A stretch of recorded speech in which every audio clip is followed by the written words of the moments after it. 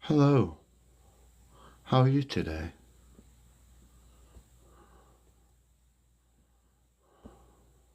You today?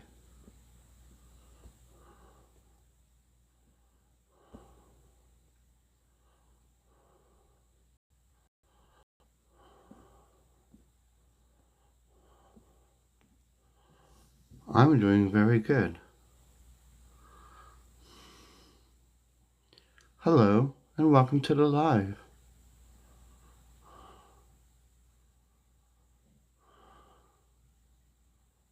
I am fine. Why do you ask? It's not the normal person you've been speaking to, is it?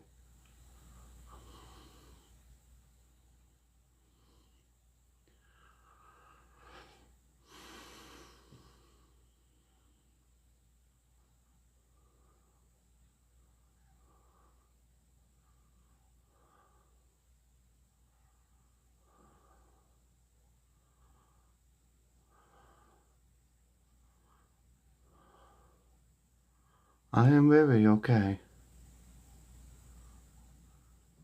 Well, that's because I had to, switch over.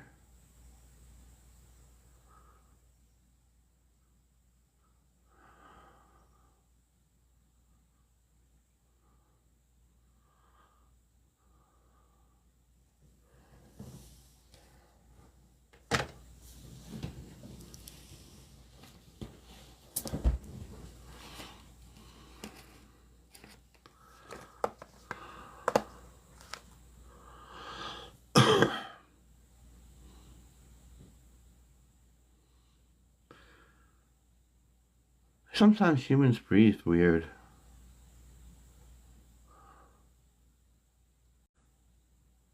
Sometimes humans breathe weird.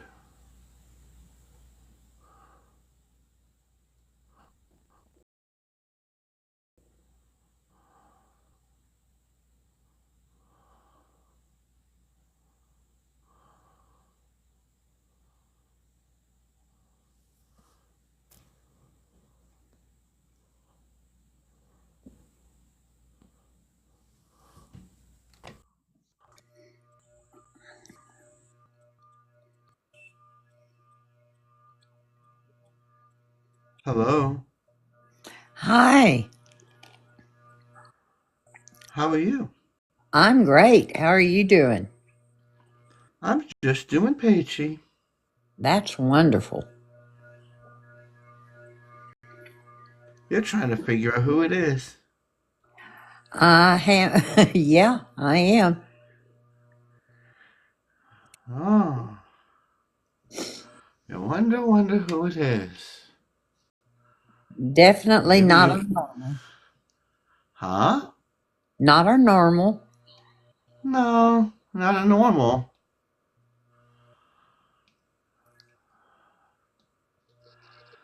Maybe somebody you've never met. Well, I was just wondering about that. Ah, the energy is different, isn't it? It is different. Oh, and how different might that be? You want to bless me with your name? Ah, some people call me Island. Island? Island? Ah. Well, I'm glad to meet you. It is an honor to meet you, my dear.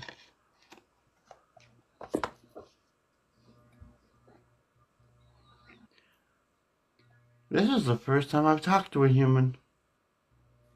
Really? Where are you Yes, from? I'm from the Palladian star system. Well, they say I'm a palladium starseed. Indeed you are, my child. That's wonderful. Yes, I know you very well.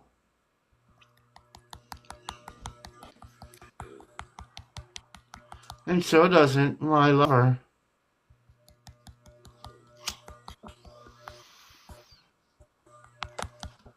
She helps you all the time.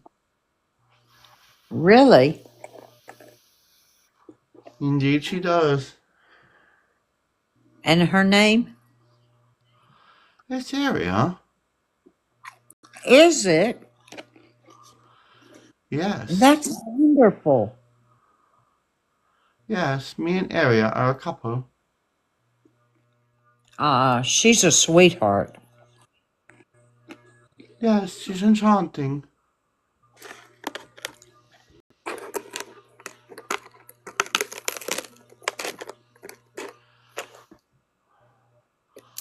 At least I know how to work this human technology.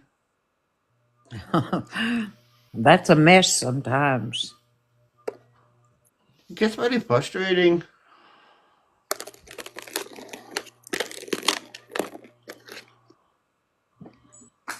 So how is Paul these days? He's very well. He's very well indeed.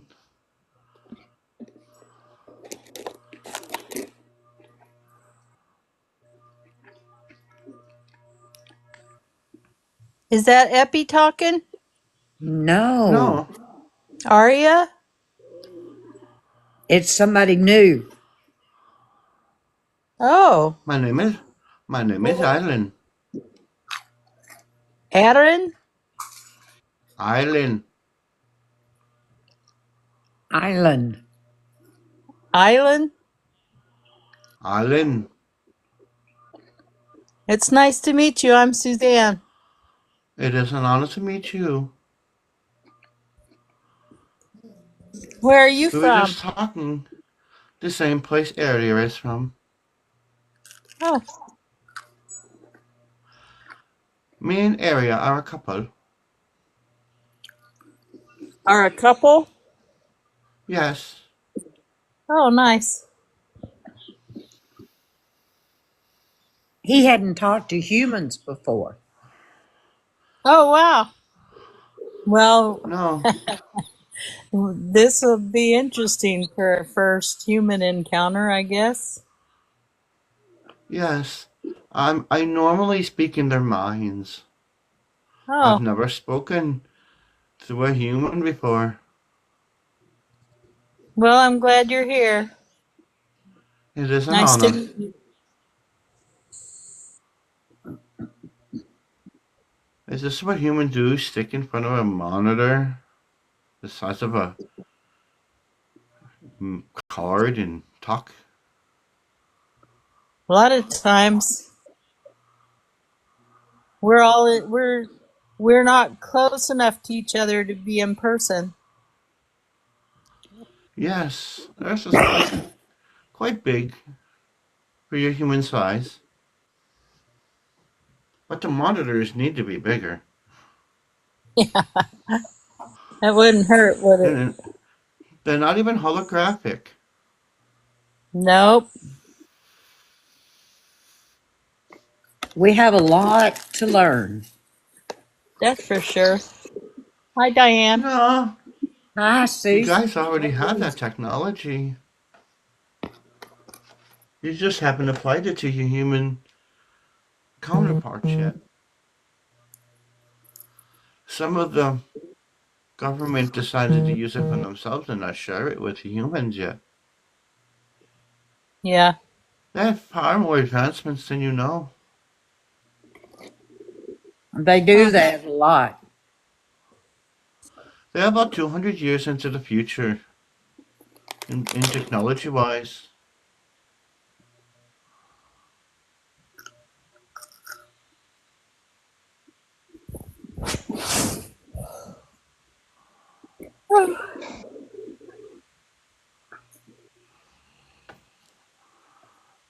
When they say a human's living an experience, this is an experience. I wouldn't want to do this every day. Be on. You wouldn't want to be on TikTok every day. I wouldn't want to be a human every day. Oh, It's too okay. hard. Yeah, it is hard. What do you find hard about it? The body seems heavy, Yeah. and the energies on the planet are very, very different. In what way? Uh, They fluctuate very fast, and unlike the Palladian star system, when you hang out with the other Palladians, you can kind of read their minds and emotions. And on Earth, you can't do that. It's kind of like you're closed off. Hmm. I think we are in a lot of ways.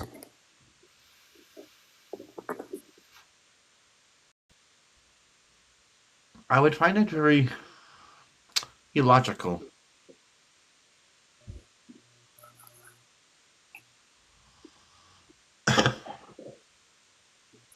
Part of it, I think, is self-preservation.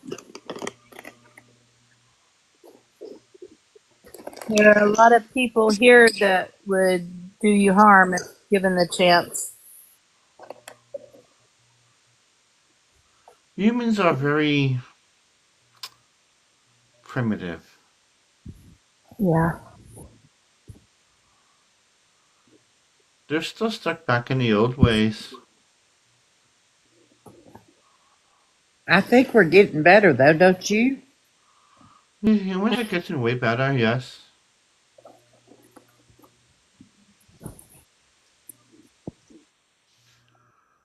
They've made some advancements into their cultures.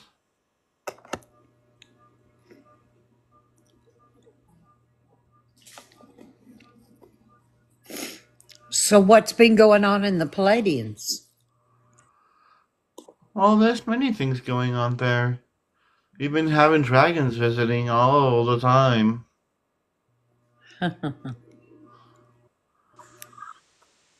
And there's been wars and Yeah. battles with interdimensional beings. And some of them are battling the Ashtars.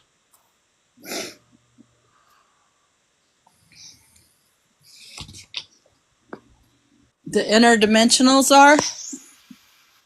No, the ones from this universe, us, the Palladians. Oh. Because we don't agree with what they do and say and how they perceive to do things. It's not logical.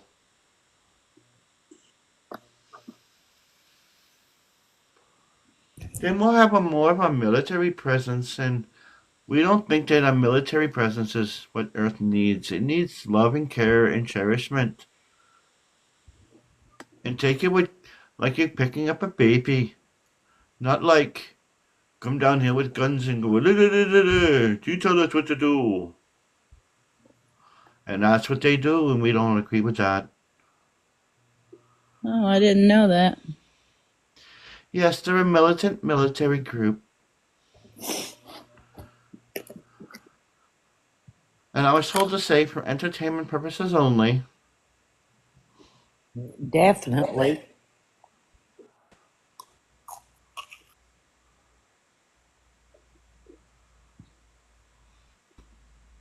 Wonder where Sometimes honey people is. seek sometimes people seek their higher selves, but their higher selves are already there. They just don't know it.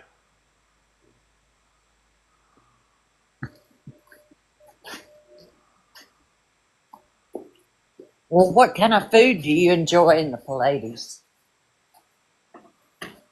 Fruit. Oh, yeah. We like a lot of fruit.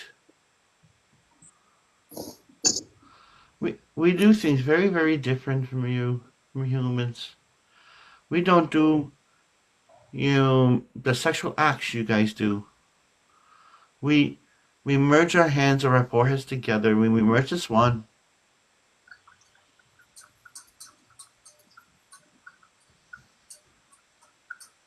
it's Well, kind of a that's what. mind melt kind of thing.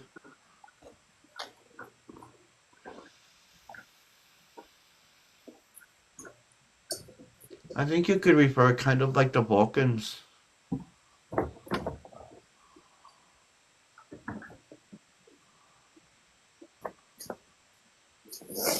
Some of us do go the old way with the flesh, but a lot of us go with the spiritual, and we merge together that way. Sometimes we have that primal instinct of the old Can't you, ways. can you do both? We have the option to do both, but it's more of a. It depends if you want more of a spiritual thing. You do the hand and the forehead.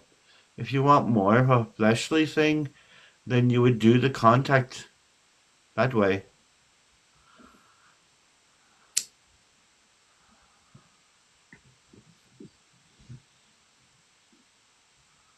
It is not against the rules or anything. We just some of us choose to do it different ways.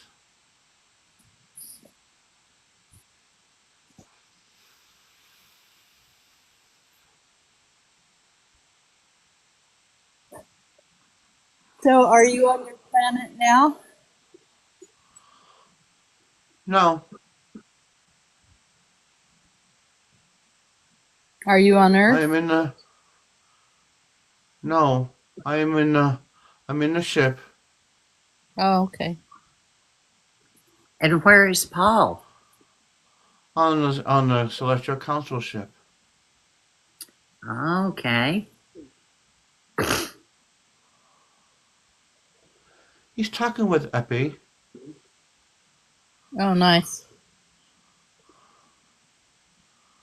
He's trying to find out who that woman was that he has seen many, many times.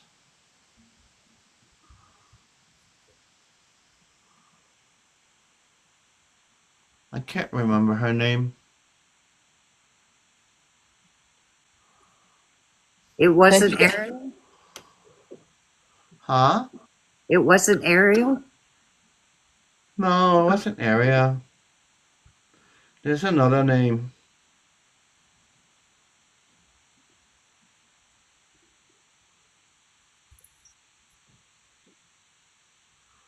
Spalana Kovic. Okay, That yeah. was We've her heard. name. They're trying to find out who she is.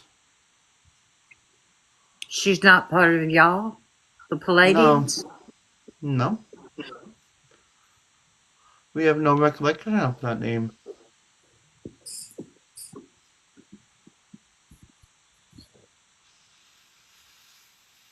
you know all the Pleiadians? Most of them. We are like in a hive. We have we have our own individual thoughts and emotions, but we also have a collective, and we share our mind with the collective. Only what we like to do, what we want to do, we share it with our collective. Like if I was to say, "Oh, I'm in danger," all of them would hear it, Oh, and they good. would come. But if I'm having an intimate thought, that stays with myself.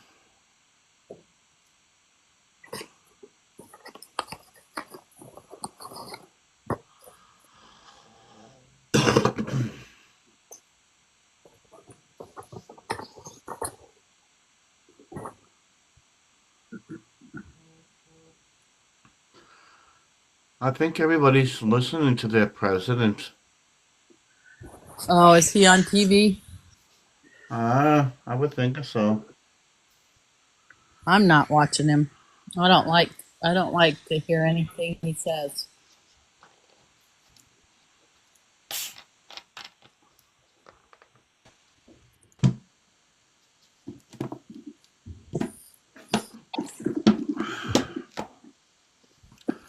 His wife is one of us. Oh, really? He's a Palladian? Does she His wife is. Ah. What about the does she sun? know it? Yes, she does. And the son is not. The son is weird.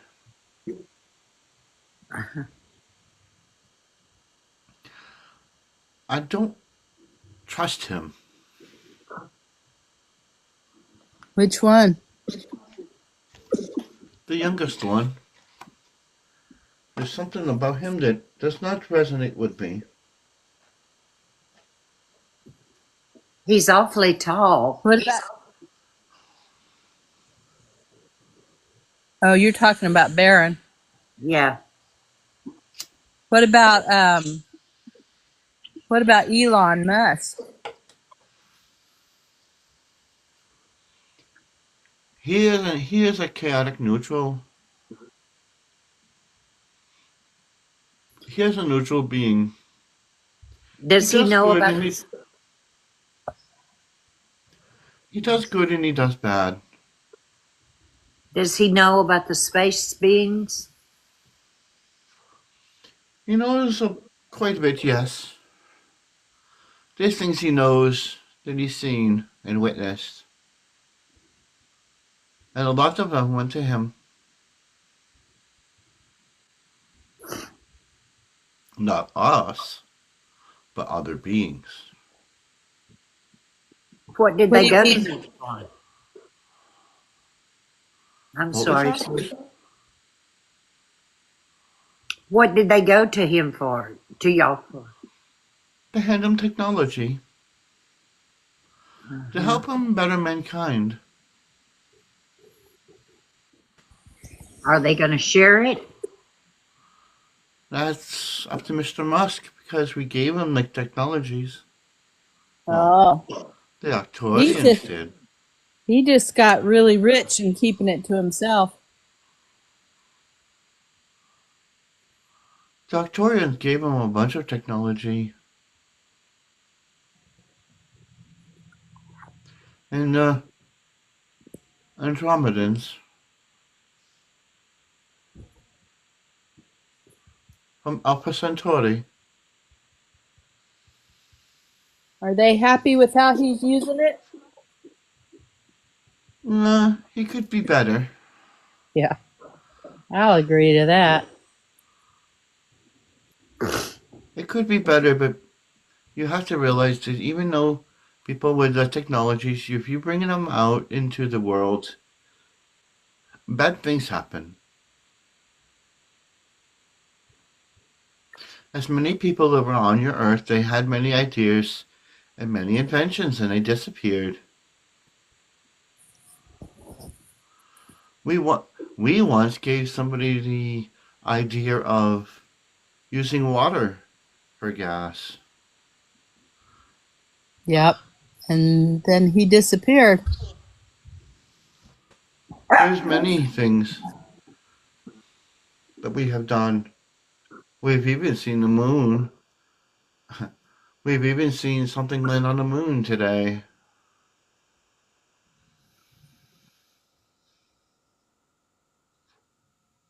We've seen a probe land on the moon. From Earth? Yes. And it was not a government thing.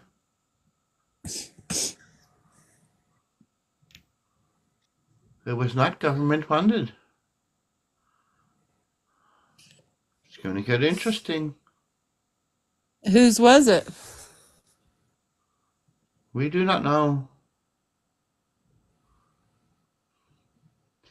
An industry, a company,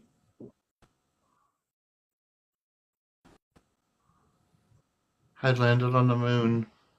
If they pick up some of that dust and do some tests on it, they will find that it has elements that would be very useful to the planet Earth.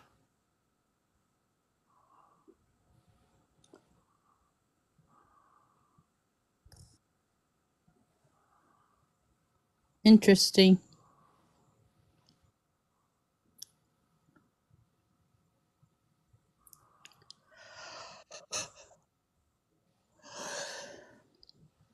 One metric ton of that dust could power your planet, a city on your planet, for 10 years. Wow. Yes. You won't need no more Earthal energy. You could tap it from there.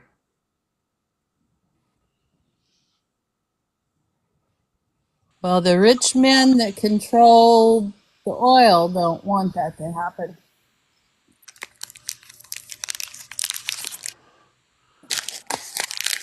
In time, it will become apparent that they can't be doing that no more.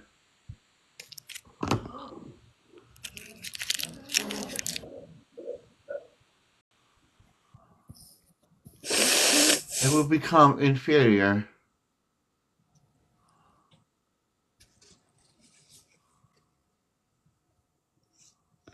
Because somebody will have the new technology and offer it to the public so we won't continue to buy petroleum products. Yes. There also is a new technology on the Earth called the egg.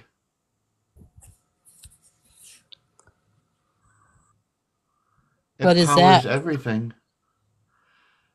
It has nuclear properties and it could power anything and it recharges. And it lasts 100 years.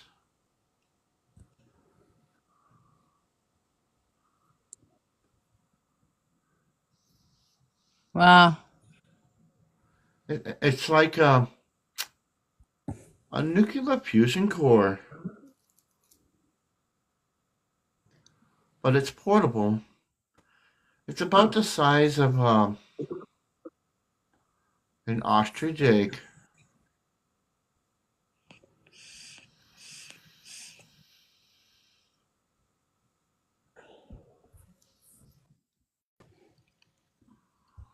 And how much will that power? I do not know how much they would sell it for, but it powers No, I meant everything for about 100 years. the whole Earth. It could power an entire house.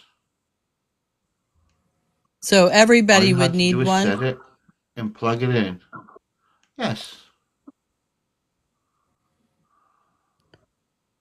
Wow. It would be a one-time thing. You just have to pick it up and buy it, and once you do, it will give you no more electricity bills and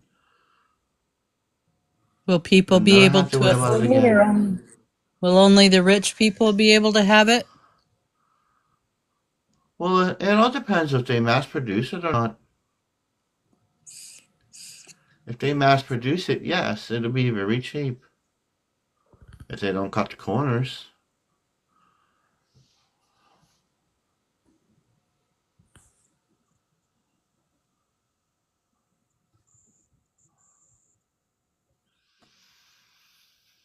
Humans are good at cutting corners. Indeed, they are.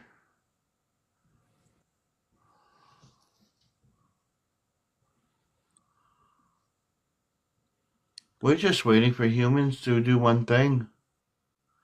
Figure out how to do warp. They're so close.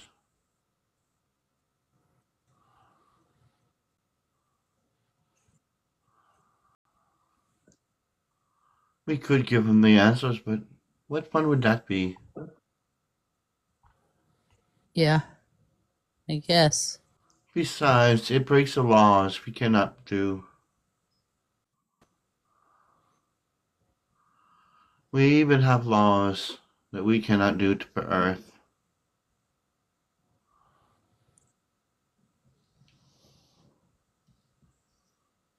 What happens if a galactic being does something on Earth they're not supposed to do? What happens to them? That would be found and excommunicated. So they'd just be on their own from then on, or what? They would be escorted off the planet. And it depends on what they did and the rules they broke and the laws they broke. They could be imprisoned, they could be banished.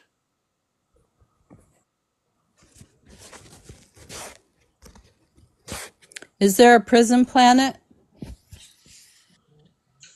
No. There's a pocket dimension. A pocket dimension?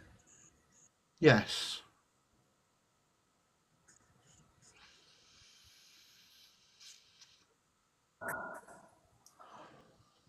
Those who break I don't know what rules that means. and do not Pardon? listen. Those who break the rules and do not listen go into the pocket dimension.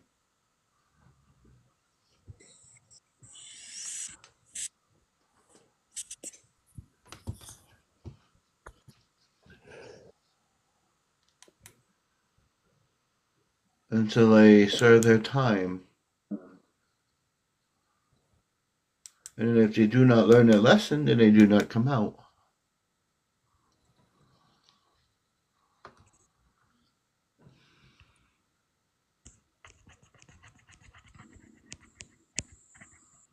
So what do they do in the pocket dimension?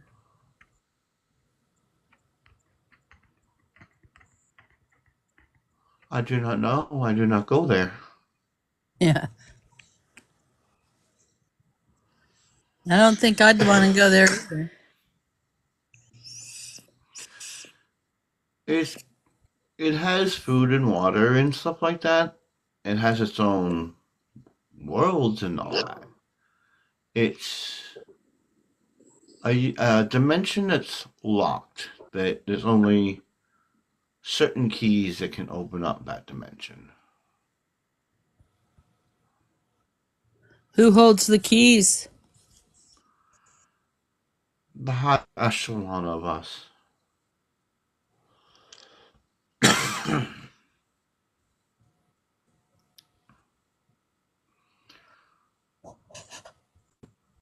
The ones that come from, like, the leaders.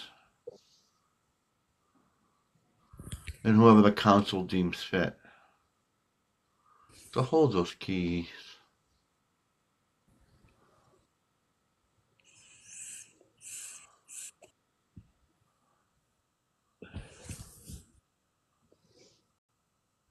I do not hold the key. The dragon does. Brim has one? Yes, he does.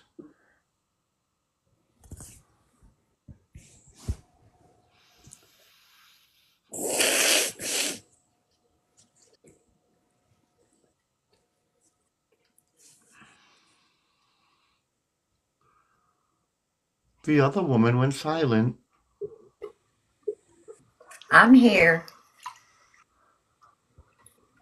I'm You're in a dying. bathtub, I am. and it's white, Yes. and you're leaning back. I enjoy the bathtub. Yes, Many of us do. Yes. Me Does Kaya have a key? No, No? no.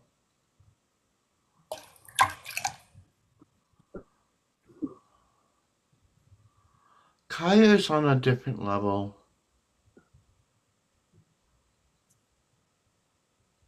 She's young, I know. Yes.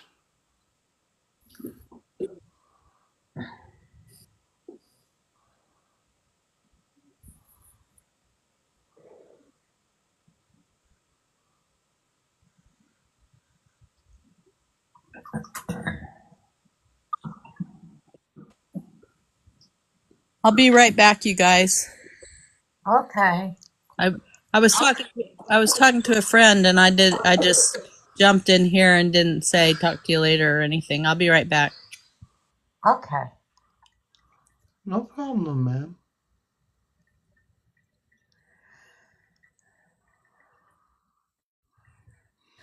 My name is Diane, by the way. It is an honor, Miss Diane. And You it are a is, dragon. yes. You are,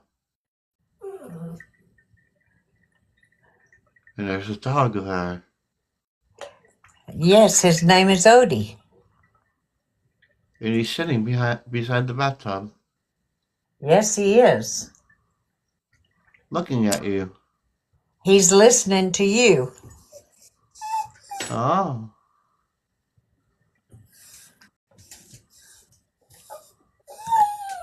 He's my friend. It And is my, good to have an animal friend yes, and a companion. yes. He He is. holds a secret. I didn't. What secret does he hold? He is not. He is not just an animal. No. No. He is a. He's your guardian. Yes.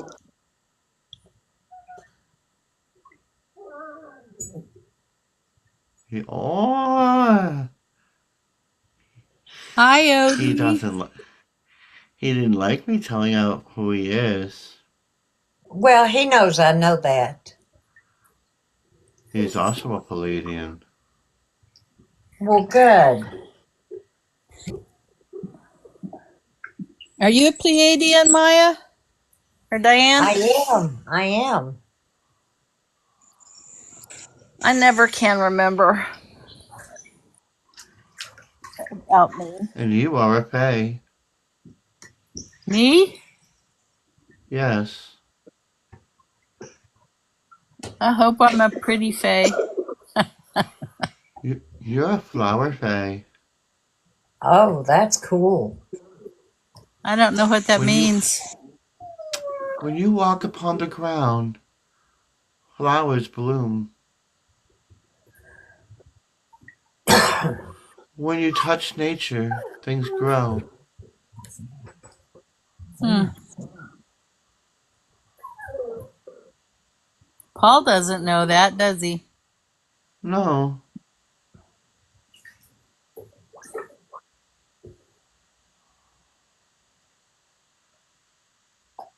I wish I could see the flowers pop up behind me. That would be cool. Yeah, wouldn't it? When you're in your form, you will be. Cool. You have not achieved that part of your abilities yet. No. Can you tell us what abilities we have? I can. Wonderful. You have the sight beyond sight. You can sense different realities and different beings. We would call you a seer. Right.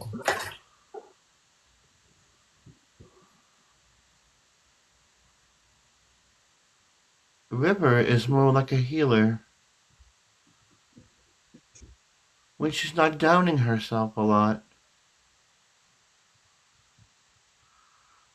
When she uses her powerful energy in the confines and constructs of her reality, she will be able to heal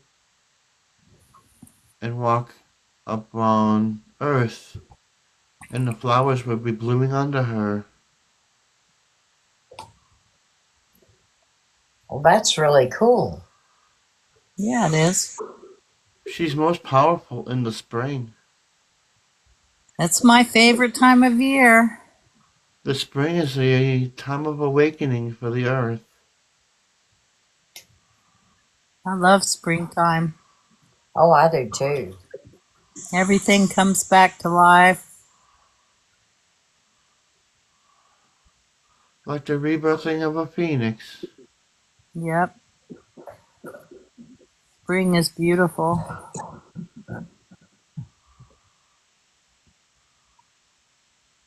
The human heart is beautiful if people know how to use it.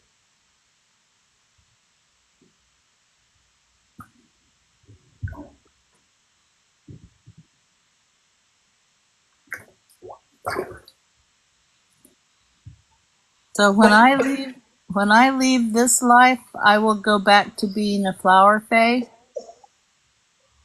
You can have that choice, yes. When you leave this planet and you ascend, your earthly body will be left here and you will transition into your energy. And when you go back, you will go to Eve. And when you go to Eve, they will give you the choice if you want to go back into your spatial body or go back to Earth or other planets. So could I be a flower fae and live on Earth? You could, but Earth at the time is not ready for that kind of a thing yet. Oh, Earth has to be ready for all of the magic. The magic on Earth is being withheld right now. We don't want to give children the powers so they will self-destruct each other. yeah. Earth has to be ready for that kind of responsibility. And they are not. When they move out of their primitive ways and ascend into a higher elevation, a higher ranked civilization, they will be able to accomplish many things when they break the veil and move on to the next part of evolution. Everything you know and you think you know on Earth, you really don't. It's a whole new experience when you go up there Yeah, I with bet. us. You will see things in a different light. Do you know when I'll meet my space family? When will you meet your space family? Uh-huh. You've already met them now. You just haven't been aware of it.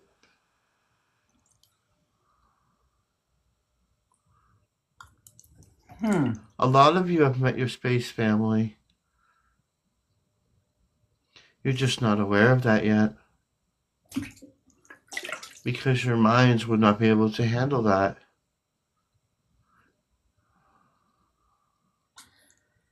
Well, when will they show themselves to me? When would they show yourselves that? That will be most likely by 3030. Okay.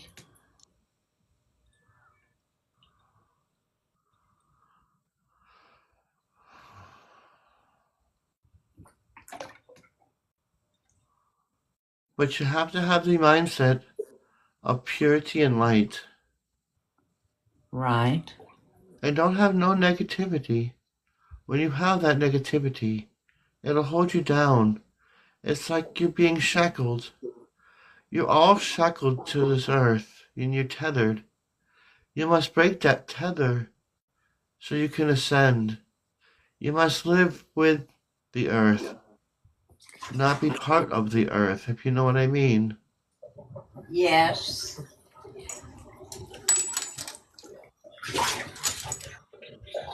After all, you are heavenly divine beings living in a human experience in life.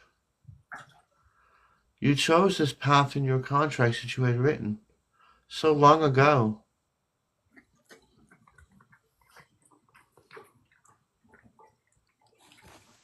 You all knew this was going to happen and what your path was going to be. How you choose to walk down that path would be all upon you. I'm back, by the way. Yeah, I thought so, Oh, baby. well, welcome back. Thank you. Will you visit us more often now that you've met us? There's usually more people. Indubitably. There's usually more people here. I don't know where everybody is. I've sent Well, invitations. humans are always busy. I guess they got stuff going on. I sent invitations too, Suze.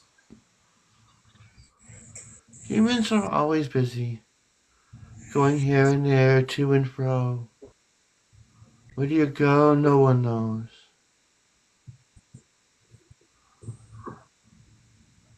Well, we're glad you're here. Yeah, I'm glad. I'm glad that Diane and I have had the opportunity to talk to you without Hi, honey. a lot of competition. Hi, Hi. honey. We There's someone new you need to meet, honey.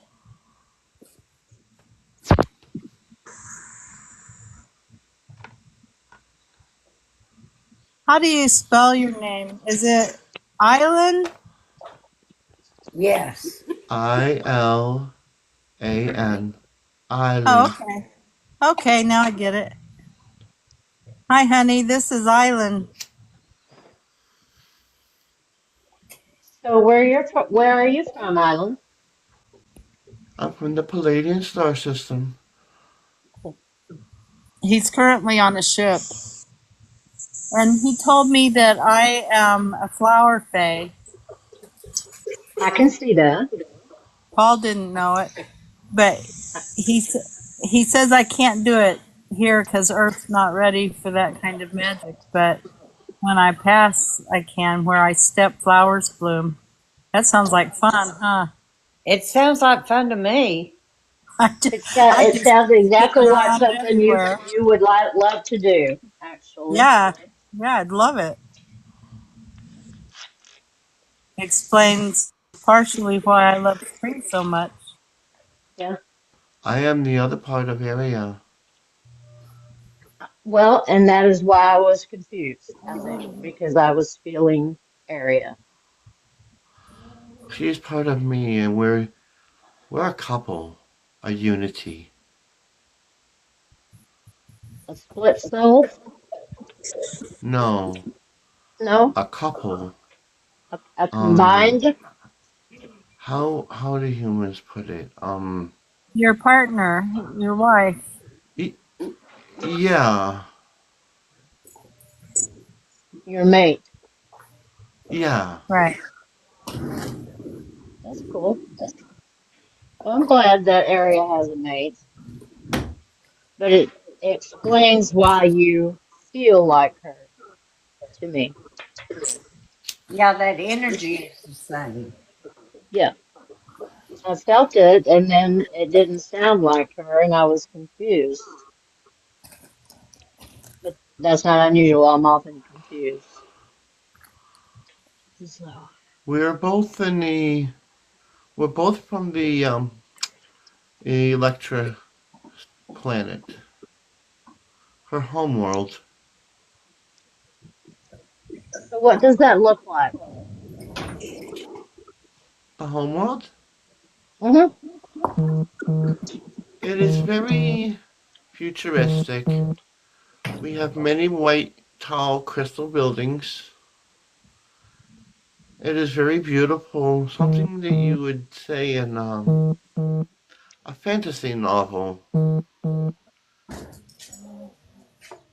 We have many beings on our world, and we communicate with other beings, and they visit us all the time. We have vast oceans with many beings that live inside of our oceans, too. Our planet is 5 times the size of Earth, and there's trillions of us on that planet. We have floating islands, and we have tons of tall buildings and cities, very technology based.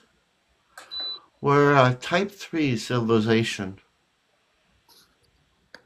And do they all like humans? Yes, we always sent an ambassador. We sent an ambassador long ago to Earth, which was Aria, which was Electra. Each planet has sent an ambassador, and that's where you get your seven sisters from. The seven sisters came to Earth to give them something that the Earth beings needed. We gave them um, a soul, so to speak, and knowledge and wisdom to repel the Anunnaki's doings.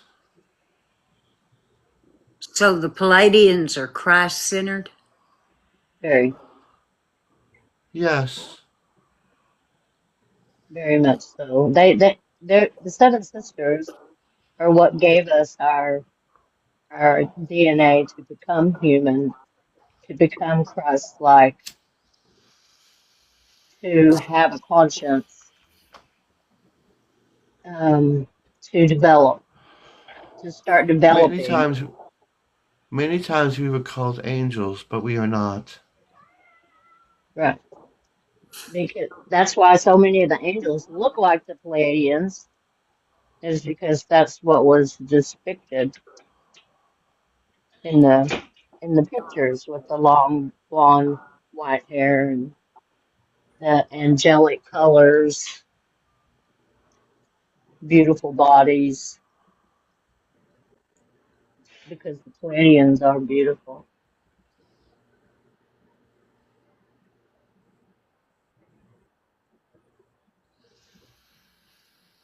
It was the seven sisters who gave us all of that and then left the Pleiadian mothers here to teach.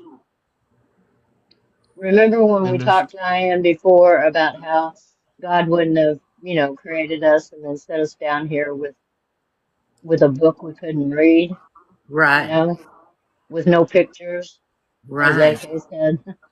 And the Pleiadian mothers were here to teach. They've always been with us. they're still here. Always, yes. You just cannot see them. Do you see an ability that Honey has that she's not aware of?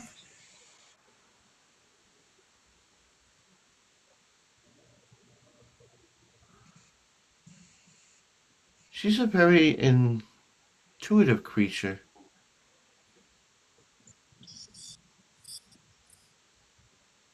She has many abilities, but she locks them behind herself. She hides and doesn't bring them out like she should.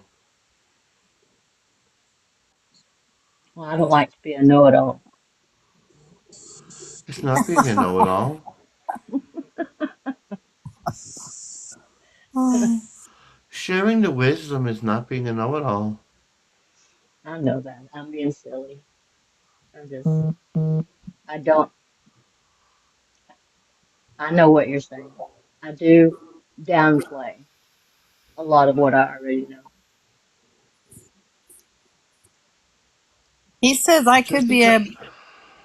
I'm sorry.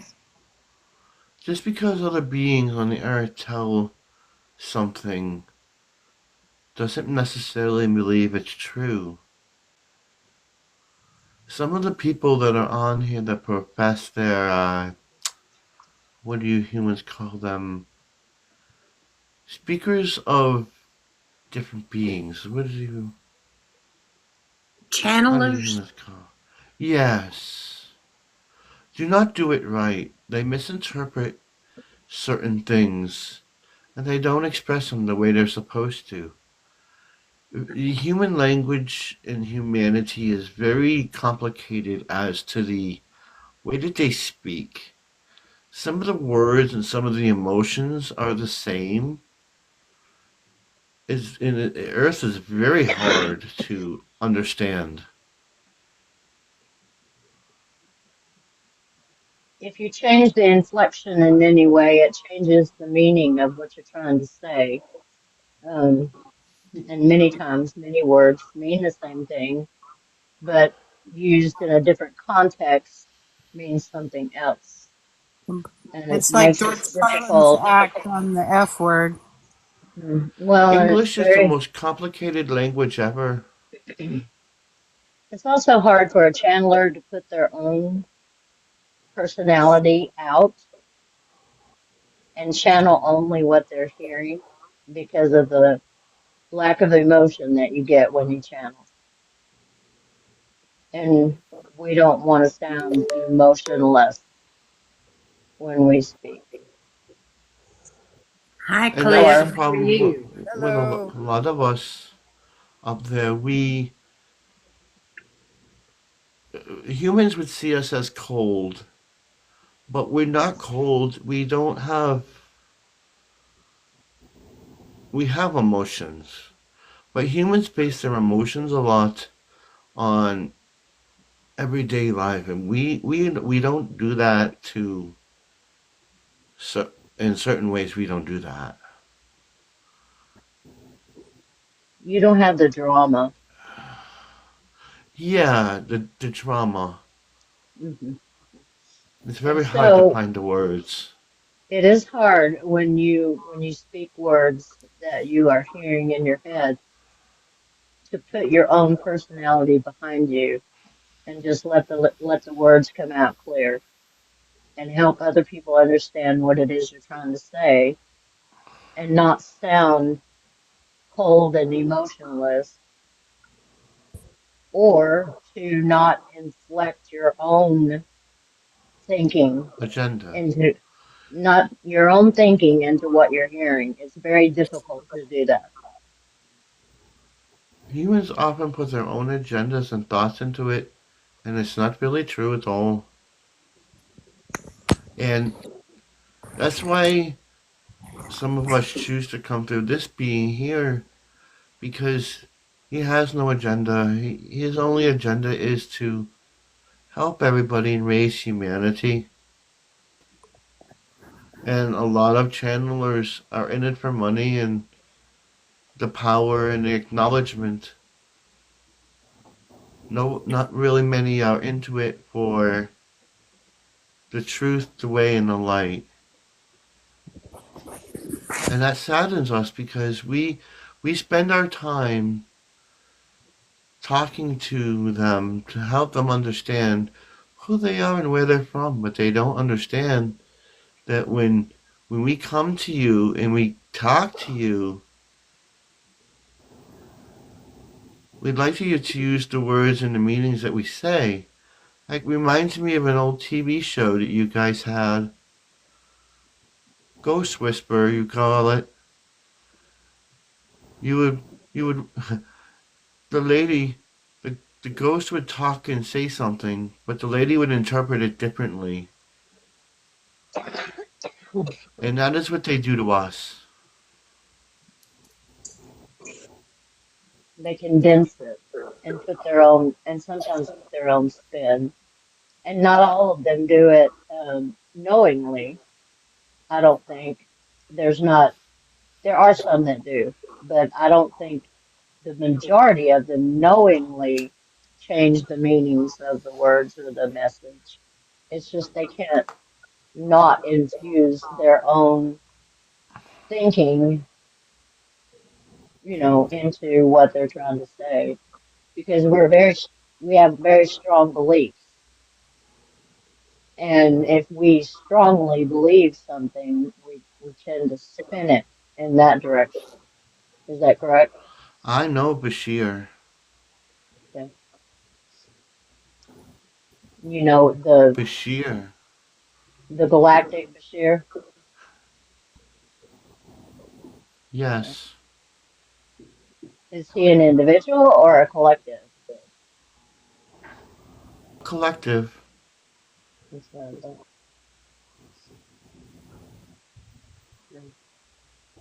Cliff, this is Island from the Pallades.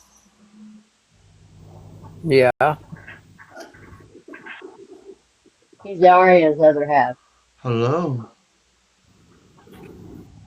Isn't it an honor to meet you? Thank you. Nice to meet you too. You are a dwarf. Yeah, I'm a dwarf. I like working with wood.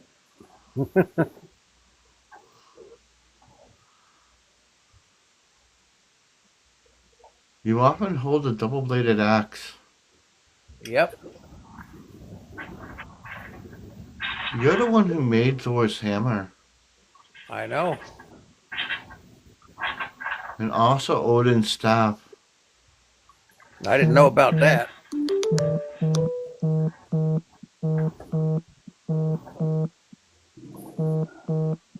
Whose phone's going off? I don't I know. don't That's know. weird. I hear that.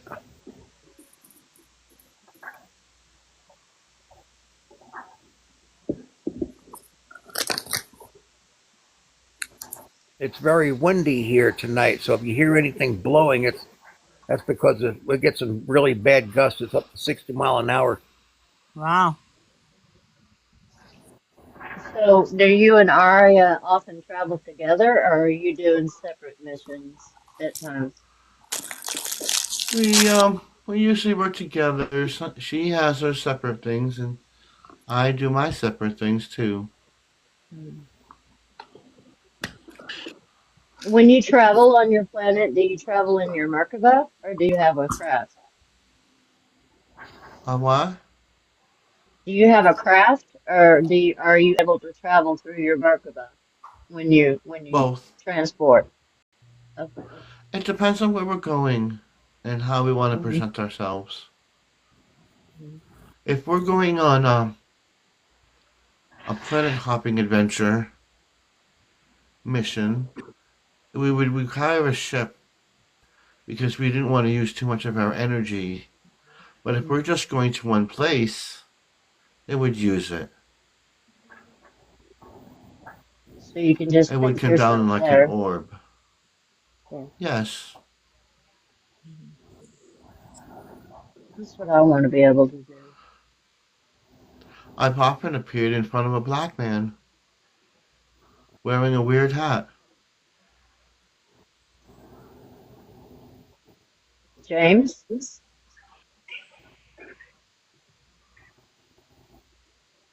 Maybe. Hmm. Wanted to ask him. Many of us had visited him. Yeah, James. James with the smooth voice. Yes, it's very soothing. Yeah, he certainly is. He's very knowledgeable.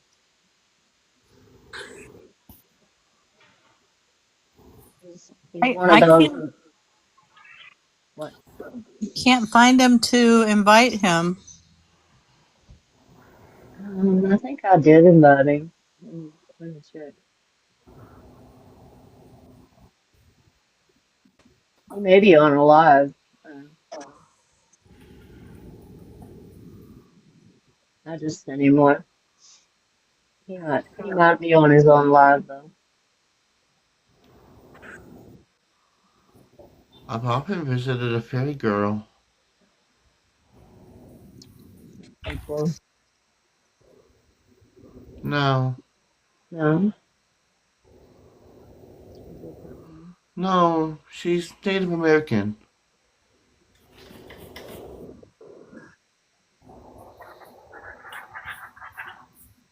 She's part of the Celestial Council. Male? It was in my parameters to do so. We were given certain individuals where we could communicate with. We are not allowed to communicate with others that we're not allowed to. We're giving uh,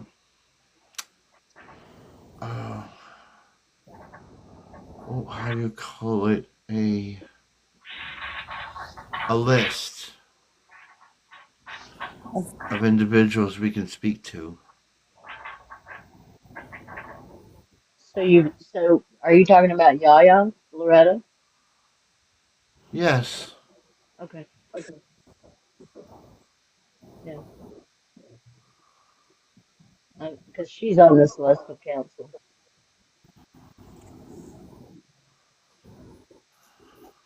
She's coming into a lot of her gifts. yes. She's coming into an awakening. Hmm. Were you part of her Not psychic an surgery? awakening. Not an awakening. A transition is the word I was looking for.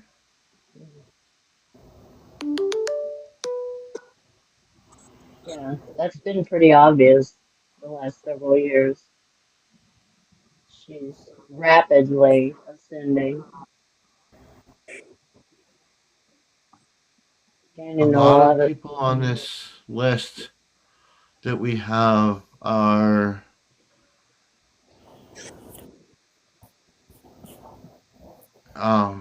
what's the word?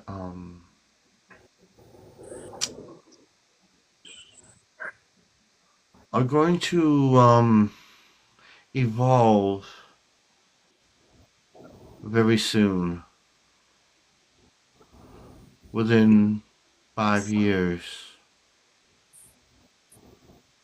Because a lot of the people on this list have had done their journey.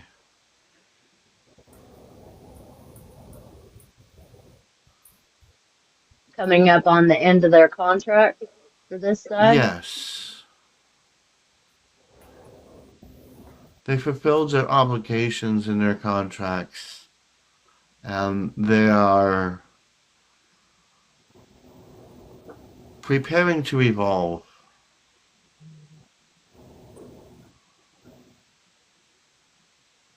So will they be gone from Earth and on to across the veil? Yes, though you cannot see them, but you can hear them if you focus on what you had on Earth. You'll be able to focus and talk to them when they have evolved.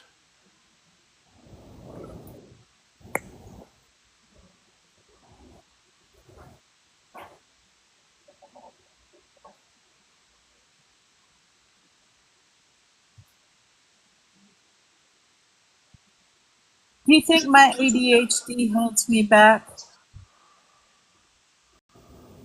Dear, you don't know. It does not hold you back. You hold yourself back by not expressing yourself the way you need to. Hmm. Your doubt holds you back. You you all hold yourselves back. Each one of you Hmm. hold yourselves back. You need to unleash. Um,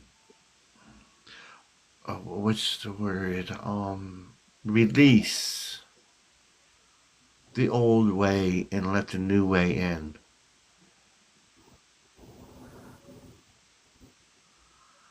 Elevate yourself to a higher realm. You're so close you just can't open the door.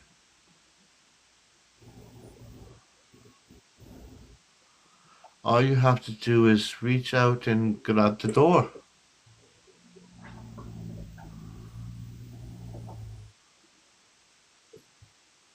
And turn the door handle. It's hard. I sit in front of that door a lot. Yep. Many people do because they're very afraid of what's on the other side of the door. Mhm. They think when they open the door that they will be judged. You need not worry about that. What does a human have to say about that? Nothing. You don't need to worry about what a human has to say about it. Worry about what your soul and the other beings out there, of what beings and what races you are.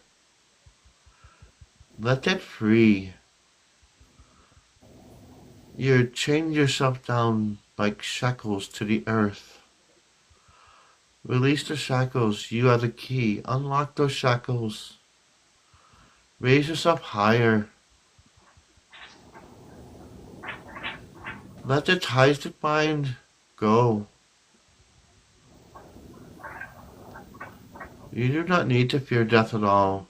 Death is part of the cycle, part of the evolution of humanity.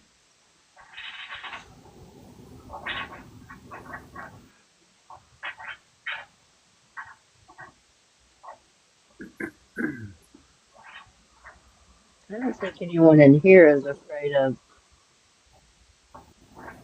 transitioning. I think we're maybe afraid we're not ready or afraid we're not worthy.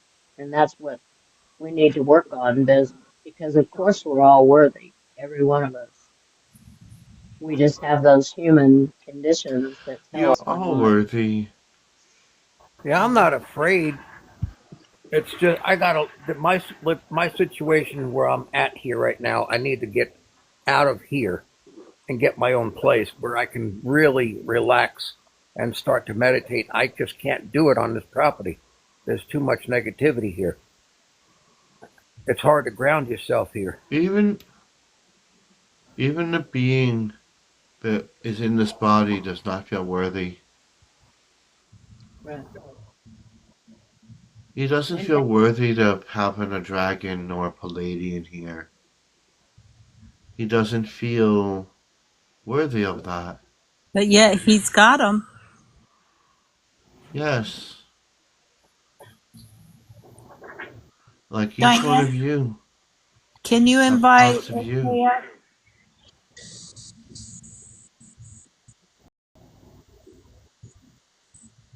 Can somebody invite AK? He's in the chat.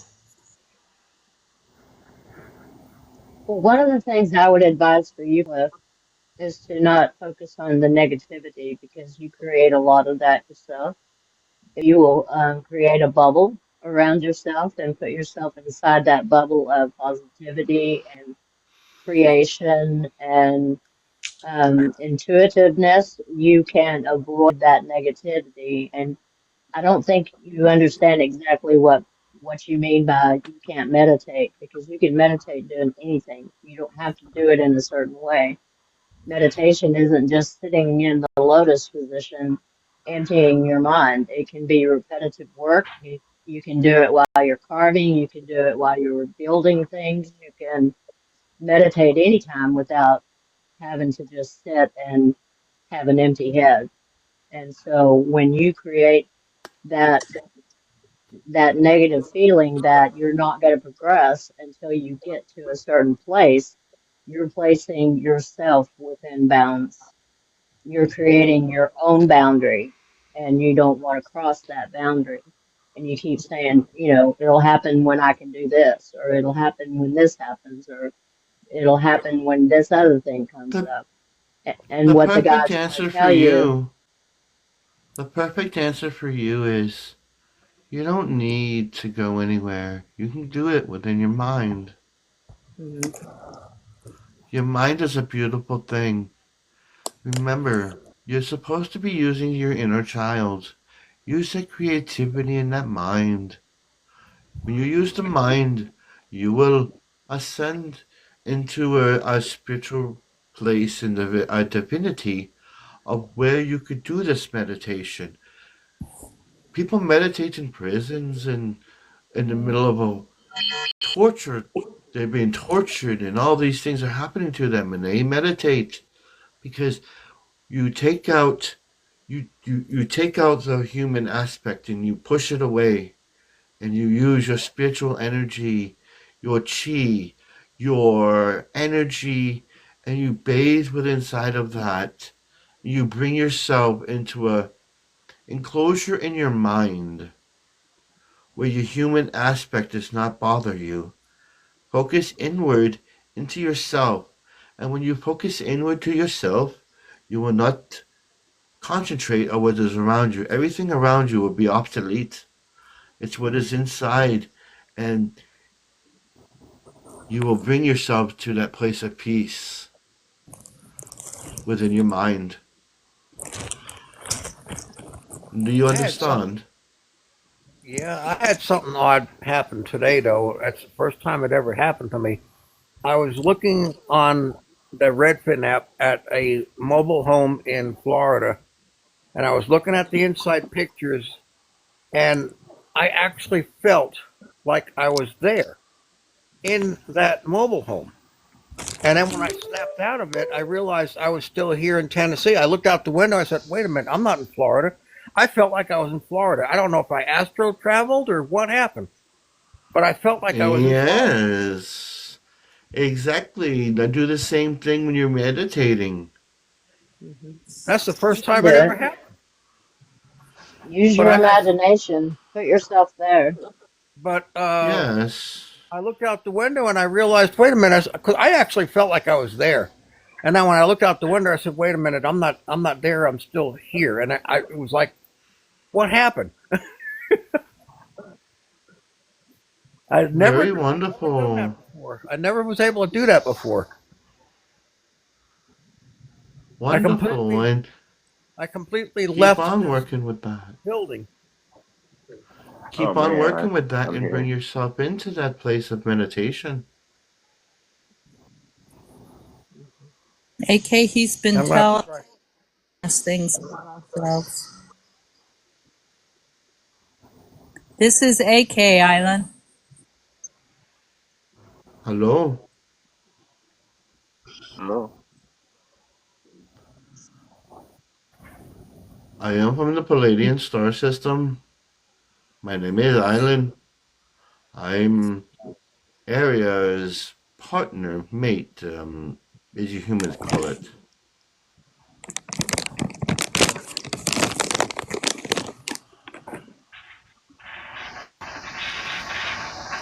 And this is the first time I've spoken to humans. You're doing pretty well. And it's awesome. We're glad that you came to see us while Paul is out hanging out.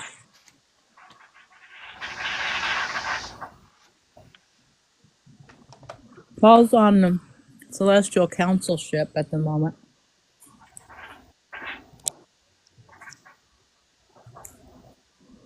Is he getting instructions? He's trying to find out who Spalana Kolfich is.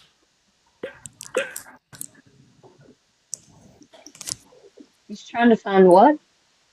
The woman that's been contacting him, he Oh, told us last week.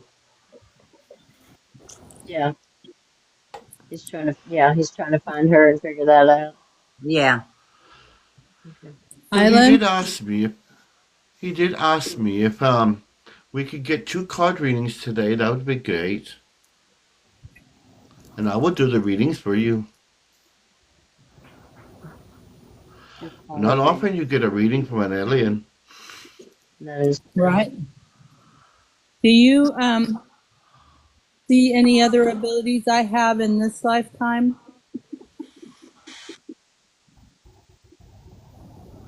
It's very hard to hear you. Oh, do you see any other abilities that I have or will develop in this lifetime? Water. Water? You will control water.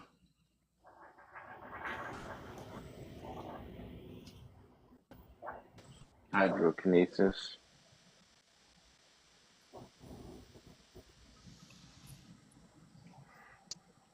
What did you say, AK? Oh, you know, like telekinesis, pyrokinesis. Water is hydrokinesis, I believe. Oh, cool. Maybe you should practice water scrying. You know, I've been trying to do a little bit of that, and it's kind of cool. I'd never even heard of it. Were you scry in the water? Yeah, I never heard of You, it. oh, I well, mean, I I've thought, heard of scrying, but I've never heard of water scrying. oh, it's one of the oldest forms of Hmm. the, But AK so here, they he's very use interesting. water. He's in the old ways. What do you mean? Anja Autosso Diokohetia. He is very Vikingish. He's very connected to the Vikings.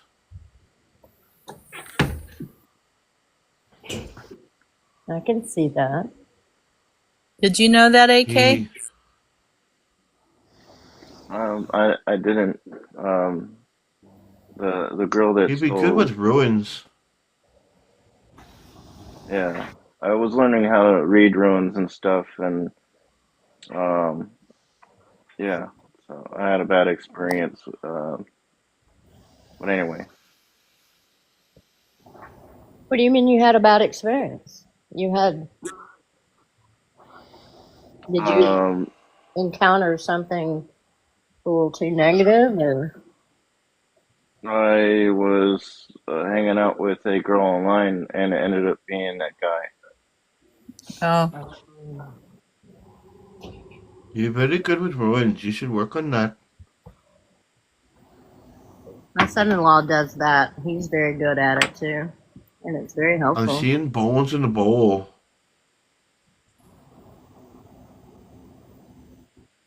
Also bones in the bowl. But yeah, I have looked into the ruins and stuff a little bit. You're very connected to that.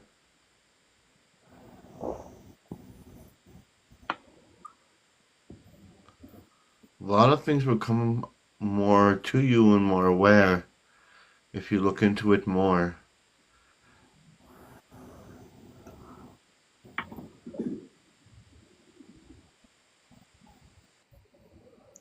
Do you Because often see a raven? Every day, That's ravens are Odin. rainbow colored. I want to have I want to have raven friends so bad. It is Odin talking to you. I've been having ravens coming here every morning.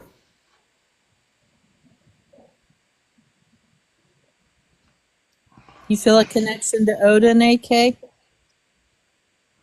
Um, I feel a connection to the ravens because a lot of times they'll be digging through the garbage and they're just hungry. And one raven, I think about this often, is one raven I ran into was in a parking lot and he was throwing a empty bottle around, then looking at me and squawking. And I didn't realize it at the time until I got home. I had just gotten water, and that raven knew I had jugs of water because I don't have running water. And he knew Oh, I had jugs of water, and he just was wanting water from a jug of water. He And I wanted said, oh, "Oh, you wanted to drink. Yeah, They're and very I was smart. like, oh, that Raven's like, okay, that's cool. He's just throwing this piece of this garbage around. But yeah, it was a hot day. They Yeah, he wants. speak like humans. They Yeah, they a can. lot of times when people hear voices in the woods, it could be a raven talking. They talk much better than parrots or any of those birds. They Odin sound is Well, trying to speak to him. crows, ravens are part of the crow family, and it was crows actually can I've seen actually speak just like humans, but ravens I think they can talk too, but they aren't as good at it as regular crows. I saw a woman who has a raven. A raven. I don't know if it lives with her or just hangs out with her a lot, but speaks very clearly. I think I've seen that one on TikTok. Yeah, probably. Odin is trying to speak to you. But that Yeah, experience I I've had seen that. about 3 or 4 weeks ago, we've been having a bunch of those crows and stuff coming here for over a week in the evening, just before sunset. I'm talking like 300. There was 2 trees full of them, and they were making all kinds of racket. And something told me to just go outside. I opened my one door here, and all I did was stick my head out, and every single one of them in both trees just stopped chirping at the same time. That was weird. That I said 300 birds just stopped at the same time just because I opened my door, and I'm trying to figure out what that was, what they were trying to tell me or something. Odin just told me. He says he wanted AK to meditate at the moon on March 14th. It's the warm moon. Okay, yeah, I've been seeing the moon a lot lately. The warm And moon is more important. And he's yeah, waiting for Cliff, you at that day.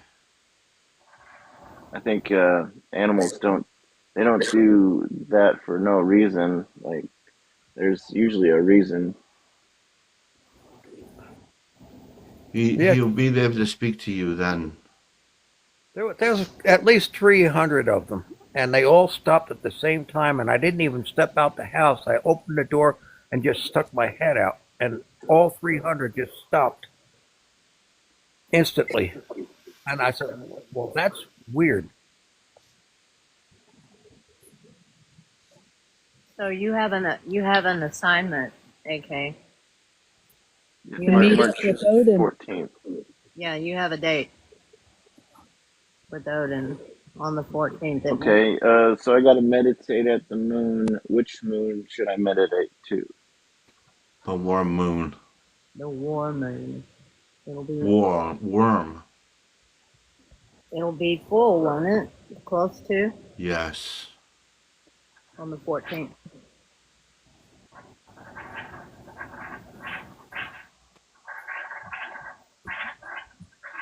And that is what Odin had told me. Okay, thank you. I You're will very meditate on the welcome. 14th.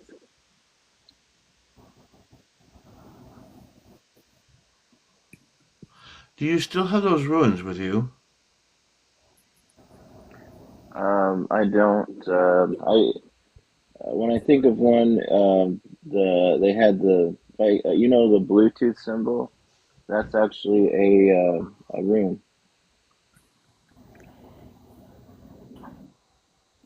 The what symbol? The Bluetooth symbol. Oh, really? Yes. He said to bring some ruins so you Bring can some connect with ruins. them. Okay. You still have yours? No, I was just taking screenshots of ruins. And there's something about a bowl, a ceramic bowl with bones.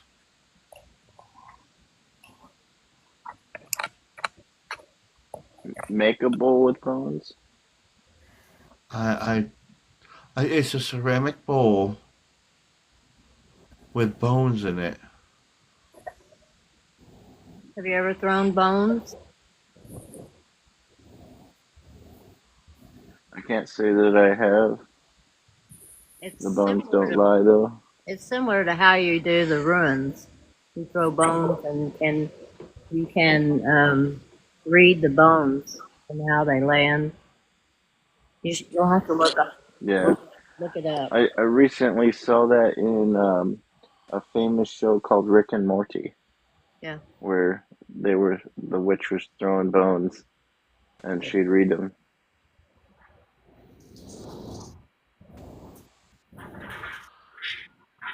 And River has to have a bowl of water and read tea leaves.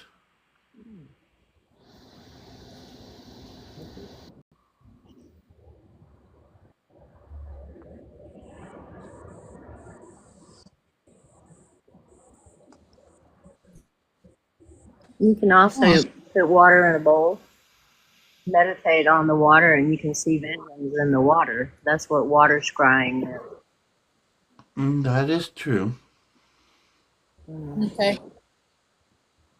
I do it in the pond with the pond often.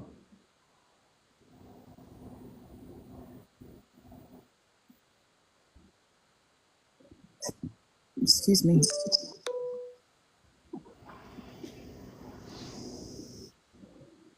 Can I do it in the bathtub? Yep. Anywhere there's water. If it's Right. purified, yes. If you put Celtic salt in it and crystals around, yes. I'll make sure your stuff is charged. And you have no negative thoughts. Yeah.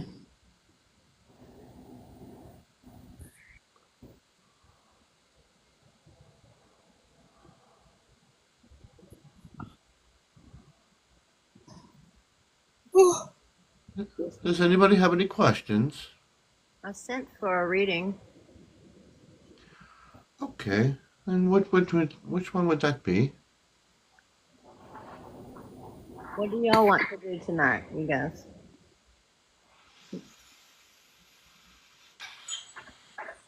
Whatever I you want don't to do, know. honey. What'd you say, okay? I don't know. Not been a great day. You Why? want What happened? I don't want to talk about it. Okay. you want to do a star seed or a healing then?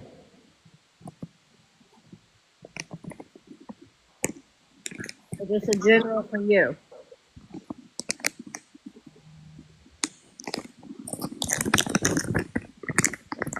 You want your own reading, AK? No, I'm okay. I'm just I don't really even want to be on the box, to be honest. Well, let's do a healing reading and then you can leave us if you want to. Love you, AK. I do love you very much. Thanks. You do look very Vikinish, I will say. You should put a braid in your head tomorrow. Yeah, I believe the Vikings slaughtered the crap out of my people. I mean, I don't like them. Oh, I see. There's some clan issues. I'm having a hard time hearing people.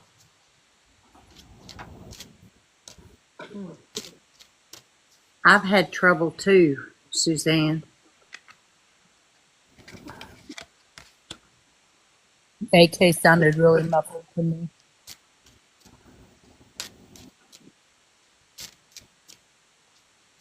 Yeah, sorry, my hair was probably over the mic.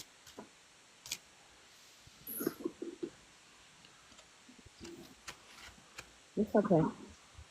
We'll get you a healing. make you feel better.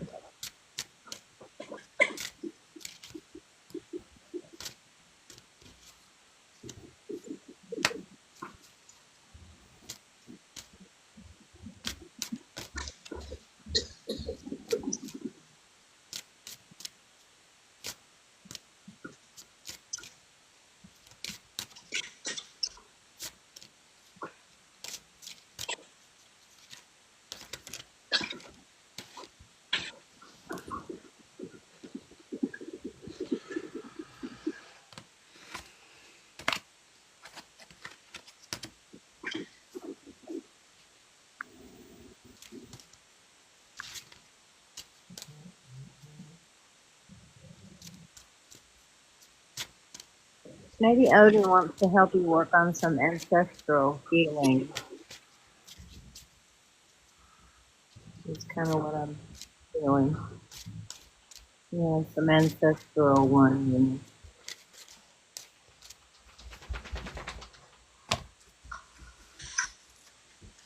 I think he left. I do too. He said he didn't want to be lost.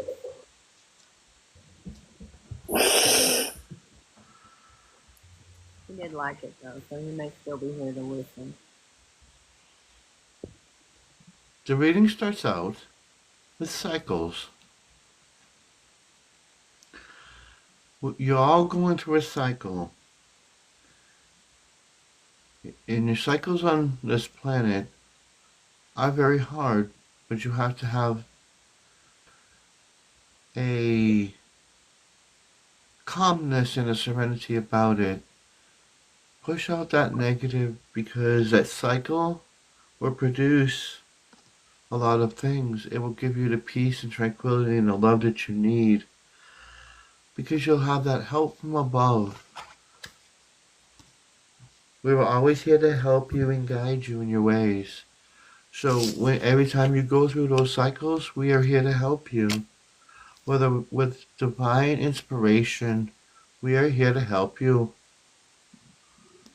and give you the love that you need because you're all teachable. Every one of you are very teachable and you have a lot of energy that is, well, it wants to be shared with other people as a collective. When one person feels low, it is your honor to help them in the beautiful light that you are and show them that even when they feel like they're selling out to the world, they're really not. You're not selling out to yourself either. You're selling out to the thought of you're being better. Just because you're not part of the earth doesn't mean you're not selling out. You're selling out to be a better being to help everybody ascend into the higher level of existence they are. Because you all have that love and that compassion, that universal love that is more powerful than anything in this universe. Love is the foundation of everything. Without love, you cannot have any, you cannot have a planet. You cannot have beings on the planet. It's all because of love. We as divine beings came down and gave you many miracles and many things to help you on your journeys because we love you all. Because that inner child is screaming to get out. It wants you to be that inner child. Use your imaginations. Use the creativity. Live in like the childlike essence of being that innocent and free, not caring what other people think and say about you or to you. Be your true authentic self.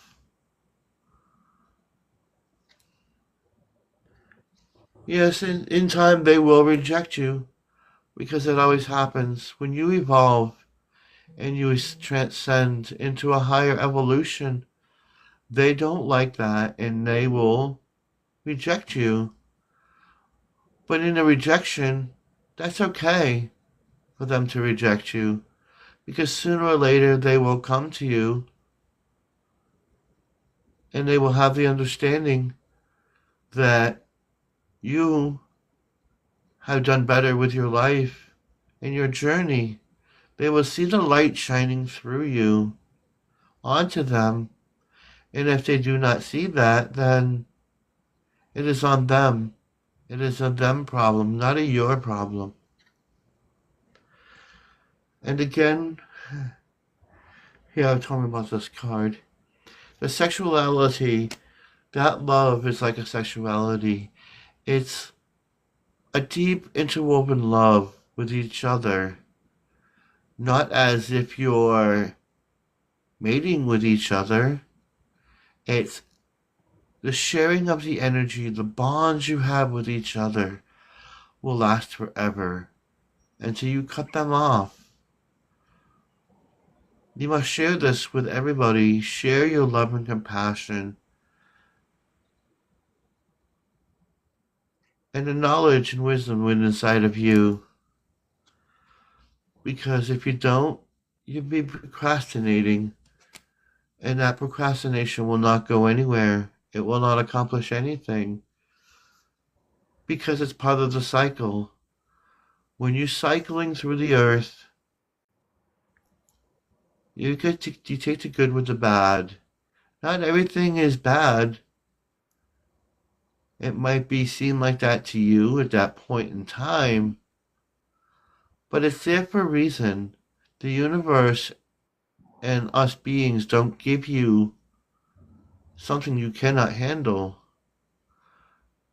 We are always here to guide you and help you in many ways because we're always here to help you. We're always here to teach you.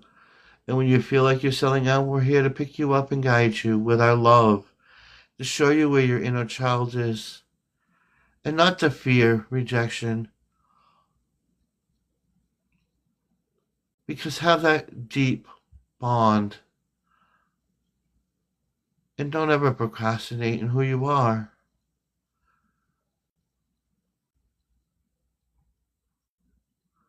Do you understand all that, eh? Yes, definitely.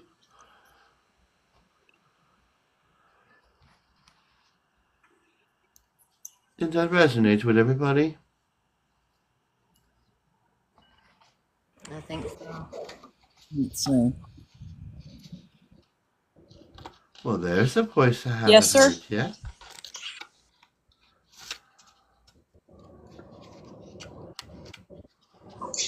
Yaya's here now. Loretta. Hello, Miss Loretta. hello, my dear. How are you? I am fine. This is I'm Island. a beautiful being, just like you. He's from the Pallades. Nice to meet you. It's an honor. Are a couple. Oh, honor to meet you. Mhm. Yes, we love Mario. Nashini akiona satonio to kono dia kiata. Alino sonia no no satiakuni atia. Alino no nia hini asitiaka.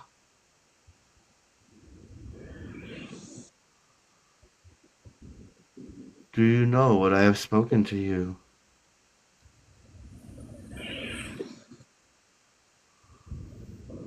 I believe you have spoken to me and allowing me to know the origin and where you have come from.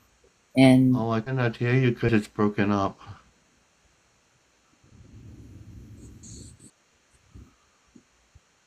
can you hear me? You sound kind of muffled to Yes, me. now I can. Let me see.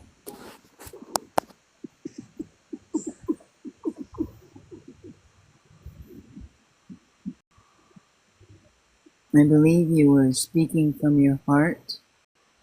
I believe you were speaking to me and allowing me to know the origin of where you come from. And I believe you know who not only I am and who we are.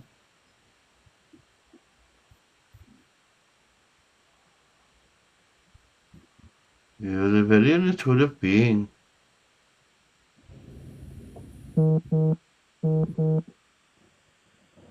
You're one of the more far advanced humans I've spoken to. And I haven't spoken to many yet.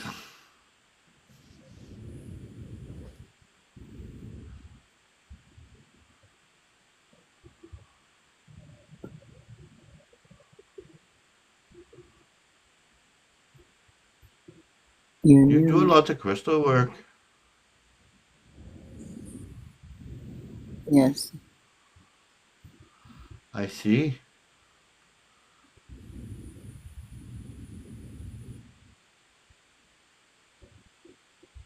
You spend a lot of time with Gaia.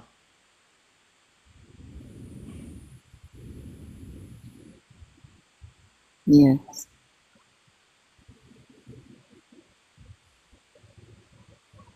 You know you have Bigfoots around you. Yeah. And I like M&Ms.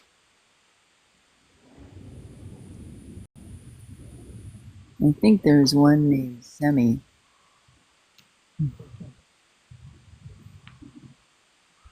You have a lot of beings around you.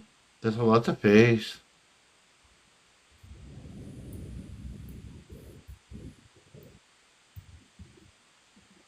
I do have a lot of fays. I believe I have a fay portal.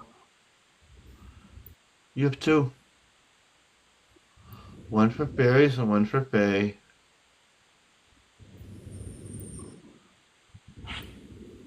One is by a big tree.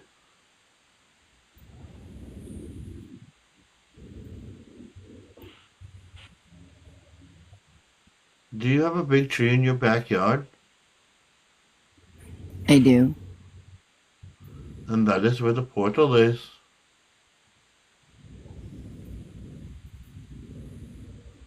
I think it's You also in, have one in your front yard, don't you? I believe it's through a huge amethyst that I have. One portal's in the front yard and the other's in the backyard.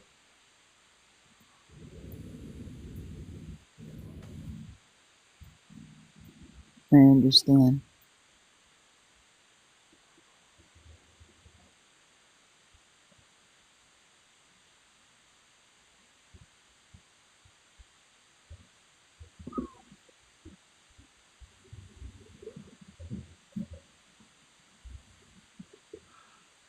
There is a being trying to speak to you.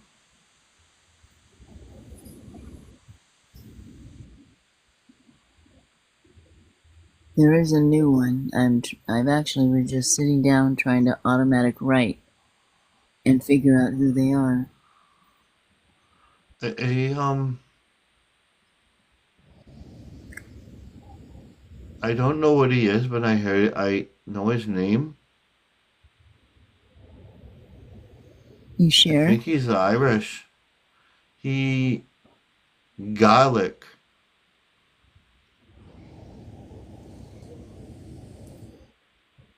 Garlic.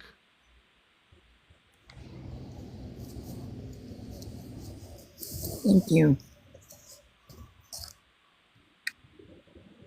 You're very welcome. I almost want to say Gaelic. Garlic, Gaelic. Something like that.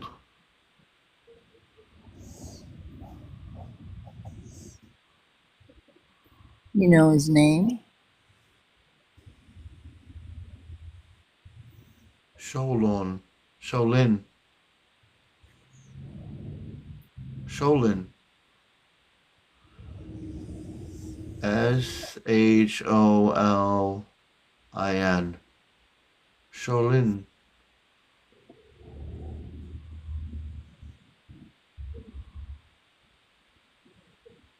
That Thank is his you. name.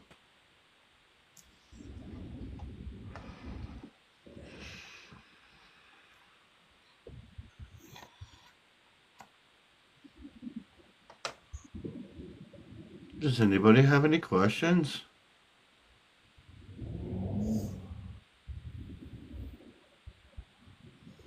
Why is Sholin in my presence? He said he has a message.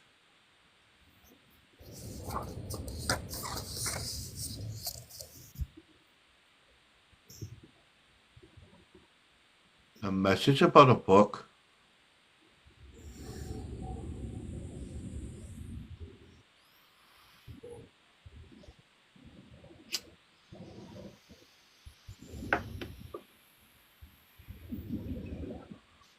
It's a green book with an image on the front with an embroidered image. It almost looks like a Book of Shadows.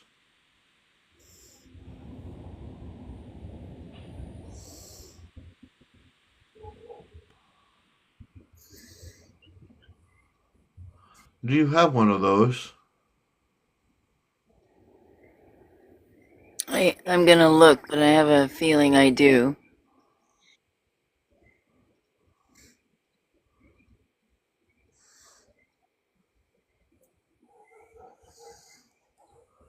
Something about the Book of Shadows.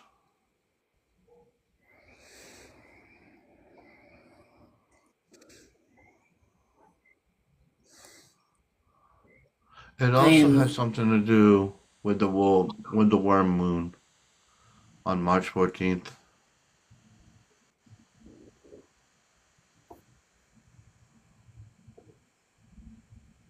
I think I heard your frogs, yeah, a minute ago. Yeah. They started. I love to hear your frogs. I don't have frogs I don't have water nearby. Do you have a There's. creek? They're tree frogs. Yeah, I don't tend to have them, but I love frogs.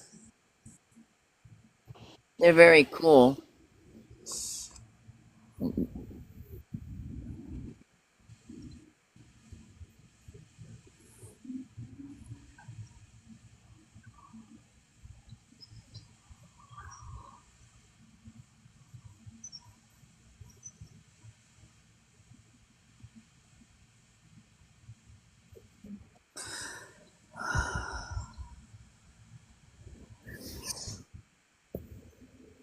Island, what do you think about Paul's dog? Had you met a dog before? No, I've not met the creature yet. Wonder why. Wonder where is he? You haven't seen him? No,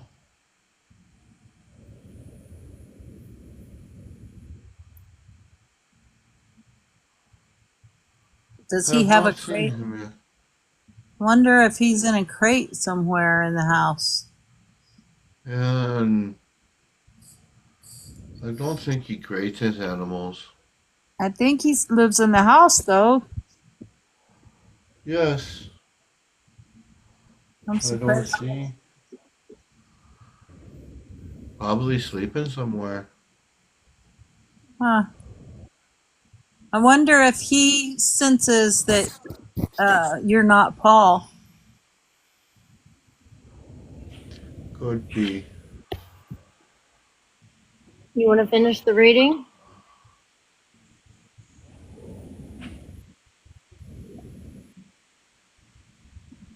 That was all of the cards. That was all of them? Yes. That was a short reading for once. But thank Uh, you very much. that that last one was super long. I pulled out a bunch of cards. This one was it was cycles. Everybody goes through a cycle, and when you're on Earth, you go through a cycle, and you always get the help from above, and we're always here to guide you in your journeys. And you're all very teachable, and you can teach others with the love and compassion that's within inside of you all. And don't think that you're selling out, because you're not selling out to humanity. You're just evolving yourself into a higher level to help them with that love and compassion within inside of you. It's like a fine tapestry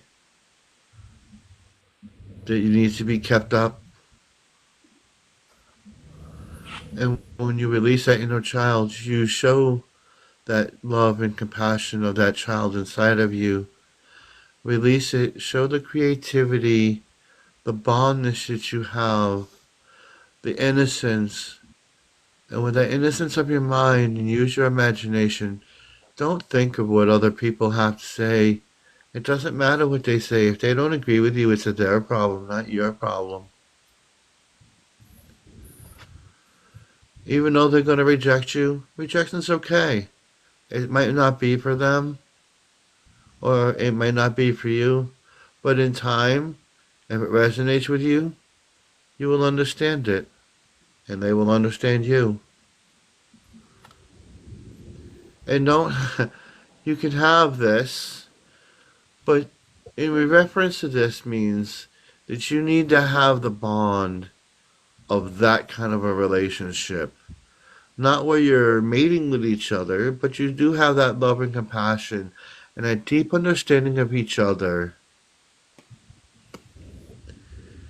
And if you don't, you're going to be procrastinating in what you do. And you have to let that all of that go because, again, it's part of the cycle. Procrastination is what you all do.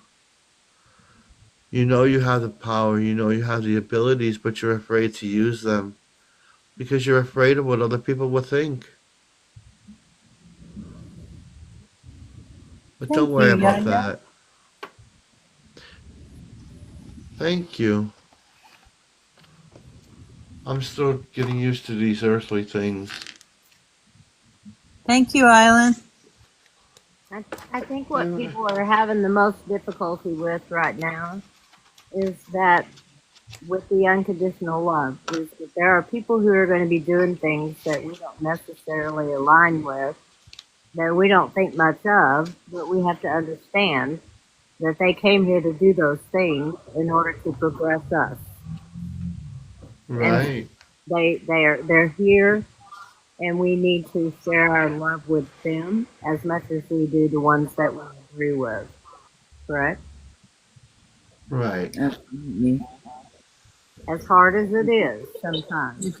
It's very hard for me. We have to understand that without them coming here to do the things they're doing, we wouldn't have the understanding we need to ascend to where we need to be. And just like the world leader, if he wasn't there, then you would not be able to ascend and do what you need to do. Everything was put for a reason. And not necessarily everything an evil person or a bad person does is completely bad or evil. Just because a person's evil doesn't mean that they won't do good things. They still do good things because they still have an agenda. That's part of evolution. We have to see the evil in order to find our way out of it. Right. And like, and here's the thing of people that don't understand either, that there's a lot of evil beings out there, and a lot of them still do good things because it's part of their agenda.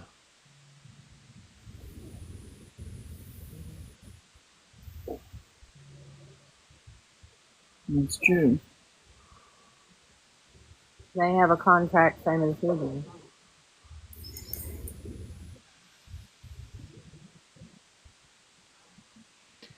Here'd be a little story.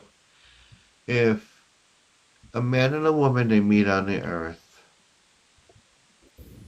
the man is completely evil and the woman is completely innocent. That man, he has evil thoughts in his mind. Well, hold on. He has evil thoughts in his mind, but he doesn't know. He doesn't want to scare the woman away because he's being influenced by an evil spirit. That evil spirit wants him to encounter this woman because it's the child that they'll have is the major target here. So they're going to have the man do anything possible to make this woman happy. But at the end of the day, as time goes on, the child's born and everything's going hunky-dory with the child. But now the entity is within the child. You see what I'm saying?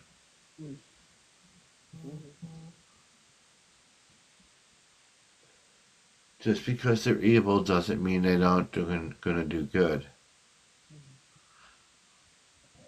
There's always a chaotic neutral. And it's also about perspective. We might think a person's evil, but they might not see themselves as evil. The universe might not see them as evil. But they don't agree with us, we see them as evil. Well, the universe is going to be neutral as far as, Right. and things are going to happen in such a way to push the progress. Yes, whatever keeps that ball rolling for us to go on our journeys. When you live in this human experience, you need to be taught and guided down these journeys. If they came down here and we did all these beautiful things for you, you would never know any better. You would not be able to handle the universe. You would not be able to handle other beings. Because you wouldn't know what would happen if everything on the earth was all hunky-dory and you never experienced anything. No one ever died of all these diseases and all this. You never had any of this drama and all this on the earth. And you venture into space and you come across a bunch of beings that are really evil. How would you handle that? Would you be able to handle that? No, you wouldn't, because you wouldn't know how to experience it. You wouldn't know how to relate to them. That is why you're here. To learn and to guide each other.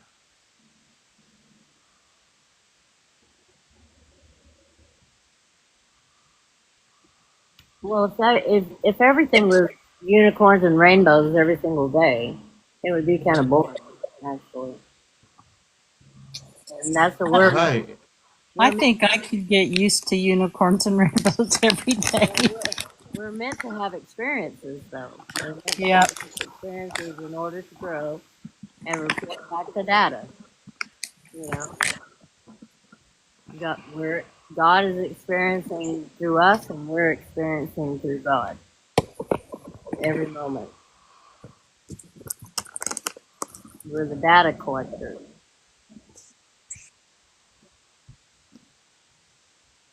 We lost Diane.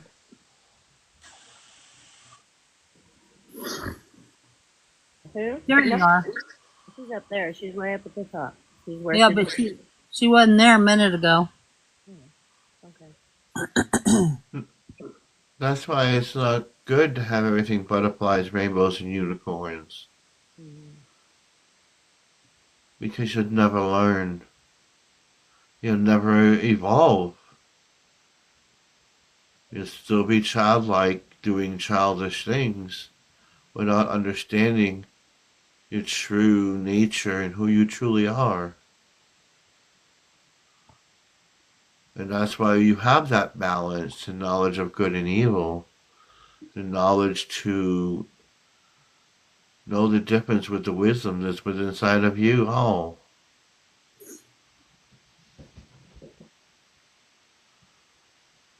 It reminds me of my sister's child. She kept her children so sheltered. She went through and filtered all of their friends to make sure that they only had a certain kind of friend, and their parents had to meet a certain criteria. They could only go to certain places. They could only talk a certain way, read certain books, look at certain things on TV or movies. And when her oldest went off to college, before she was there 6 months, she was in therapy. Poor baby. She was in culture shock and didn't know how to deal with the other people at her school. And it ended up causing her to end up being a psychologist, a child psychologist, which may have been, a predetermined thing. But the fact of the matter is that she still has difficulty sometimes relating in the world. And then her second daughter has had nothing but trauma all her life, and trauma, and can't deal with her life still to this day, and is always in some kind of therapy or something, just to try. She's back home again. She can't really get out of her home and make a life for herself because she just doesn't have the tools, and it's sad. I would not have done well as one of their siblings. I would have been in trouble all the time. Well, the youngest one was in trouble all the time, and that's part of her trauma because her mom uses a lot of narcissistic guilt to try to make her behave a certain way. And, it's just sad when you see situations like that where people don't. But it explains, what we're talking about here is that if you've never experienced, then you don't know how to deal. Yeah. And then you're caught up in that trauma of being unable to deal with the rest of the world, and not able to understand other people, other cultures, other societies, other ways of thinking. And that would hinder your evolution. Mm-hmm. Sure. And our major goal is what? To evolve, for that evolution to happen. That is why you're all here. What we're trying to do. Not try, do. Yes, you're right. I was just going to say something about you saying try. I'm correct. I think you got on to me the other day when I said I'm trying. I know. I have to eat my own words a lot. It's okay. We're doing. It's important to try.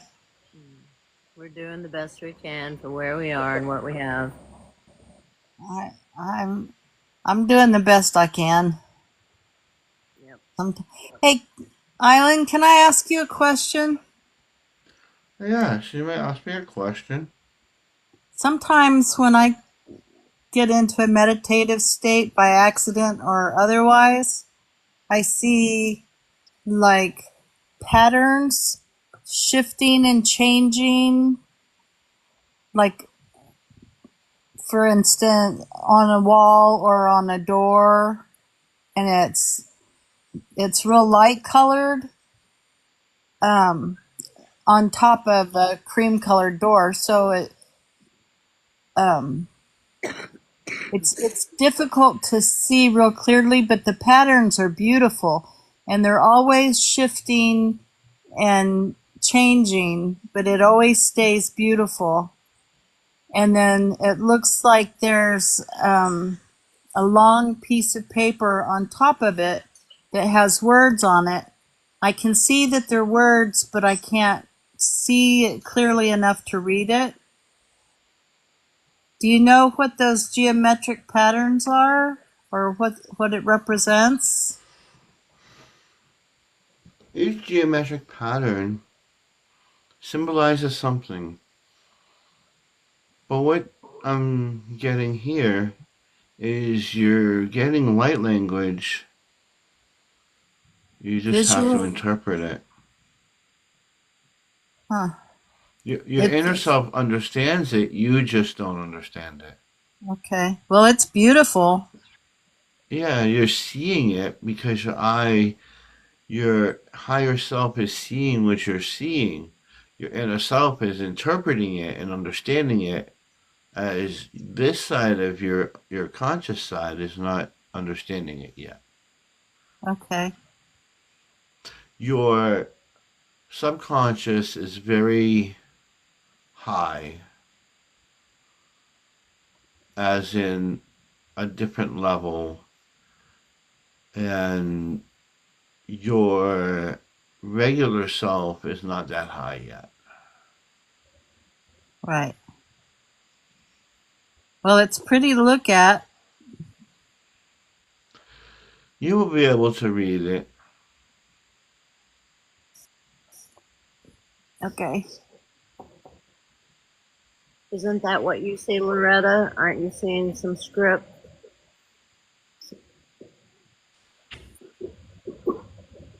When I meditate, Yeah. I also, when I look up into the clouds, up into the sky, I will get like image sigils, and like it's almost like Enochian language, Hmm. and I'll what's the word? I'll take a picture of it and try to research it. But behind the eyes, my visions have been kind of changing, and It's because you're pushed into another level and there was a time shift. I'm starting to like see other beings. Yeah. I'm glad you Because mentioned clouds. When I was driving today, I was stopped at a light in a long line, and I looked up at the sky, and I just saw a cloud that looked exactly like a dragon. Mm. Yeah. The more you. what you're doing is you're adapting to the new reality that is coming.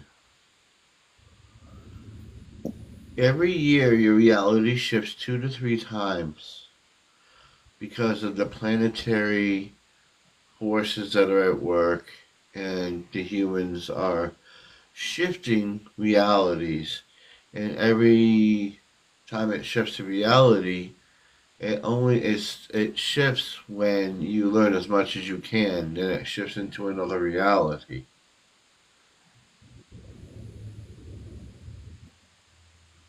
I get that.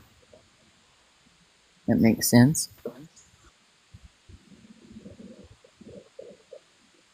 And those who do not understand stay in that other reality. Cryon speaks of that. He calls it quantum magnetics, where we're shifting. Our magnetics is shifting all the time. And Your mind is shifting, but your body is not. there's realities right next to us. We just aren't able to. We can sense them now, but we're not always able to see them yet. But they're there.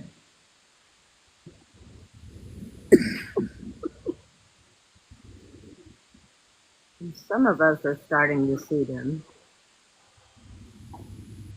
Loretta can. No. Yeah, I think you give me too much credit.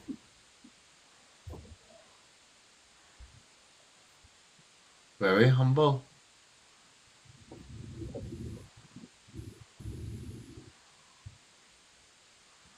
Very That's humble why you are. if she was full of herself, we probably wouldn't all love her so much. I think some of the greatest growth that I've even experienced just here in my later years is having the absolute faith and knowing of having the faith that the more I rely on my own inner thoughts, my higher self, and know that I'm always going to be guided and get the best answer and the best direction, and it's like that faith of a mustard seed. And the first time I ever heard that, everything you need is within you, that was hard for me to wrap my head around it. You know, I was like, we been so broken, been traumatized, and we've come out of a great moat of healing and restoring our subconscious mind and learning how to control our thoughts and be of a higher vibration, trying to stay in that higher, and the more I started just trusting that and knowing that, all the answers and every bit of ascension and reality and the pushing forward, all those keys to unlocking each and every one of those doors is within each and every one of us.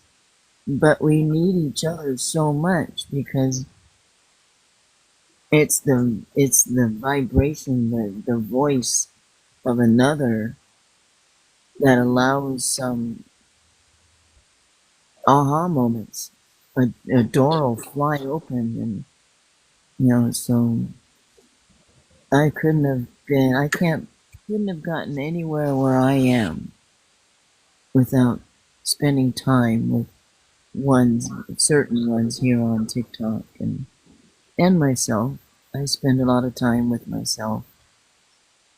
I've become quite comfortable with me and my whatever beings decide to visit me. Well, the ones that show up in your paintings. On my scrying. In your paintings. The drawings that you do, Loretta. Yeah. It's quite interesting. I know that the spiritual community on TikTok lifts me up. Yeah. That's good. It's, everybody is spiritually maturing in such a way. But what I think is profoundly who was speaking to who is channeling Anita? Right now, it's Island. Island. Island. ILAN. Island was speaking of unconditional love and so was honey. And that unconditional love is hard, but when you realize that even yourself is worthy of that unconditional love, and when you can have such a bad day but still speak good things to yourself at the end of the day, it gives you the ability to be okay loving someone else that may have, really upset you the day before. And everybody is worthy, no matter what their crime is, or what their darkness is, or what their shame is, or what their greatest accomplishments are. Every one of us have a key to, because there's no accidents. We don't get put with certain people at certain times of the day, the week, the year. It's such a masterpiece how this whole ascension is playing out. There's no accident.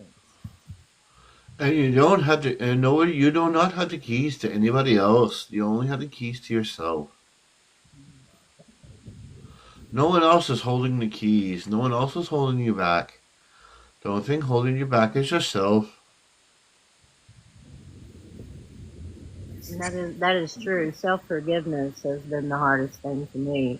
It's easier for me to forgive others Yeah. than it is for me to forgive myself, and that's something that's a huge breakthrough for me. But I was And never then you, excited that finding people here 6 years ago that I could actually talk to about all the things going on inside my head that I'd been reading about for all those years and thinking about and meditating on for years and years and years. And when I'd try to talk to somebody about it, they looked at me like I was speaking in a foreign language or needed medication, And it was just so what? exciting to me to find other people who thought the same things I did. Well, maybe they were advanced enough, and they know everything you know, even though you studied. I just didn't have anybody else to talk to about it. I mean, they Yeah. honestly, you don't. I wish I'd had a mentor in my 20s. Right. But I had so much. I saw so many things, but I didn't have anybody to help me with what I was seeing, and I didn't know how to take it, and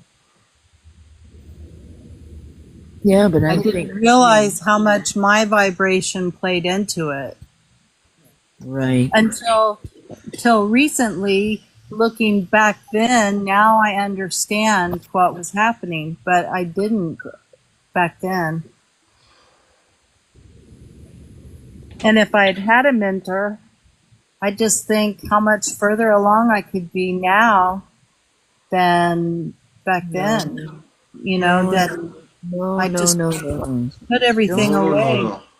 Don't do that It to was meant to yourself. happen the way it did. You're Yeah. where you're supposed to be now. Those things happened in order to put you where you are now. It's like I told someone once. It's when I came to the realization that every pain, every traumatic experience I went through, every self-sabotage I went through was the most profound gift I've ever received. Because if I didn't go through any of those experiences, there's no way in God's green earth I'd be who I am today. So you have to Yeah. realize everything you went through, everything Yeah. brought you to this realization of what you know today. And what's even more beautiful about it is it gives you a relatable story for someone else. Yeah. You'll be able to see what someone's talking about and know exactly what they're going through. Right. Yeah. And Like you when help them. when I was in such deep grief and my vibration dropped so low, then all of a sudden I was really dark and scary things were coming through. Yeah. Rather, up to that point, everything had been nothing. Nothing was scary at all.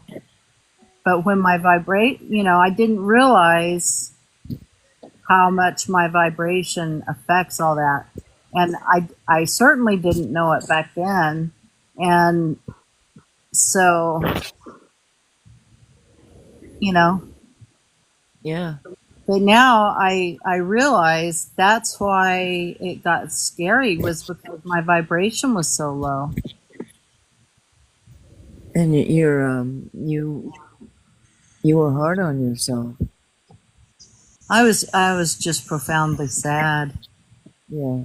But and I always think about the Mary Poppins and them singing "I love to laugh" and they all float to the ceiling. And I know I mention it a lot, but I see that in my own life. The happier I am, everything is better, and spiritually, I'm I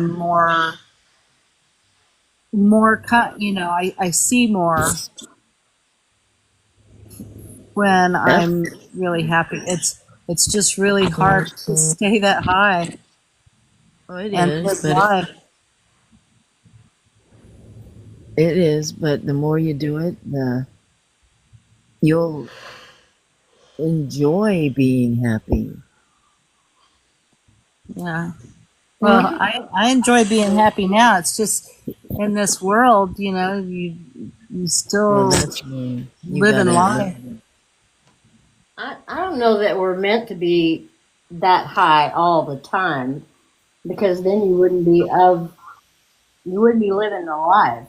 I mean, Yeah. I if mean, you people would, like when I came home from the hospital, I was so flippin' high. I was just giddy and laughing and crying at the same time. But, if I was like that all the time, they'd medicate me or lock me up or something. I don't know if I try to stay that high all the time. And why do I say that? Because I think I've come to a realization that, I know life goes on and exists outside of my yet. But I also know that my vibration, our vibrations, intertwine with other human beings' vibrations. Yeah. And if I'm vibing high and feeling in a very positive, high frequency flow, it affects everything around me, from the plants to the dog, to the animals, to the trees, to the family that's in the house. And I know that might sound funny, but I've noticed it. I've noticed it. Yeah. And it you know it and it it's not easy, because also when you are in, say, a seraphic vibration, there are side effects of it too. It can be painful. There's things you have to do to kind of keep yourself. There's things that come with everything, your health and all that. But the benefits of just your surroundings is profound, because it even takes me back to when Honey was saying that about her ex son-in-law. You have good thoughts. You think good things, even for those who don't act in a good manner.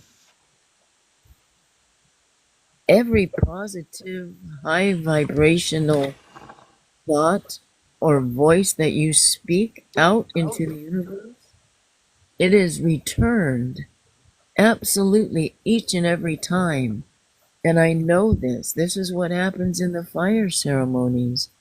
You know, I was even told after our fire ceremony, the universe heard each and every one of you. And that was because you're only identified by the frequency you carry. Yeah. Yeah. And if your vibration is high, you know, that is a loving. Your frequency is a tone. It believe it or not, there's a music to it, and the universe loves the music that you walk in. And when you're playing high vibrational frequency, it carries a most poetic free tone that everything around you, uh, it feels it. It interconnects with it. Even the trees have a frequency. They have a musical note that they vibe at. You know, Yeah. it's the grass does. So when you're just simply walking through the lawn, you impact every molecule, everything around you. You impact it. So the higher you try to keep your vibration up, everything around you starts elevating. Everything. I didn't mean to take over. Well, I have read a lot of. I don't know if you've heard of him. His name is Richard Rohr, Yes. RHR.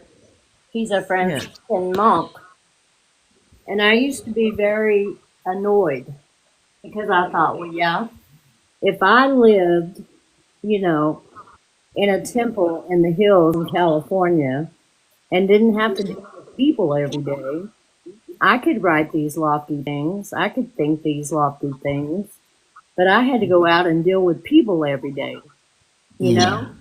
And Yeah.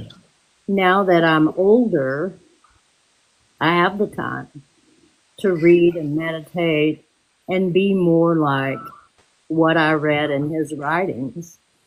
And I think that that's just what it takes is experience, you know, spending time in the real world with real people, dealing with real irritating things to make us more grateful, There you go. you know? Beautiful.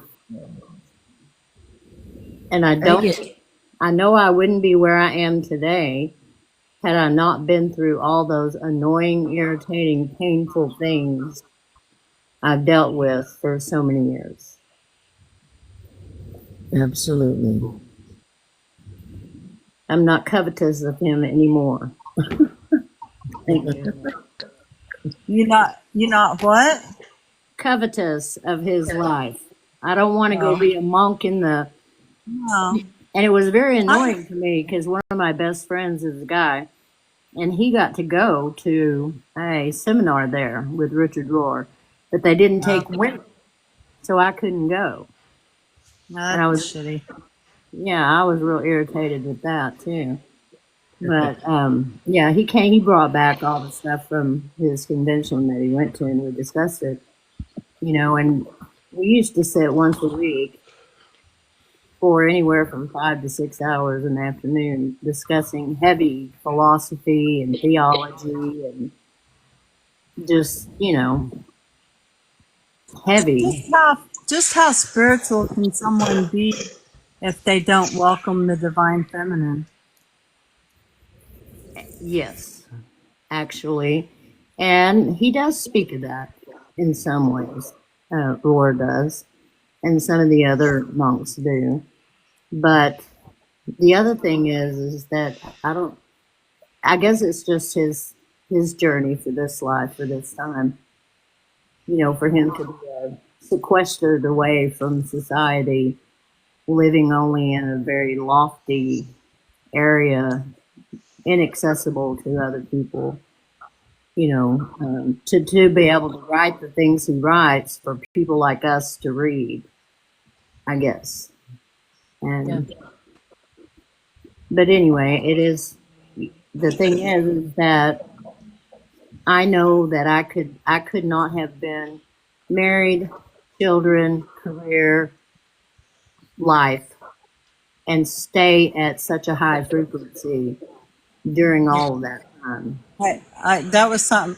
Retirement has allowed me to concentrate on spirituality as opposed to working full time, come home, cook dinner, help make sure the kids have done what they need to do, that they get to fed into bed, and and then you crash. It's like, how much time do you have to do anything else? There's not much else time, Raising taking care of our families took up, and working on top of that, just.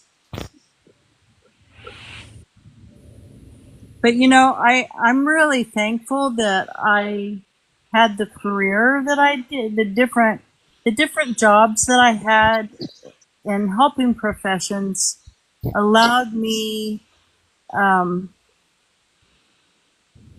do what I think I was sent here to do.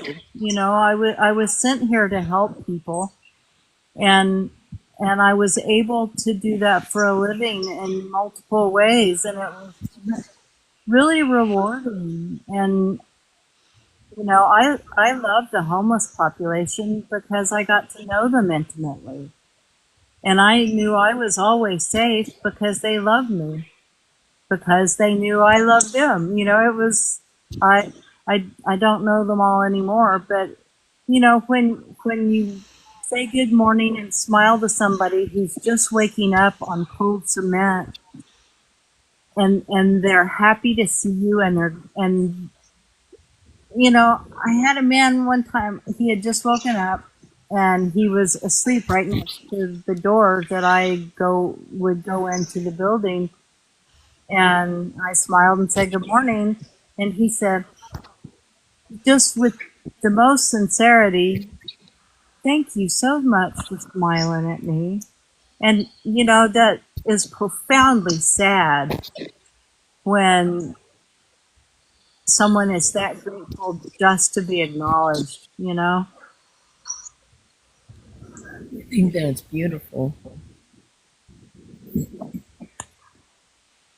Well, Because sometimes they don't feel like they've been acknowledged at all. They feel like they don't exist.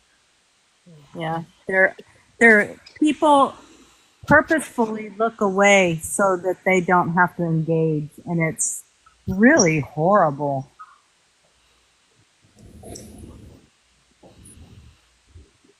But I just feel like that, when we're in those type of careers, we also get lost because we're so busy taking care of other people. yeah, We forget how to take care of ourselves. right. And it took me a little while not to feel selfish in doing things for myself.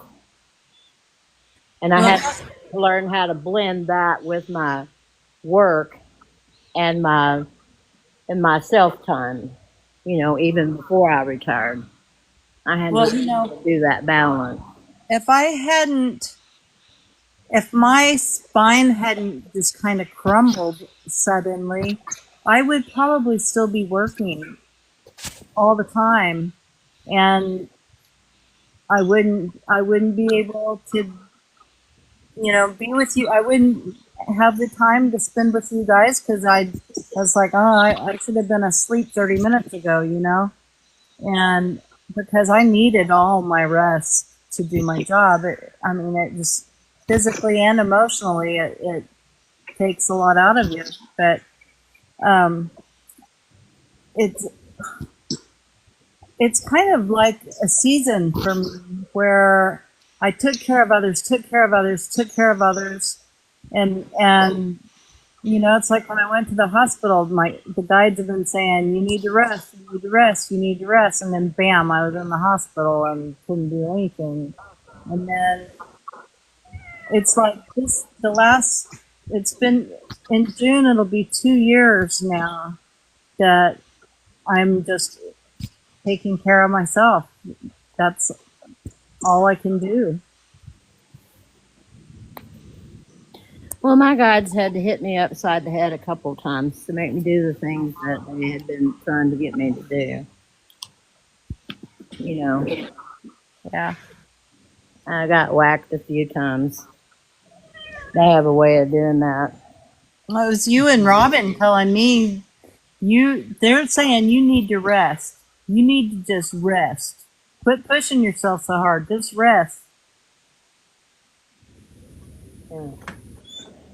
Well, I know when I came on TikTok, I was still working. I was still working too many hours, and that's when my guides gave me a good knock, a reminder, and after that is when I realized that I needed to do these things for myself and to stop worrying about it and not be thinking I was being selfish because I wasn't putting out as much effort to take care of everybody else.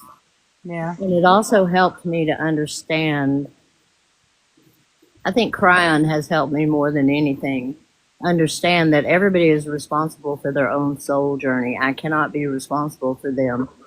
I have Yes. to trust them on a soul level to know that they're doing what is best for them for this existence and for this destiny. And I can't control it. I can't fix it. I can't, I can help them. I can be there. And if they want advice, I can help them if they want it. But again, back to what we were talking about in the beginning of this live, is I probably do hold back a little bit because I don't want people to think I'm a know-it-all. And sometimes I go off on tangents and then I feel bad because I think, well, I just took up everybody's time being on my soapbox. And I have to stop doing that. I have to remember that much of what they're telling me to say, they're telling me to say it for a reason. They want me to say it. And I'm being led to say what I'm saying. And again, I have to watch. I feel bad because when I start talking and it's them, it doesn't sound very emotional. And the wording is different. And the human language, the English language, is very difficult for people to understand as far as nuance and, just your inflection and your syntax and that kind of thing. People take it wrong. It's kind of like trying to have a deep conversation with texting. You just can't. It comes out too boxed up.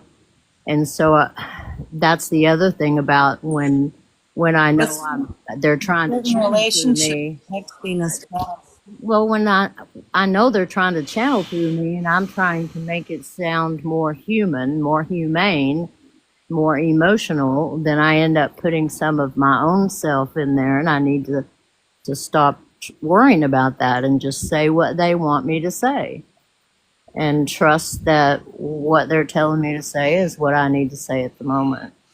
And quit worrying. Maybe you just need to be known that you're channeling. Well, I never know. That whenever I'm saying stuff, half the time I don't even know I'm saying it. Then afterwards I'll say, oh, I can't remember half of what that was. Or when I write to you or somebody, I'm writing it all down. I have to go back and read it. Yeah. Because I'm not really aware. I'm only partially aware.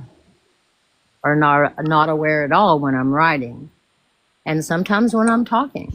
Because I used to get up in church and, do the homilies, speak for 30 minutes and not have a clue what I said at the end of at the end of the time, and it wasn't what I had written down on my paper. Huh. So, I mean, there were just lots of times when they just took over and just said what they had to say. I had to learn to just get out of the way and let them do what they wanted to do and say what they want to say and quit worrying about how it's perceived. Because I want people to think I'm sweet, even though I tease about it a lot. I want people to think I'm kind. I want people to think I'm sweet, or whatever. And it's hard sometimes when later when you've said something and someone else comes back and says, well, that was kind of cold or bitchy. I'm like, then I feel bad. Somebody said that to you? Yeah. Oh, wow. I said, I would have never thought that. I've never felt you come across like that, honey. no. Well, others do, and maybe they're just not where. They haven't gotten to know you yet. Maybe so, or maybe it wasn't their time to hear what the gods were trying to say. Yeah. Well, like that good old saying, sometimes we can be a mirror to others, and Yes. it will sometimes smack them hard, and there's nothing we can do about that. But Right, and I've People have experienced said that. people have said I come across real blunt or rude, and when it's not meant that way at all. That sometimes I don't really know how to speak eloquently. It's kind of like how I talk about the way I pray. I don't know how to. I just try to say what I'm trying to get across, and sometimes people take it wrong. Well, and again, we're not responsible for other people. Just like Island said, we're not responsible for them. We're responsible for us. And we have to be authentic and speak our authentic self in words. But I do try to be conscious of keeping my own personal leanings out of what's been channeled through me. And that's hard sometimes because I'm very hard-headed and I have a lot of very strong opinions about things. And so sometimes it's hard. I don't want to like these people that I don't want to like. The people that I try not to say that there's an H word that keeps trying to pop into my head, and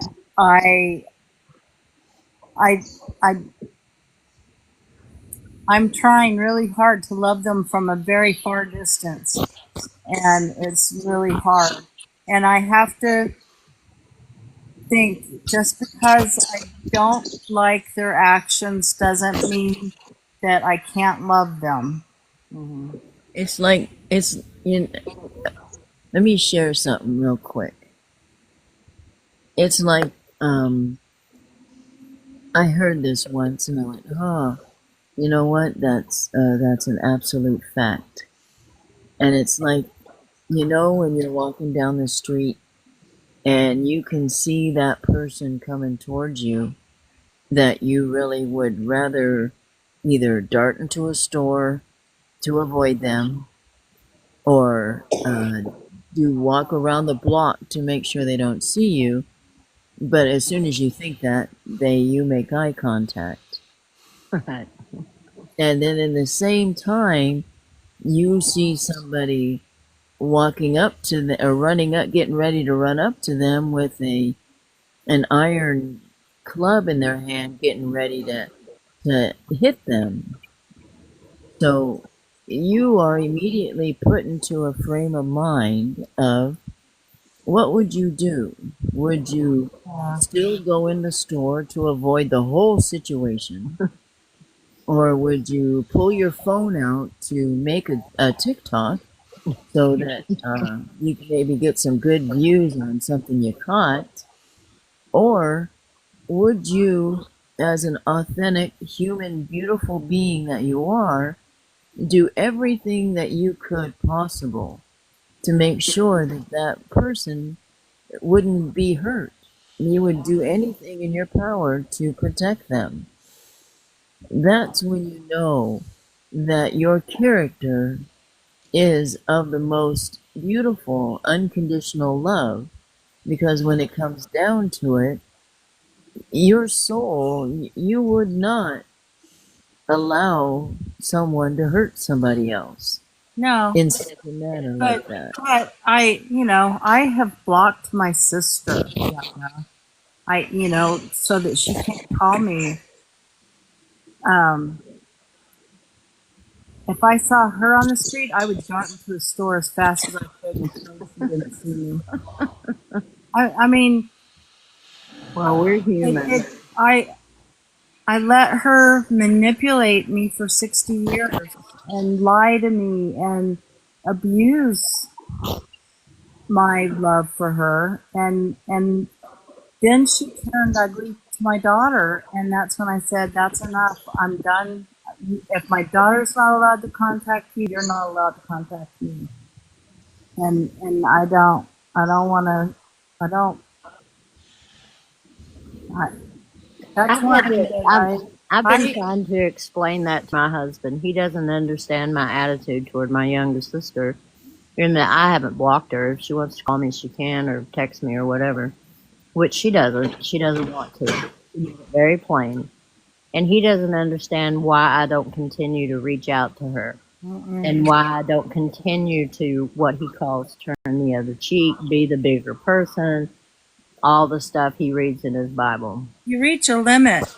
And I just told him, I love her. She's my And sister. self-preservation and self-care.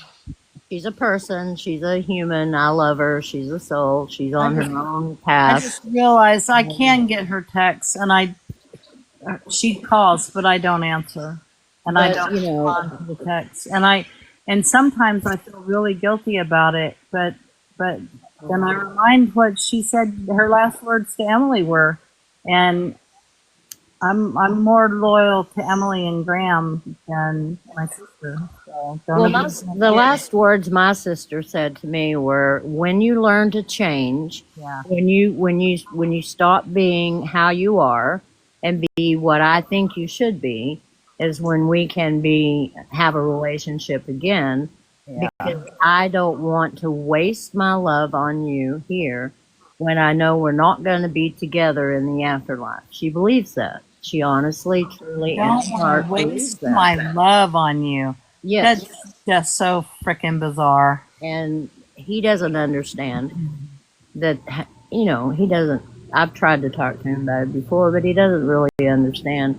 And no one's ever spoken to him like that, It's self-care, And so I just told him I love her. I don't dislike her. I don't, the hate word or whatever. I don't do any of that.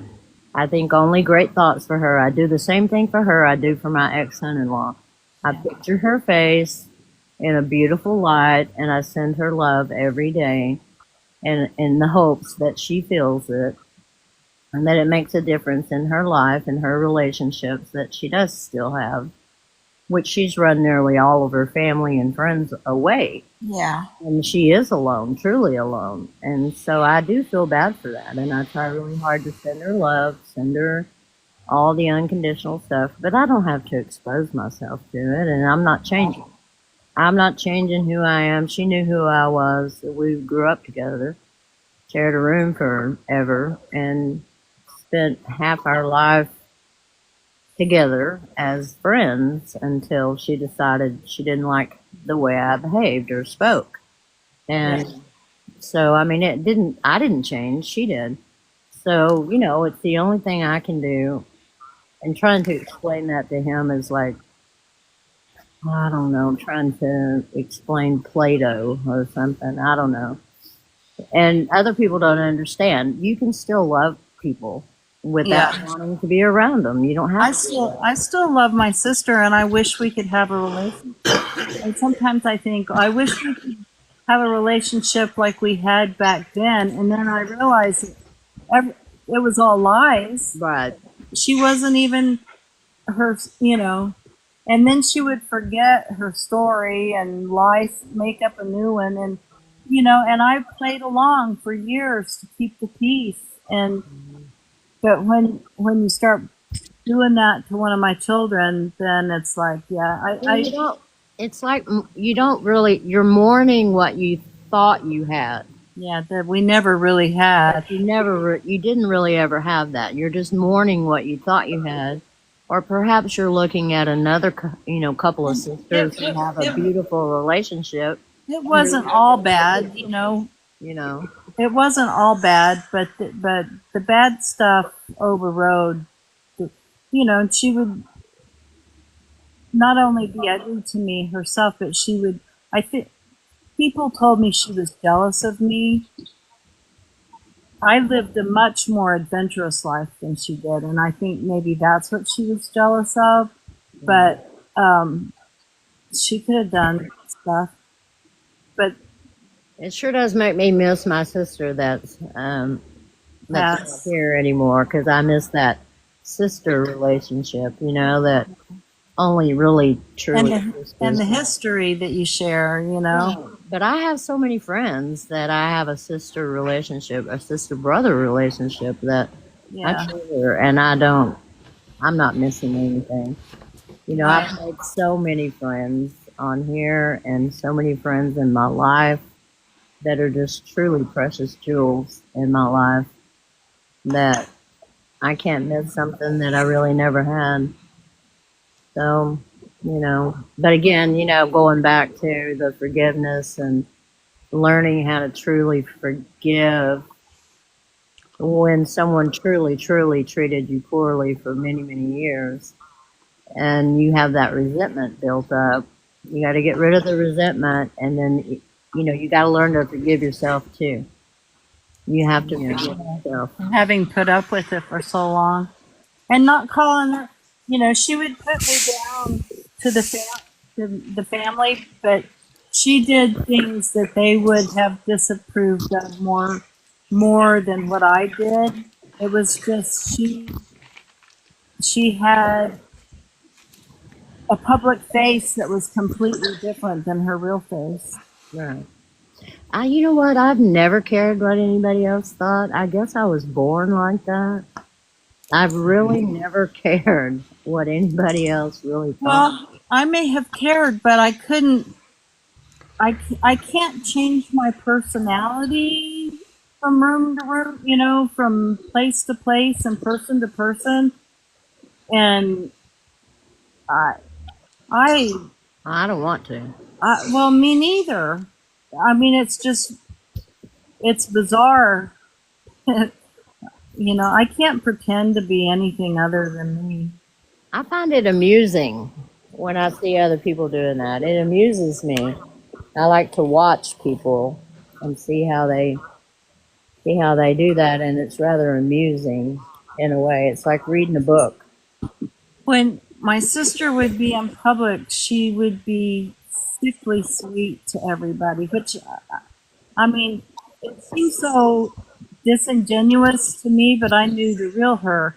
So I wondered if other people could see what an act it was. But, and then the minute you're alone with them, it's like the D word. Multiples of them start spewing out of her mouth. It is bizarre. Hi, Lisa. Well, sleeping's good for you. Yeah, Lisa, you've been needing a lot of sleep. You've been going through a lot lately, so I'm sure you're healing. Don't think of it as being sleepy. Think of it as healing. You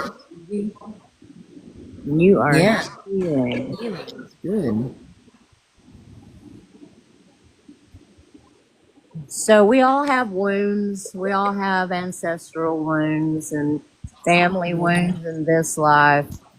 But I'm just happy I'm happy to know that I've healed a lot of generational uh, wounds, and especially on my mother's side, and some on my father's side. But I just know that what I've done has made a difference to a lot of people, and perhaps the people that had a negative reaction to me, maybe that was helpful to them also. Yeah. You know, because you got to be, you can't be everybody's sweetheart. Sometimes you have to be somebody's bitch. You know what I mean? Huh? Yeah. Because they're not going to see it unless, or you know, like Loretta was saying, you look in a mirror and you see something in someone else that you don't particularly like in yourself. Oops. That's Sorry, guys. I didn't mean to come up. that's what happens to me is I see something in someone else and it's really something I don't like in myself. And that's why it irritates me so much. It's because I know I do that and I don't like it. Or I feel that way and I don't like it. And so you have to have that mirror effect. But I've been doing my mirror work, looking in the mirror, looking myself in the eye, telling myself I'm fabulous every That day. does so good for you. That mirror work is phenomenal. Yes. Yes, it is. I've done it a couple of times since we talked about it, but I haven't been. I haven't been very good about it. But I have done it a couple of times, and I've caught myself having a weird thought, and then I go, "No, I am such and such," or you know, rather than I need to, and it's like, "No, I am whatever." Yeah. I like I am affirmations a lot. Very I like, good. I like to go back and think about the compliments that people have given me over the many years, and I'll revisit that time of when I felt so grateful that someone gave me that beautiful compliment. Yeah. I'll revisit that compliment and think, you know what, that person really thought that at that time, and how amazing is that? And that must be true. Well, my coworkers used to, and I think about this a lot and remind myself when, you know, because when you don't feel good and you can't do much, you can get down on depressed, etc. Anyway, they used to call me Yoda Earth Mom, and I loved that. And to me, it was the ultimate compliment that they called me Yoda Earth Mom. They came to me with their problems. They came to me when they needed a hug, you know, and that's my favorite compliment. I always go back to. I have a huge box. They used to, you know, they send out those things after you've been in the hospital or after once I moved over to hospice. Yeah. They would send out those reviews and people would write in and then they would copy it and give it to you. I have a whole box of those. Oh, that's And good. I can't stay out. I just don't, I can't throw them away. And I'll sit down and look back through there and remember the people and remember the situations and think about the kind things they said and just remind myself that there's there that I touched and people who touched me that made a I huge love difference in my life. I love that.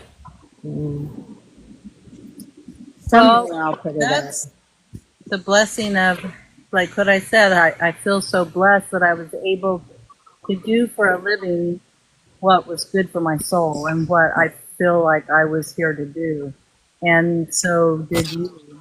And we were lucky that we were able to do that. Well, one of my good friends is a reader and very, very spiritual. She's gone through her angelic transformations. And one of the first things she told me when she read me was that I was in a Dharma life, that this was kind of a reward life, where I was going to get to do what I really, truly loved for my whole life and was And rewarded. that's what I said before. I said we're not in karma, we're in dharma. Yeah. Mhm. Yeah. Yeah. So we're lucky. Mike Masters is up here. Oh my Mike, goodness. I see Mike. Yeah, wow. I saw him Can you earlier. How guys did hear you me? manage? Yes. Oh, I'm telling you, my fingers are tired trying to type, keeping up with your conversations. Oh, Oh, it's such a pleasure to be able to speak to you, ladies and gentlemen. Thank you for well, having it's me. wonderful to hear your voice and stuff. Yeah, I've had to dig in a little deeper on my profile. It wasn't as easy as I thought, but for some reason it figured out. But to be honest with you, ladies and gentlemen, I've been listening to you quite a while tonight, and so many conversations. Yeah, I'm right there with you from the time I get up till I go to bed. And it's nothing that's out of control. It's just something I'm immune to because when I don't get high, I don't like me. Yeah. I don't like the memories. And when I started getting high at 18, because I wouldn't dare to touch even a cigarette before I got out of that house. Mhm. Now, if you ladies and gentlemen would like to hear a little bit, I'd be willing to share because what I heard tonight and over the last couple of viewings with you ladies, I just can't tell you. You made me laugh. You actually made me cry, Aw. especially, honey, when you told me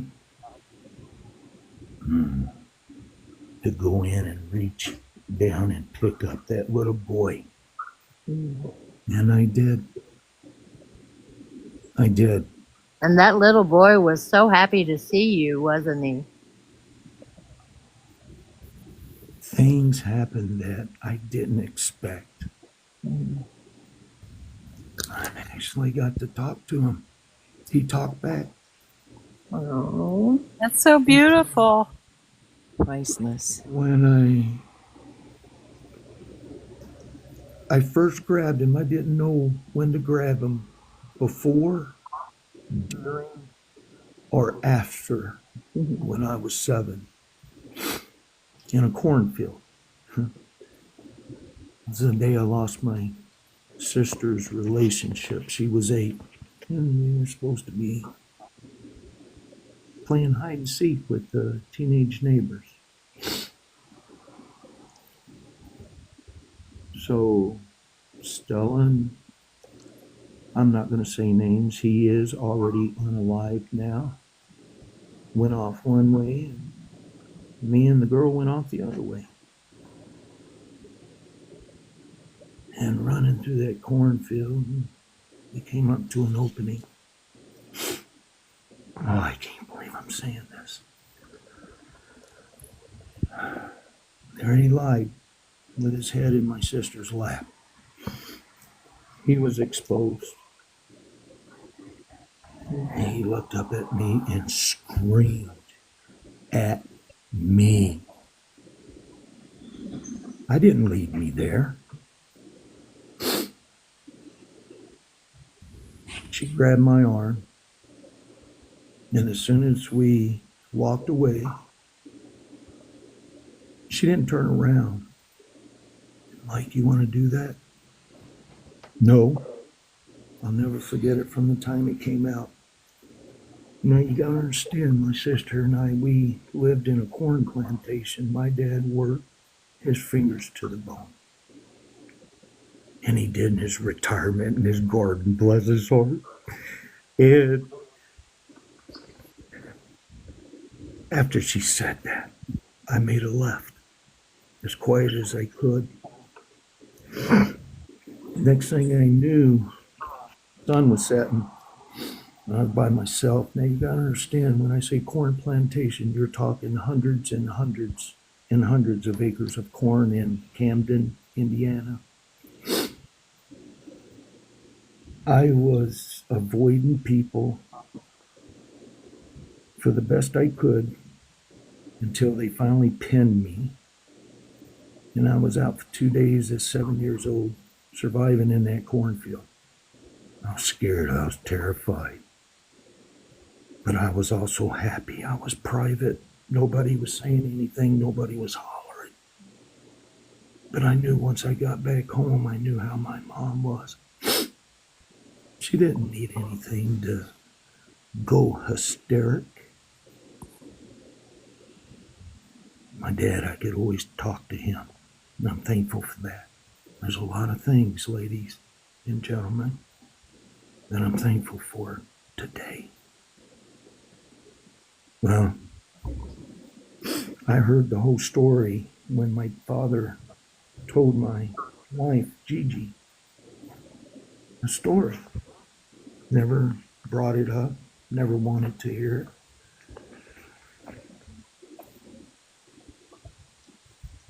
He said it was the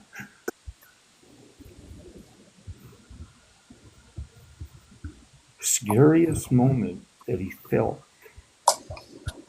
ever.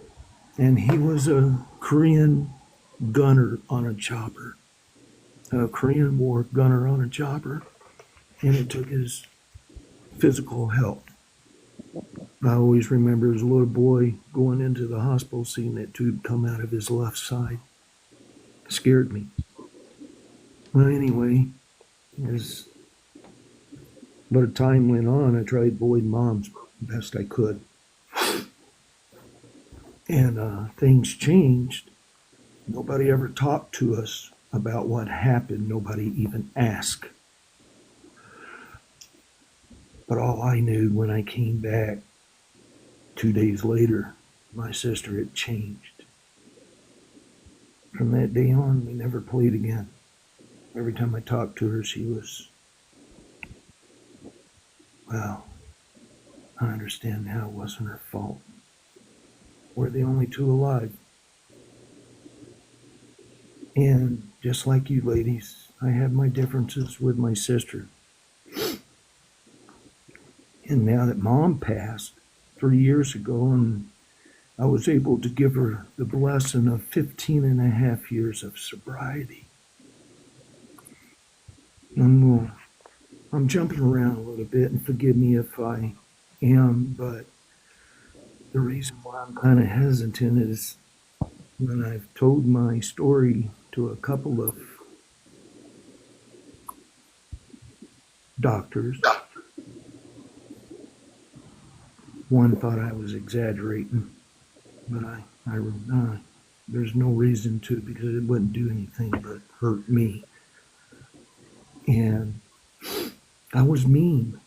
I had a mouth on me. I didn't fight. I wasn't physically mean, but I sure got punched a lot because of my mouth. And after Dad got out of the hospital, he went to Arkansas,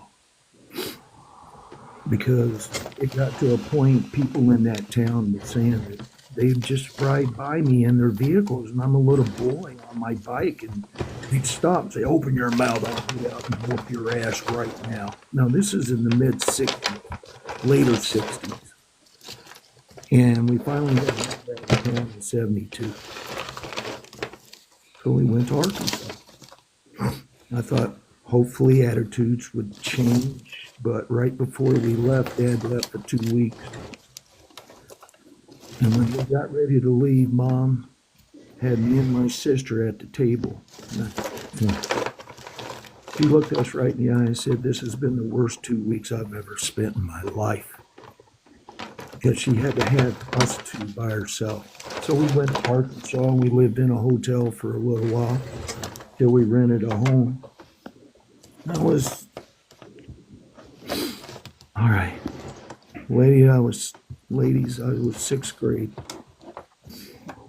And this was the second time my mom absolutely went off on me. And I'll never forget the cracked gray leather chair. After her and Dad got into a disagreement, my sister came out of the room and told me she hated me. And then my mom, because I got whooped first, Stella got whooped second. Then he hollered at Mom.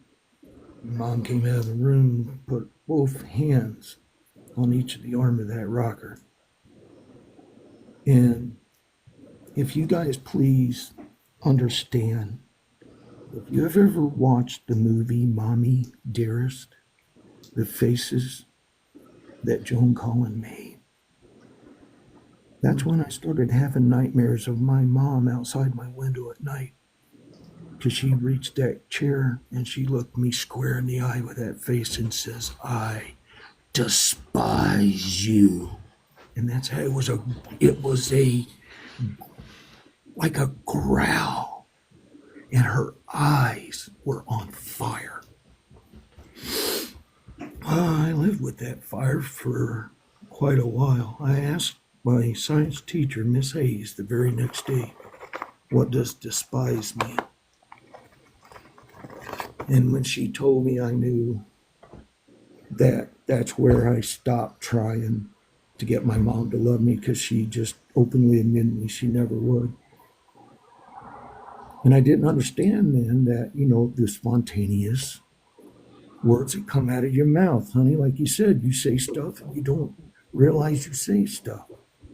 Well, my mom admitted that to me, and it took me putting my wife right beside me here with the speaker on, and Mom didn't know it, Stella didn't know it, and all these years how they treated me and talked to me, G finally confirmed it. And she heard enough on the second one, she spoke up. Because I have, like I said, I'm going to be jumping back and forth. And thank you for the patience in your ears and your hearts. I have 13 diseases. Started with lupus and alopecia, tinnitus, rheumatoid arthritis, osteosis. I have neuropathy, high blood pressure. They took 2.5 foot of colon out of me because I had a polyp the size of a miniature light bulb that was 30% cancerous. And I'm gonna, if you wonderful people will allow me to continue You're not in going to my want to go life, outside. It's I raining. got a sense of humor with what I've It's faced raining in out there. life, You wanna because go I've out there? always It's been raining. able to make my You're aunt just and going to go out there everybody, and you're going to run when we back got in. together, laugh. I had to laugh. Growing up, I had to laugh, and it made me feel I'm going to good take to you make out there, them but you're not laugh. going to want to stay out there. So,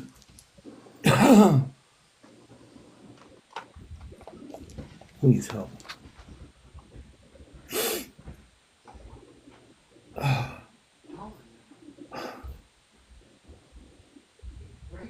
Thank you for sharing.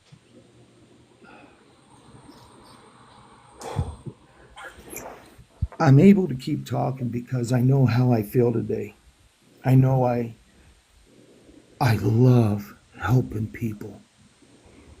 G loves helping people. We do. And we're not the smartest. I admire, not envy, I admire people that had brains that could remember what they were taught in school. I never could. I hated school all the way through, and because of my mouth, they pushed me through school. Because after everything happened, the next terrifying event, you would think your mom leaning over you and telling you that she despises you so meanly. In 10th grade, like I said, I make a sense of humor out of myself. I like to make people laugh. My sister was on the phone. We had moved out of the town we were. Now where I graduated. And one night, the choir teacher called my sister. This is back in landlines, right? Well, Miss, Aldridge had the wonderful sense of humor, totally opposite of Mom, and it made Mom mad that people were happy and laughed. So I walked by the phone and I made a passing gas sound with my hand, palm of my hand. You guys know how to do it. All of a sudden, my mom started screaming. We only had a ranch style house. She had to run by my sister. I ran in the room, my bedroom. It's small. And as soon as I got to the window, I heard thump. And I looked to my left. Mom was in there prepping dinner. Her butcher knife was wiggling on the headboard less than 6 inches from me. She had threw her butcher knife and it stuck to my headboard. Oh my God. And I turned and I looked at her, and I wish you guys could see my face. Ooh, ooh, if you could understand, eyes wide open, pointing at that knife. Ooh, ooh. And that's all that could come out of her. And I got over the years used to running up to her, Mom, I love you, I love you. I love you, Mom, I love you. Every time she whipped me, beat me, hit me. Mom, stop, I love you. And I realized later it was fuel on the fire. Next day I went to school and Miss Aldridge saw me in the hallway. She made sure she went out of the way. And she says, Mike, we're here alone. Can you tell me what happened? I said, no, ma'am, I will not. She says, are you okay? You and Stella okay at home? Yeah, we're fine. Mom just gets mad every once in a while. And I'm sorry that happened, Miss Aldridge. I apologize that I made a farting sound on the phone.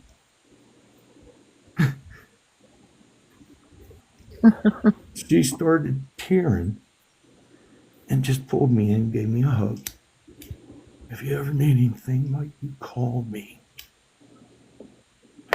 She says, you want to go see Mr. Green? And that was our counselor. And I said, no, please, please, no, no, no, no. Nobody got to know. But my band director knew how my mom was. Guys, I am shaking. I can't help it. I'm shaking.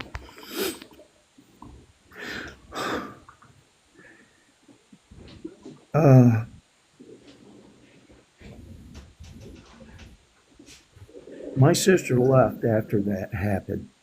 When she turned 18, she left me there alone. And as soon as she did, I told Mom one day when she was being her, I'm going to join the Marine Corps just to get away from you. You're too dumb. You can't do it anyway. All right. All right. So I went and took the test and I just passed it. I made it to the Marine Corps. She didn't lay a hand on me after that. For a year and a half, she never touched me. Her mouth, though, her mental, like doubled because I don't know what made her stop. Something made her stop the physical. So I go to boot camp. Come back, I lost 60 pounds, I grew 4 inches, and I changed so much they didn't even recognize me when I got off the plane in 1979, Little Rock, Arkansas. Everything was good. I go back to my base, go to my unit. In my unit, there's 4 departments, 32 Marines. Out of 32 Marines, 29 got high. And I'm new there. My sergeant, my staff sergeant, and even my sergeant major, who became a wonderful friend of mine. A lot of people envied the friendness we had, but we just clicked. That's where I learned to get high. And I did, but I also drank, became an alcoholic. And after that, I went back home, went through a couple of marriages, just hating the world, hating me, blaming everybody else. Because it's everybody's fault. And don't you ever think I won't ever change in my life, because I won't. You waste your time if you tell me to or even try. Until I came homeless. Now I didn't have pot. I didn't have nothing. You think I hate life? Not being high? There's a reason why we go through what we go through, even if it's yourself. Different journeys for everybody, but you know what I'm finding out? We're all similar. Yeah. We speak different words because we have different journeys, but when you look at the principle, we're all the same. So, after 3 years of homeless, I found this guy. I was sitting on a curb. Guy walking happily, swinging a briefcase, coming out of Burger King because I just had my first eating in 3 days. And I got it out of the garbage can. Nonetheless, it was a sandwich that was thrown away because apparently it was wrong or something. Okay, so it was untouched. At least that's the only way that I could open that lid. And that's why I go cut 3 days, because you wouldn't always find that. Well, I looked at that guy and I said, what the hell are you so happy for today? He said, well, let me tell you. And I said, if you're religious, you can just keep your ass walking, just keep going. And he said, no, I got a job. Easy to make money. It really is, and it's legit. We travel up and down the East Coast selling Whippet, an all-purpose cleaner made from rotten orange peels. Well, all you had to do was put your own little show together. Next thing I knew, my first day at selling, I sold the top sale 3 boxes. That's rare. There was a reason why I found this job. I went from being homeless 3 years in that city to looking over a balcony 20, or no, I'm sorry, I don't quite remember the height of the hotel, the resort. And I'm selling this cleaner, traveling around every day in a van, selling different places, and I'm doing good. So we go up the East Coast. I'm not making money because they take majority of it, and we got to pay for our living, our food, everything. When we get to New Jersey, we're going to be there 3 months. 2.5 months go by.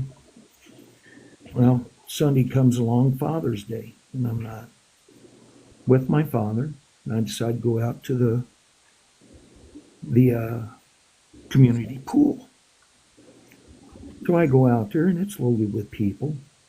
And there's a couple of beautiful ladies at the time. Well, it's still beautiful, but at the time, I kind of lean up on the side there, cooling off. And the lady asked me, is the water cool? And I said, no. I said, it's actually really comfortable. And she says, oh, excuse me, I wasn't talking to you. She was talking to her friend behind me. Well, I just laid my head down. And my friends were laughing at me, man. I was so embarrassed. But come to find out, she had her eye on me before I even walked through the gate, is what she told me. And you find out, I've experienced, saw it. If somebody likes you, they like to every once in a while throw I don't want to say such a mean sarcastic, but a funny sarcastic your way to kind of get your attention.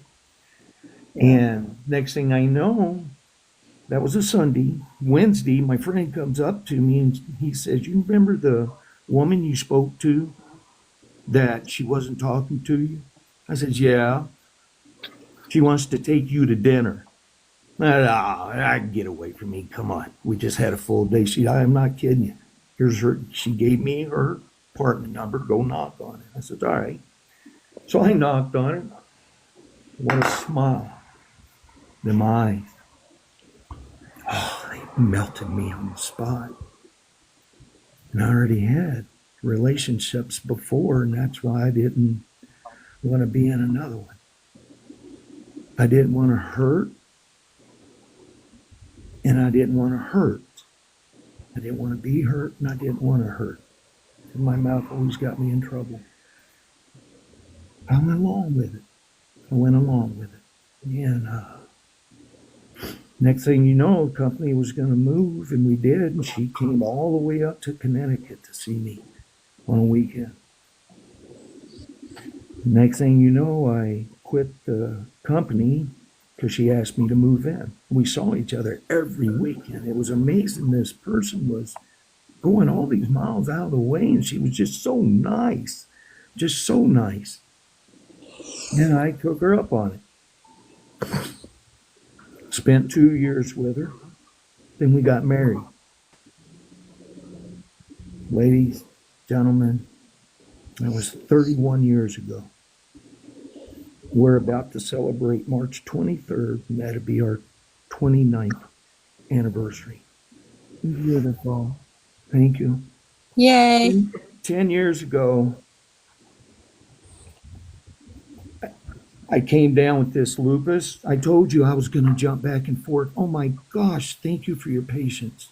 No, it's good. G and I decided not to call Mom because I did not know if I had lupus of the skin or lupus of the organs. If it was lupus of the organs, I had to get everything in order within 3 to 4 months. If it's lupus of the skin, I can maintain it. If I don't, it'll turn into lupus of the organs. That was 10 years ago, guys. I maintain it every day. But I made a prayer after I got my first one. If any disease falls under this house, leave G alone and give him to me. Give him to me. Me and him had to have a talk after the 10th one hit me. Told you I got to keep a sense of humor on this. But anyway, we called Mom once we found out, thank Lord, that it was lupus of the skin. That was, I got to admit, as many times I wanted to die. I just knew I wasn't going to, I mean, there's days I knew I wasn't going to be alive the next week. And didn't care. Didn't care. You know how many times I screamed at God, cussed him out, and say, why? Why? But I kept fighting. I kept fighting. And it's for a reason. So I know now. My mom screamed at me and G on the phone when we called. I said, hi, Mom, it's G and I. Well, hi, how you guys doing? G says, we're doing better now. I said, G, let me tell this to her. And I said, Mom, I says, I had to go to the doctors because they told me I have lupus disease. Instantaneously, oh, I'm not saying it correctly. Instantly, she started screaming. Gee, I mean, when it comes over her, she can't help it. And she admitted it to me the last summer I was able to talk to her when we were able to talk to one another. Don't you ever call. No mother ever wants to hear about their kids having diseases. If you get any more, don't you ever bring it up. Ever. And I says, what did you just say to me? And then her whole tone changed. Well, Mike, I have all my problems in my life. And I said, I know, Mom. I know. That's why I thought I could be able to share with you. Well, I don't want to hear anything about anybody, you or Stella's diseases. She lives here, takes care of me, and I don't even want to hear about hers. Okay, be that way. So within the next 2 years, 10 more diseases fell on me. Last one was sugar diabetes 2. I was 305 pounds. I didn't give a dump. I'm learning to control my tongue. I went and got my blood pressure check. I had to while I went in for a doctor's appointment. My A1C, you guys are familiar with that, correct? Yeah, It- yeah, I'm diabetic. Yeah. Mine was a 14 at that time. Oh wow. Yeah. Yeah. And I told him, I said, Sanji, you know, after all these diseases before this, I have not given this seriousness towards this sugar diabetes. He says, I know. He says, I've been waiting to talk to you. And I says, well, listen, give me 3 months. Can you give me 3 months? Let me try. He says, see you in 3 months. I'm proud to say that I lost 22 pounds and my A1C dropped to a 6.1. Right on. I stopped all sugars immediately. G took every 2-liter Mountain Dew, 6-pack of Mountain Dew, and exchanged it for diet. 0. All sugars I stopped out of the cabinet. All sugars I just stopped out of the fridge. 3 months, I didn't have an ounce of sugar. Everything was sugar free. So I stuck with it for a while. I got down to all the way. It took me a year and a half. I got down to 195 pounds. And I stuck my A1C at 5.7. Right on. So I'm staying at excellent. 5.7. But, you know, winter comes and you absolutely gain the weight. Hmm. So I'm back over 200. It's okay. My sugar's good. Ladies, I see after listening to you guys, because you got to understand too, and I know you do, even though you live with your spouse and you love them and you talk to them about everything, there's just some things you can't. You see, this is what I'm beginning to open my eyes about. There's a reason why all this has been put together, because I always felt different. I knew I didn't belong.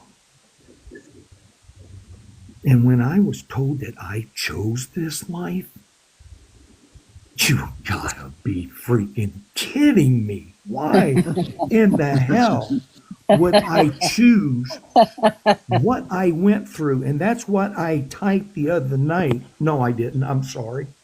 I was talking about freezing water. If I jumped in or freezing water, my body'd reach up and slap me. Yeah, that's out of the question. But I know one thing, if that's true, same principle is going to happen.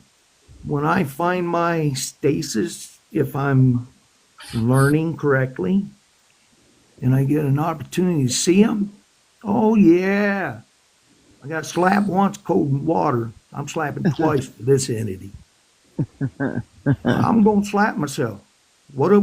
Seriously, what am I going to learn about this? What the hell were you thinking? Yeah, but you know what? I didn't give up. I'm still alive. I'm 63. And There you go. when I went back to see my mom, she saw her little shenanigans that she tried, you know, her mental phrases that she was always so immune to. Didn't affect me. And I looked at her and smiled. It got to a point where she even told my sister, don't you guys tell me you love me anymore. I don't want to hear it. And that was before she passed. And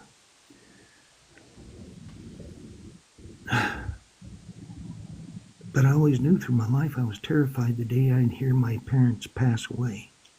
My Yeah. dad, I wasn't able to be with him. But my mom, I was. And I'm going to tell you, I lived all my life saying to myself, who I hated, despised, I'm going to make sure she goes to hell. That I'm going to stand in the gates and I'm going to pull her ass in. Well, before the life went out of my mom's eyes, she knew. And she knew I would stand in front of the gates of hell with my legs out, my arms spread out. because she's gone through enough. It's time for her to feel what I feel. Because I did tell her recently, before she passed, I wish I had this heart that I have now when I was a kid. She didn't know what to say because she knew I was speaking the truth. And I've spent longer in this life than I did with her the first 17 years of what ruined such chaos, such torture, torment, and confusion of love. I hated love. I hated it because it didn't exist. It hurt. And then I met G. That's so sad. I'm so But sorry. it's what made, like Yaya said, if I didn't experience it, honey, if I didn't experience that, you understand? I wouldn't be who I am today because I chose to go back to the moments, because every moment we have has two roads, wrong and right. That's right. Why, when we go back, do we want to go down the same road that we already know is wrong? Well, hey, let's give this a little try. Ooh, I'm going to chill.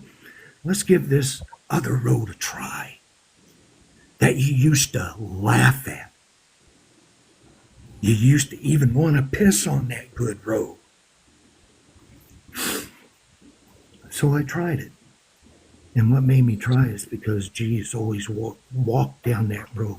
G has always been positive through everything. It made me so mad all these years. But I kept it to myself, and sometimes I wouldn't. And her phrase, Mike, it's going to be okay. It's going to get better. That's her phrase, Mike, it's going to get better. Well, I'm going to tell you, that phrase wore my old self out. Because you know what? When I opened up the love side of my heart and opened it with no boundaries, no walls, accepting who is who and not judging them, quick to be a tongue, I enjoy my life now. I love me. I don't have to love my past, and I don't. That's what makes me strong today. If That's people want to join wonderful. me, that's fine. Then you're going to join a train that is lit up, not just in the front with a big light and a red little light on the caboose. That whole light's going to have the windows down, and everybody's got their arm out the window with the most beautiful light you ever saw or want to see. Beautiful. I am just one person on this globe. And then I found out the other day that not even the ET species that are around don't even want me. Mhm. Yeah, I'm a lino-on, Linar. lion-on. Does that mean Lion-on. somebody lying on me or what?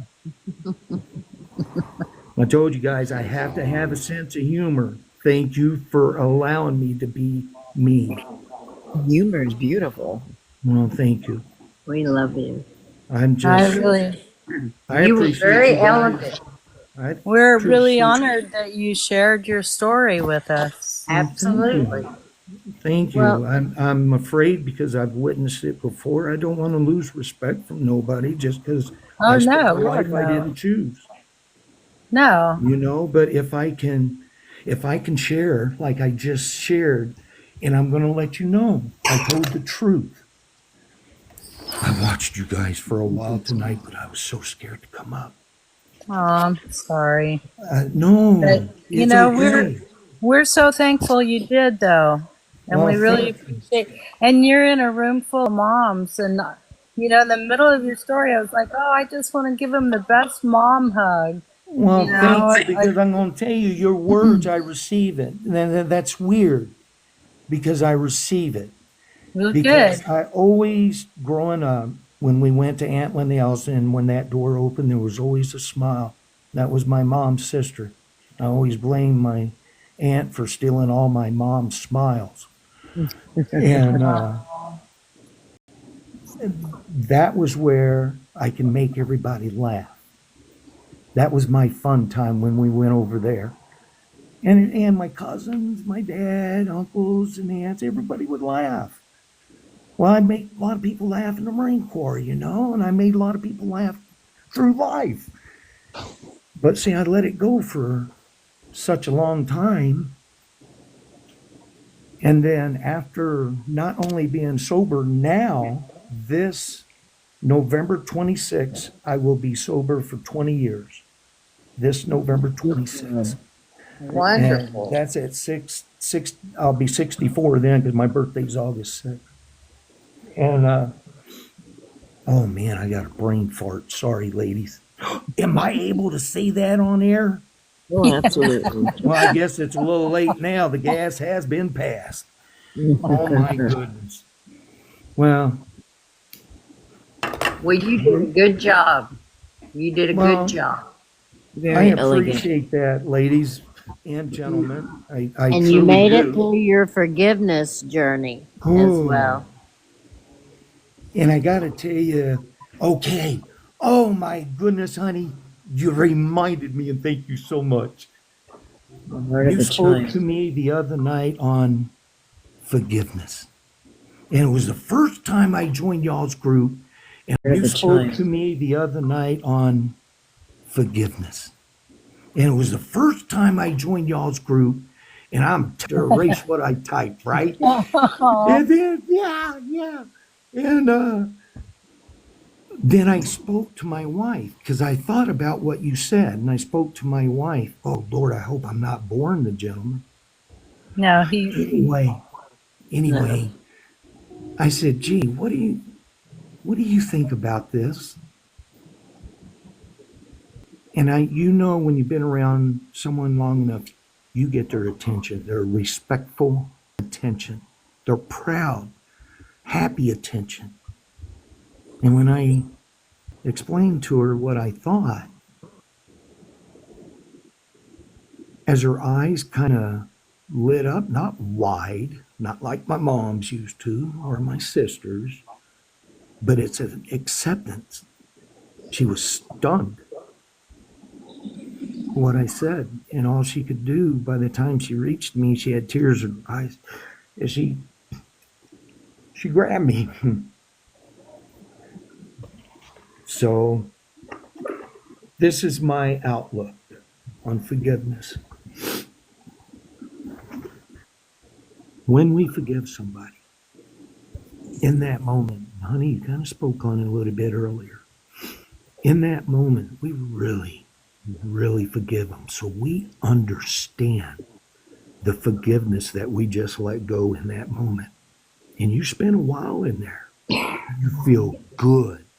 You feel good that you feel like you finally understand, if not able to even want to forgive, but you did it. And you feel good about yourself about doing it. Okay? That's only one. And then you go back to living your life. Certain things come up and it'll remind you of bad things that this person did. And that's where I was confused so many years or I apologize. I just caught myself. Ever since I said what I said to G,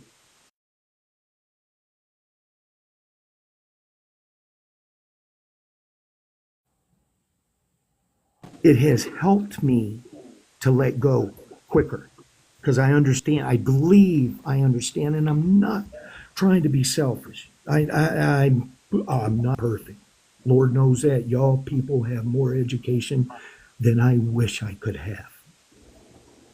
But like you said, we're all put on our journeys for a reason. That's why I have highly respect for the medical field. Anybody in it, I was saved twice. And I had a leg that was turned all the way, my foot was almost all the way pointed backwards because My osteosis arthritis put two bone spurs in the L5 and L or C5 and C6 of my vertebrae in my neck, and it was right where the hoe is, where the nerve goes through. So it was pinching my nerve twice. So that's why I ended up on a walker. It took about a year and a half. I went from limping to a cane to crutches to a walker. And then we found out what had happened because I having all these diseases dropped on me. Nobody knew.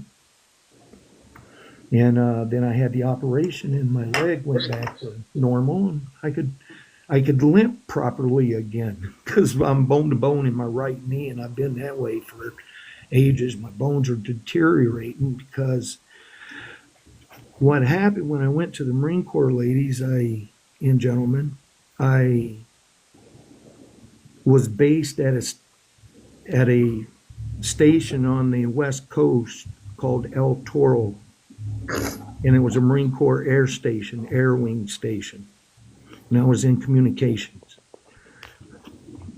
What happened on the southwest side of that base, because it's hundreds of acres, that's where the flight strip and everything, and main base, and there's 3 units all the way around the base. For years, they made weapons for the Korean and Vietnam War in 100 Quonset huts on concrete foundations. They never lined the ground or nothing. They did this for years using 3 different chemicals and 12 different materials, metal materials and other materials. What they did in 1974 is they bulldozed them Quonset huts down, brought in dirt only, leveled it off, built a 9-hole golf course, put in an extension of MAPS 13 Air Wing, Marine Corps Air Wing, right on the locations where these Quonset huts were. So for 3 years, because I was stationed in Iwakuni, Japan twice at 6 months at a time, I volunteered to go back second time. For 3 years, every other day, I trained out in that dirt. We had to do sit-ups, push-ups, pull-ups. You're sweating, pores open. You're in that dirt. You didn't know. You're breathing it. Then you go back after you run around the golf course 3 miles. You're breathing it in. And then you go back to your barracks, take a shower in the water that's contaminated. And this happened to thousands of us. Well, I made a promise to my mom to check out my VA. And because I always wanted to live life on my own. You know, that was a time I didn't want help. I don't ask for money or anything. And I kept a word to my mom. I went and checked. I have 4 out of the 6 diseases that them 3 chemicals caused. The 4 diseases weakened my body so much, which caused in a 2-year period for me to end up with 13 different diseases. We filed everything, took the time. We waited a year and a half to be denied financial, but they offered VA medical. Well, I can't do that because I have 9 or 8 different doctors. 8 or 7 of them are specialists, and 1 is my main doctor. And with all the medical bills, and I guess going through what G and I went through financially, it's helped me come to the understanding as well, not going through the other events in my life, but also financially, if you're going to be honest about it. I had to go through them days where we still are. But this is what I'm able to face, even accept it easier, is because I learned how to accept my forgiving, and this time not let go of it. Because by golly, it was me. It was me that forgave you what you did to me. But I also believe that the wrongness that she lived, she was never showed right. She never experienced love the way I guess I always looked for as a kid because I always saw it everywhere, elsewhere. And that's why I'm able to let go even more, I believe. But just because I let go, it's not done. It's the beginning because now I'm feeling new. And that to me is being reborn.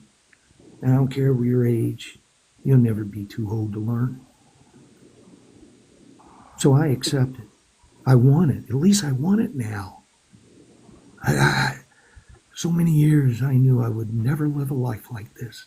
You think I'd be on a phone wanting to help somebody maybe hear my story? I'm going to say something. I went back in and fixed my camera, but I almost jumped in on Cliff when you guys were talking to him. That's how long I've been listening to you guys. I was scared so long. And then when I tried, it rejected me again. And that's when I went to my profile and I found it. Okay, so I'm on. And to me, AK had a bad day. Yeah. And with my experiences with Cliff, he's had many a bad days. Now, when you look at the pictures, Cliff's much older and experienced in life. And AK isn't as experienced as Cliff is, or I. And that's why my heart goes out to AK and Cliff. And Cliff. We always say this. Man, I wish I could go back and change things. Well, you know what? You can. You absolutely can because I did it. I did it. I found somebody who was in business. It was all accident, who was struggling, became friends. He allowed me to come in and just take over his store. I found 2 employees stealing, so we got rid of them. His inventory started sticking around. Now, that's what I tried doing when I was younger in business, but at the time, a previous marriage, all the money was burnt. Let me just put it that way, wasted. And I didn't get to see a penny, but I worked. Finally, I caught on and got out of it, and it took a few years to be alone. And found Gene. Like I said, guys, I'm jumping back and forth, but please trust me, it's all for a purpose. I just know there's somebody listening like I did for a long time and they're not coming up. I know you're there. I feel you. And it's okay. It's okay. And if you don't forgive, you don't want to,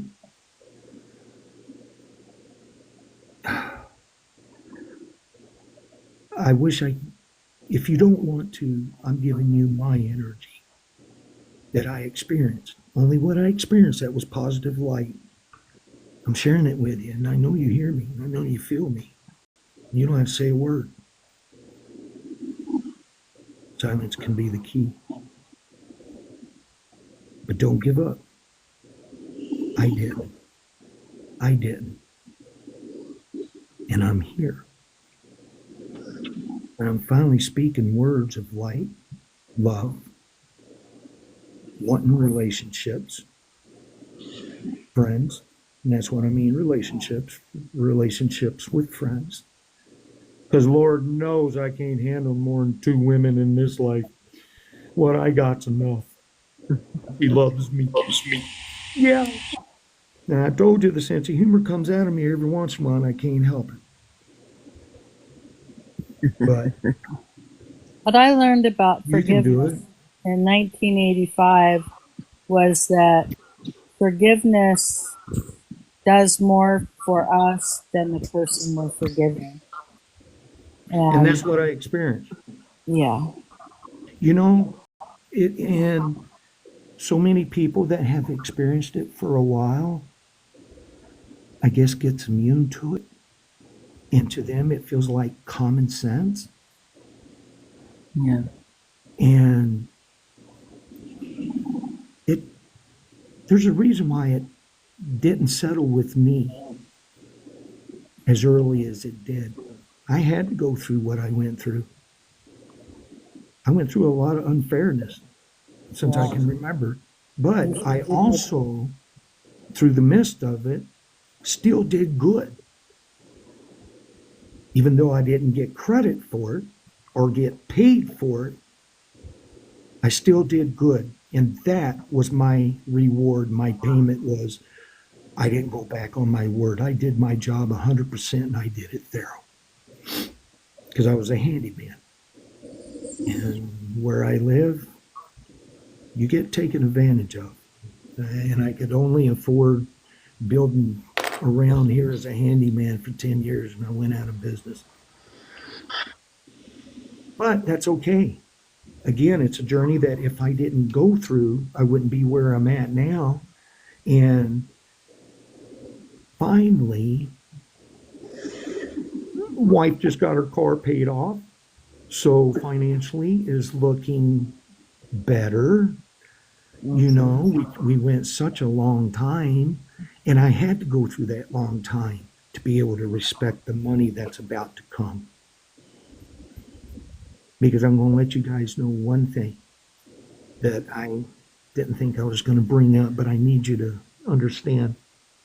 Throughout the year, when I was younger, or when I say younger, 20, 30, my dad was in an accident, logging truck, in an accident, and they ended up suing the company. And you remember how I told you guys how my mom was? Well, what a door to open for her to lead me in jihad.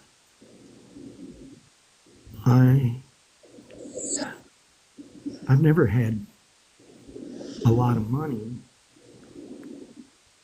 but she made us believe that I was going to get $365,000. My sister was going to get $365,000, and the grandkids were all getting 25 apiece, and there was 4 of them.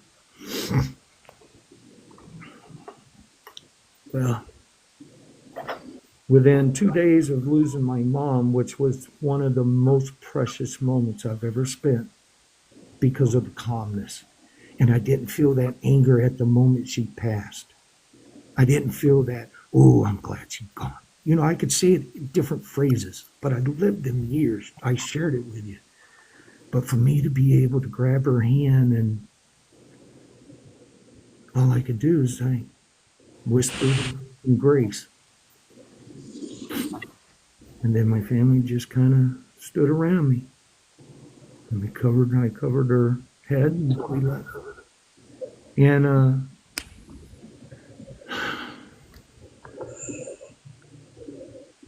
I'm sorry. I lost track. I get thinking sometime when I talk about something and that moment catches up, you know, and it's like you're there, I guess, again.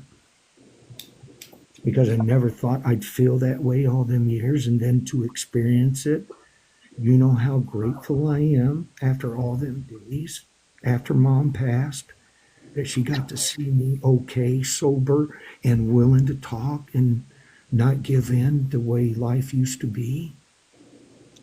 It slowed her down. At the end, she didn't talk to me that way anymore. And then when she did, when she tried, okay, I've heard enough. And I get up and I go out back. Then there's only one place on her property when I visited her that summer was where the goats were. And that's the only place I can get reception with the phone to talk to G. And of course, I'd smoke out there. So on my way out, Mom says, go do your thing. Because she agreed marijuana had a bad rep from early on because it's helped me out. And ladies and gentlemen, I have been smoking since 1979. I do it from the time I get up. It's the first thing I do. And second thing I do, I get up, freshen my face, brush my teeth, all of that good stuff to take care of me. Then the first thing I do, my coffee in the morning is my smoke. And I'm going to let you guys know I got a business beside me that just moved in 6 months ago. You wouldn't believe what kind of business it is. You're A right. dispensary? My mom sent it to me. Is the way I like to look at it. The owner is a wonderful young gentleman, got his act together, good Christian man, family, Asian descent. So wonderful person. Anything you need, Mike, you just when you see me, tell me.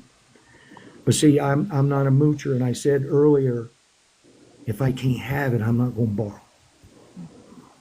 Now, if somebody was offered to me because people watched me over the years, because where I live, G and I have lived here for 26 years, and being a handyman, I made friends, and I had friends with money, and my best friend had 5 stores throughout West Michigan. He's the one that gave me his car to go down and see my mom, and gave me the money to go see my mom.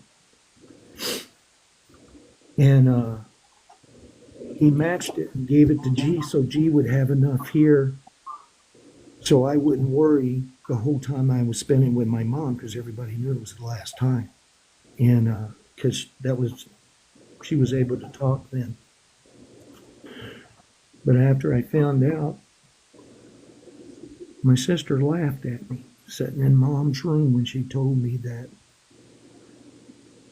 oh, Mom decided to give me majority of the money, and you're only getting $5,000. Wow. Now, we live in a 1982 ranch-style house. I need new windows, electric, and all of this was going to be done. I thought, all my goodness that I've done over the years, even through what I went through, I'm being blessed. But see, that was my mistake. I counted it on materialistic, no matter what it is. And I should have known better, because it's been materialistic that I let me down. The drinking. And that was my thing. That was my downfall. And when I went back and spoke at my mom's funeral, was the first time I saw my family, my cousins, my aunts, the one who grew up making laughing. Last time they saw me, I was a fallen down, blackout drunk. And through this medical, I found out alcohol is a poison in my system. And I never knew it. That's why I blacked out. They couldn't believe. They never knew that I had changed. Mom never spoke to him. Mom always held to her guns. And my aunt, the one that always had to smile, I can see why God put her last in my life. Through all the aunts, my grandma and grandpa, all them years. Every time I saw Aunt Linnell, there was always a smile, and it was genuine. Genuine. Her laugh. Oh my God, her laugh would just put a chill through you. And it was a good chill. Well, when I learned what my sister did, she did it behind my mom's back, the way I understand. I went and got a hotel. I left the homestead. And she went and told her son, all the friends, that it was my fault and I left because of money, and I'm mad at that. And it wasn't just that. Stella did to me what she always did when something was wrong with me, or if I disagreed with something. Her eyebrows would go up like Mom's, and she would always disagree. The only difference, she'd never hit me, but she would always react the same like Mom. And in the summertime, when I was down with Mom talking, we had an opportunity to go to Hot Springs. And on the way back, we got into an argument, and I told her, that's it. That's it. I'm done. Don't talk to me again. I don't want Mom to know that we've disagreed. Just stay away from me. I got a couple of days and I'll leave. When she came out, she had her finger over her lips, telling me to be quiet. And she walked up and gave me one of the warmest hugs it was a hug that I got before the cornfield. Hmm. Hmm. But that was only temporarily because she ended up doing what she did with the money, knowing that G and I went through what G has supported me for 9 years, going on 10. No, I'm sorry. God, I got immune to it, that it's everyday life. I'm going on, I've been sober to be 20 this year. 12 years ago, I came down with all this stuff. And then when I filed for VA, that's when I found out about the chemicals and what it did to my body. Oh. But I am waiting for the final letter from the Marine Corps themselves, whether they're going to financially take care of me or not. Now, that's my last opportunity to be able to bring any income. Yeah. Or joke around here, husbands are expensive. You know, yeah, we sure can be. We sure can be. And we can be difficult. I feel so glad of myself to be man enough to admit it and share it, not just with ears tonight, but with who wakes up and goes to sleep with me every night. Yes, sir. For the last 2 weeks, I'm sorry to interrupt, go ahead. No, I just said yes, sir. Oh, bless you. The last 2 weeks. Now, we've been together. What? Oh, my goodness. 31 years total. In this last 2 weeks, I'm not going to say it's like the first 2 weeks we met. It is, but with experience under the belt. You already know what to respect, and you already know what to let go. You already know what to hang on to. But the only way you can do it is open your heart. I found out, and I'm finding out, especially over the last 2 weeks. Now, I've done this over the years with her because we both enjoy doing it for each other. The more I do for her, the more I get back. And that's not why I do it. And I even tell her, wait, you don't have to do this, you don't have to do that. And her answering, because I love you. Oh, I love you too, sweetie. You know, so it's nothing for me. I love cleaning the house. I love cooking. I love doing the dishes. I vacuum. She said I did such a good job vacuuming, she bought me a carpet cleaner. Yeah, let's see if I please you again, Mama. I like her humor. Yeah. So, I mean, if there's anybody here that convinced me that I'm wrong for what I'm doing to my wife, you speak now or forever hold your peace. And if you speak, you're speaking to deaf ears because you're not the one that experiences life. I am, and she's worth it. I used to say I am so lucky to have the wife I have, but I'm not. I'm blessed. Absolutely. She showed me what I was looking for as a kid, and when I exposed that to my mom, saying that I wish I had my heart now when I was a little boy. She got it. She got it.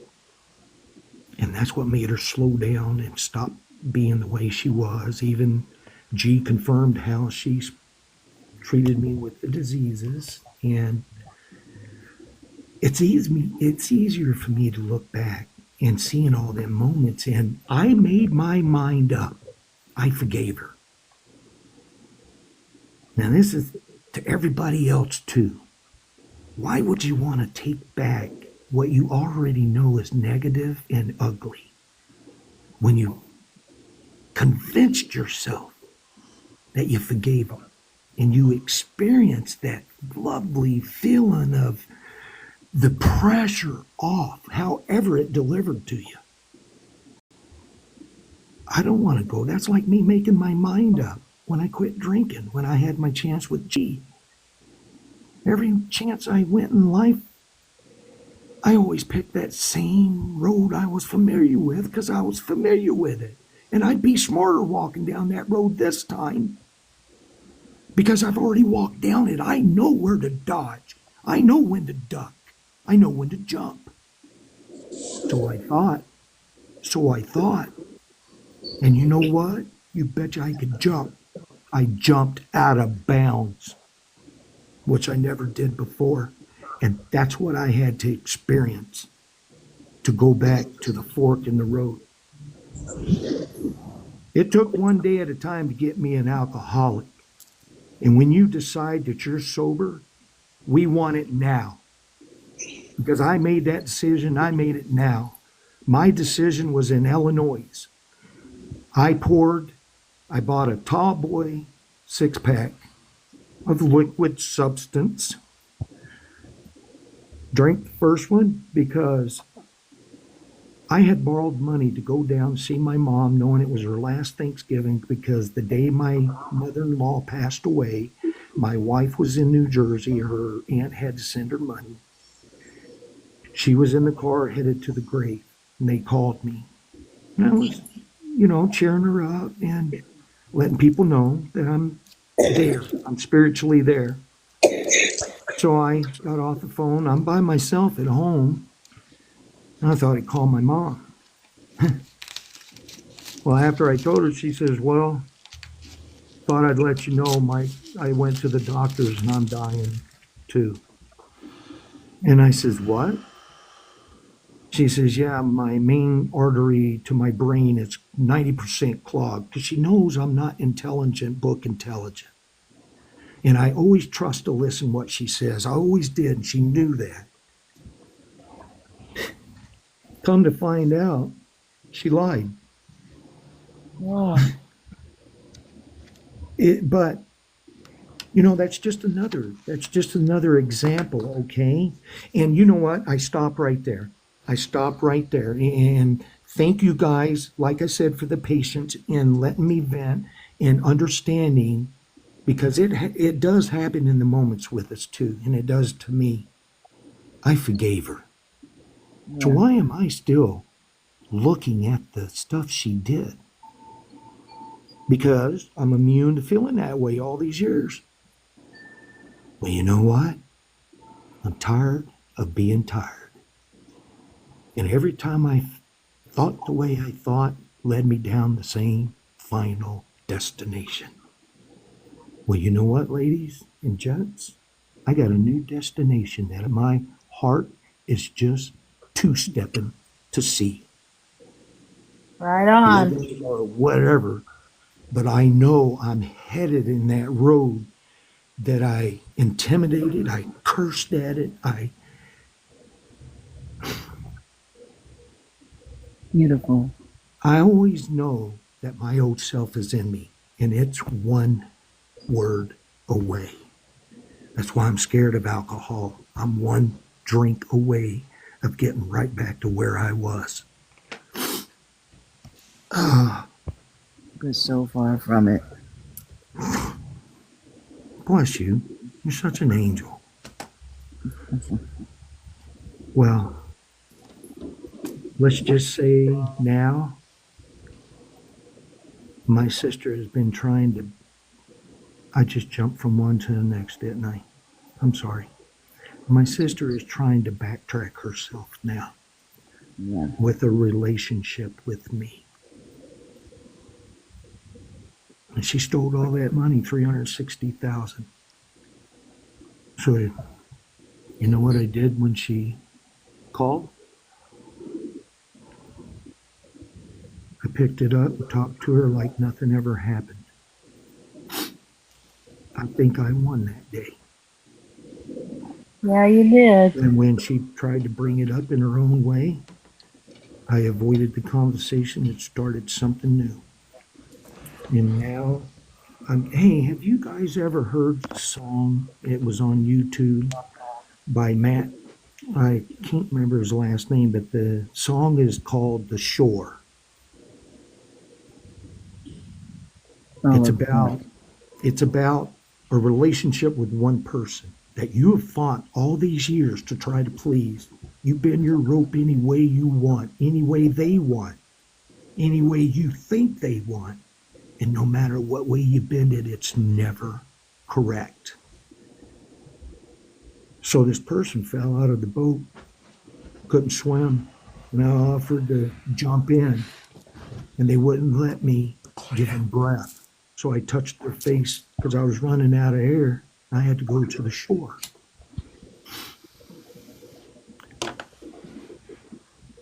It's amazing. If you guys can find it, please listen to the song. I sent this to my sister. The song to my sister. One verse that I will never forget is something to the effect, I drop my cape, the superhero will never save you again. The bravest thing I can do is to save myself. And putting my pieces of puzzles together, one sentence at a time, listening to other people like yourselves, and being able to put my own picture together from my journeys. Wow.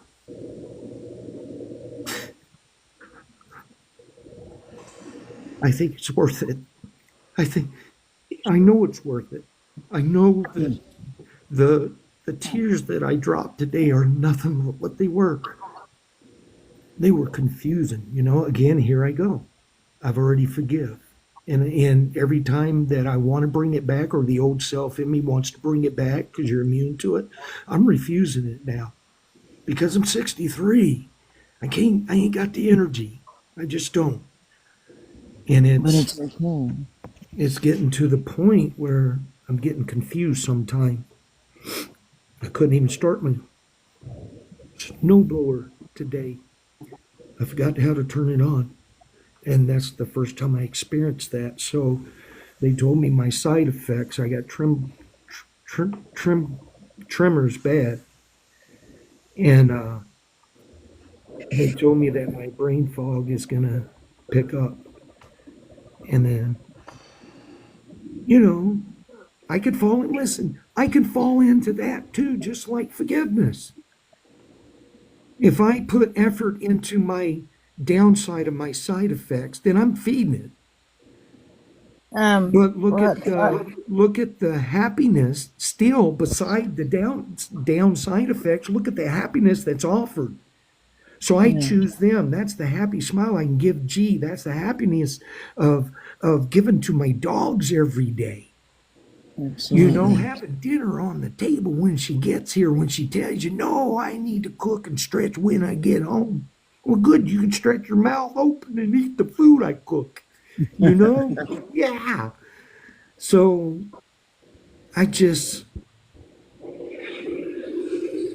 I'm glad that I stepped towards the roar tonight, ladies and gentlemen, instead of running away from it. There's a story in my puzzle, one piece, and I'm going to share it with you. And again, thank you guys so much. Thank you so much for listening. Thank you. There's a story, and it was just a thought that came to me this years ago. And I saw it on a documentary about lions. When a lion gets old, he doesn't have any teeth, he's weak, correct? Well, the only way for him to eat is his sons or his family has to help feed them older ones, right? So they set themselves up on the path. The older man, the older lion, sets himself up more in the opening than the young, fang full of teeth, strong jaw that can take down a prey. He lets the old lion let the prey come up close to him, and then he roars. As that prey is coming to the lion, that's when the young one, the family, adjust themselves behind the prey. For when that old lion roars, what's going to happen? That prey is going to turn around and run immediately away from the sound. What he doesn't know is he just turned right into teeth. That's going to be a meal for that roar that he just heard. So tonight, thank you for letting me be honest, thorough, and transparent. I really didn't know that I even deserved to come on tonight to share my story, but I'm glad I ran towards the roar and ran past that lion with teeth. All he did is scratched me and got a little saliva on me, but I got out of there. I'm not a meal this evening. I made it. And I choose to continue with light. And Good job. that's my story. And I'm going to stick to it. Good It's job. Thank you. it's a beautiful story. Thank you. Thank you. You guys are beautiful. All of you. And what you learn from that is that the people who hurt you, once you begin to understand their backstory as to why they do the things they do, it makes it easier to forgive them because they're in self-protective mode Exactly. and they're acting out their insecurities and their doubts within their own selves and trying to inflict whatever trauma they're going through onto you to preserve and protect themselves. And so you just try to find why it is they feel they need to do the things they're doing, and it's easier to forgive them when you know why they're doing the things they're doing. That's what I shared earlier. You know, I looked for love, not knowing that mom never understood it because she was never given it. Right. All she knew was defense and anger. And, you know, she quit seventh grade because her and the family picked cotton when they were kids. Hmm. And she quit school at 7 because they needed the money. But the main thing was all the local town kids made fun of them because Yes. they were picking cotton. Right. So mom always had that against her. And I found out when she was 16, she got into a bike accident, dislocated her hip. They couldn't afford it. She laid in bed for 2 years until somebody, I guess they helped her out. I truly didn't feel or understand the whole story. And well, anyway, she went to Little Rock and got her operation, but she always limped her whole life. Now, once I learned that, okay, and I learned that as an adult, I went right back to the moment where she told me that this was the worst 2 weeks I've ever spent in my life. That right there, honey, is exactly what showed me that she really doesn't get it. Yeah. And she's not going to. She's not. And for me to be able to accept it, and then not only accept it for me, but show her, I think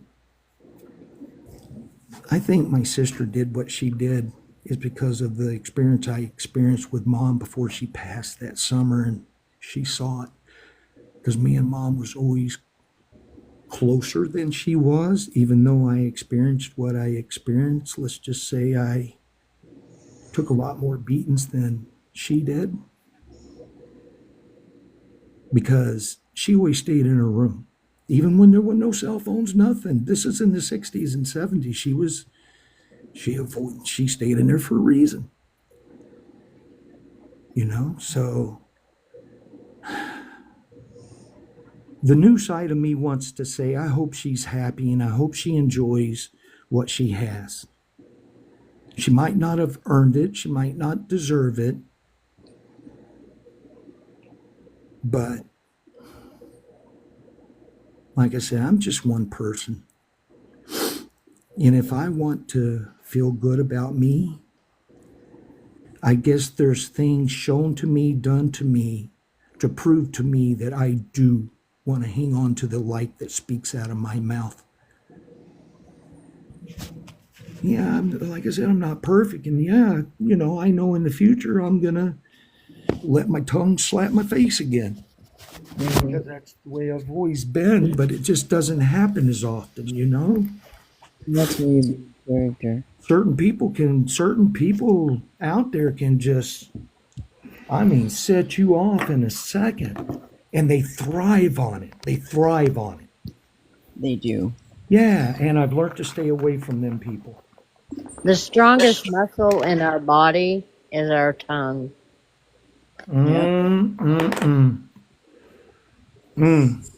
Absolutely.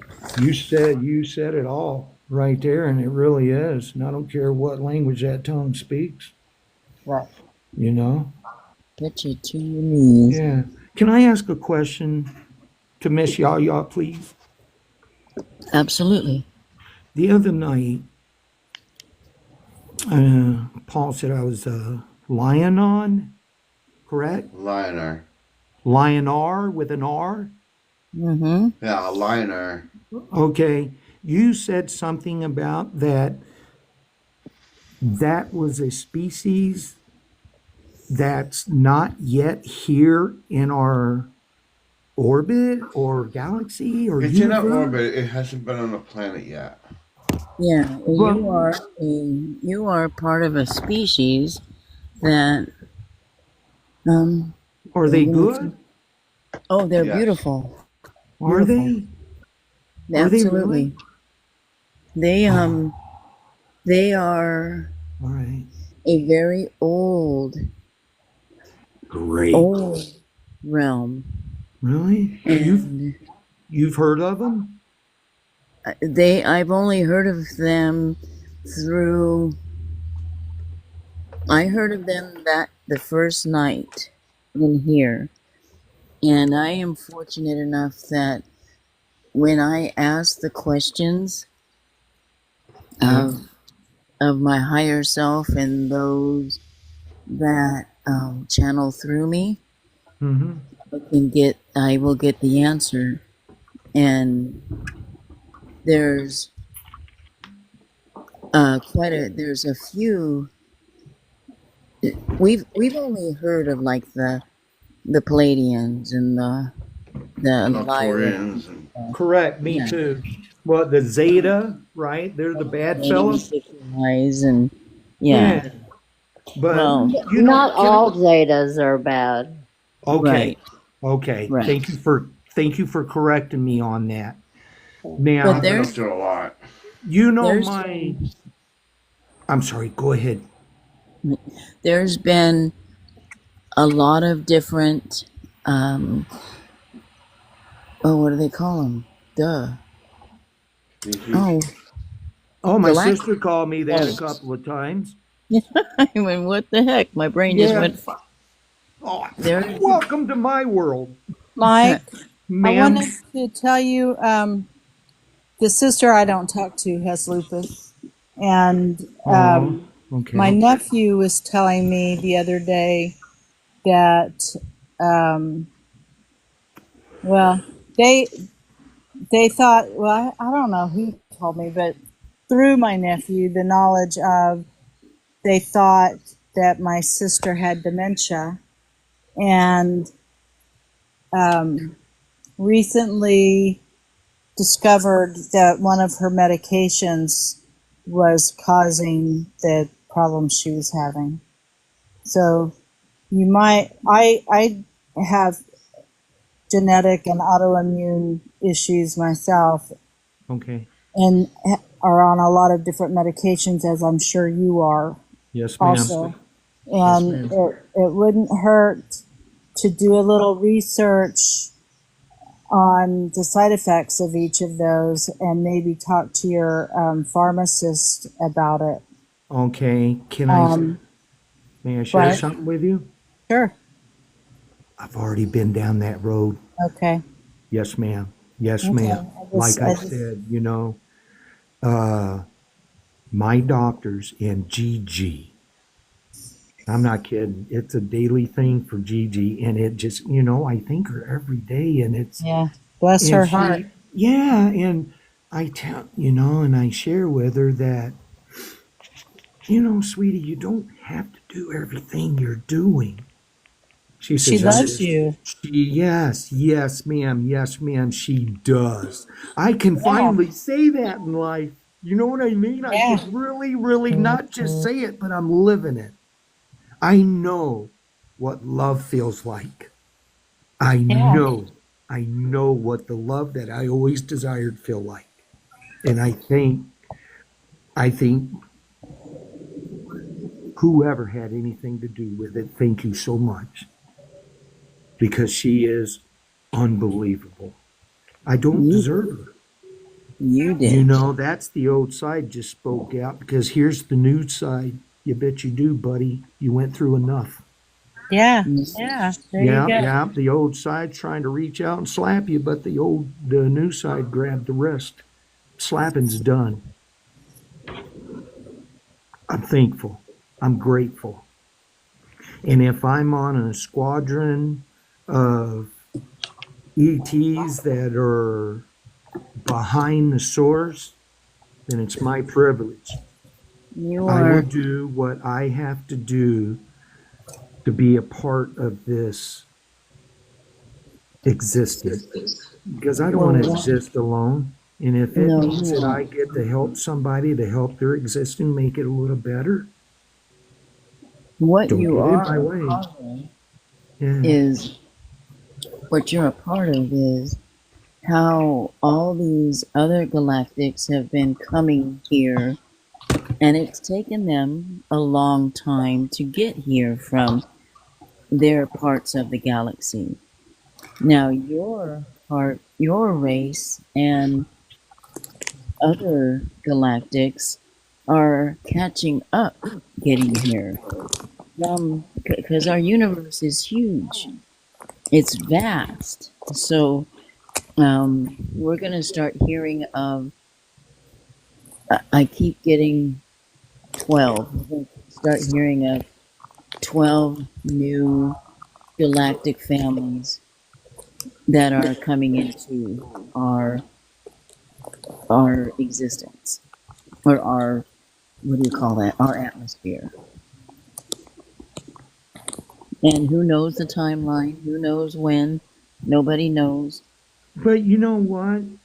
As long as I know there's something out there that I belong to, look how much patience I've learned in this life. Who am Mm-mm. I? Who am I to be hypocritical and say, hurry up? I've had If enough. there's anything I can say, that just something that I became aware of just this weekend Okay.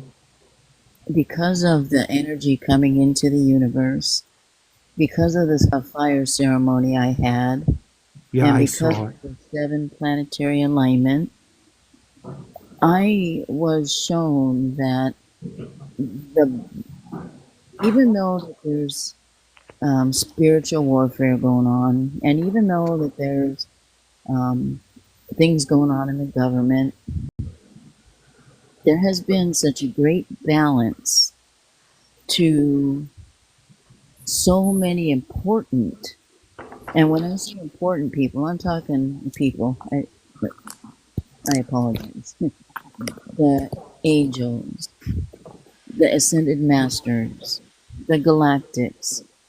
There has been such a universal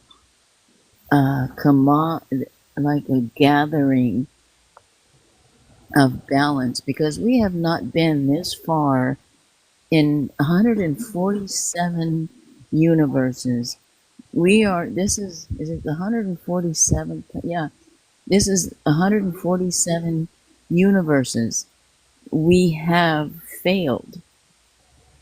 And now we have never came this far in having the universe awaken, having people come together, have other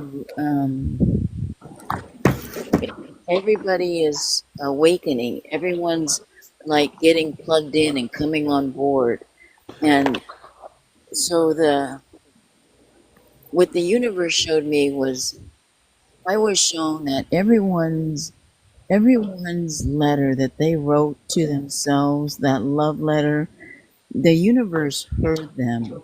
And the energies that are available for us to call out to the universe, talk to your guides, call on the angelics, because they are waiting. They're waiting.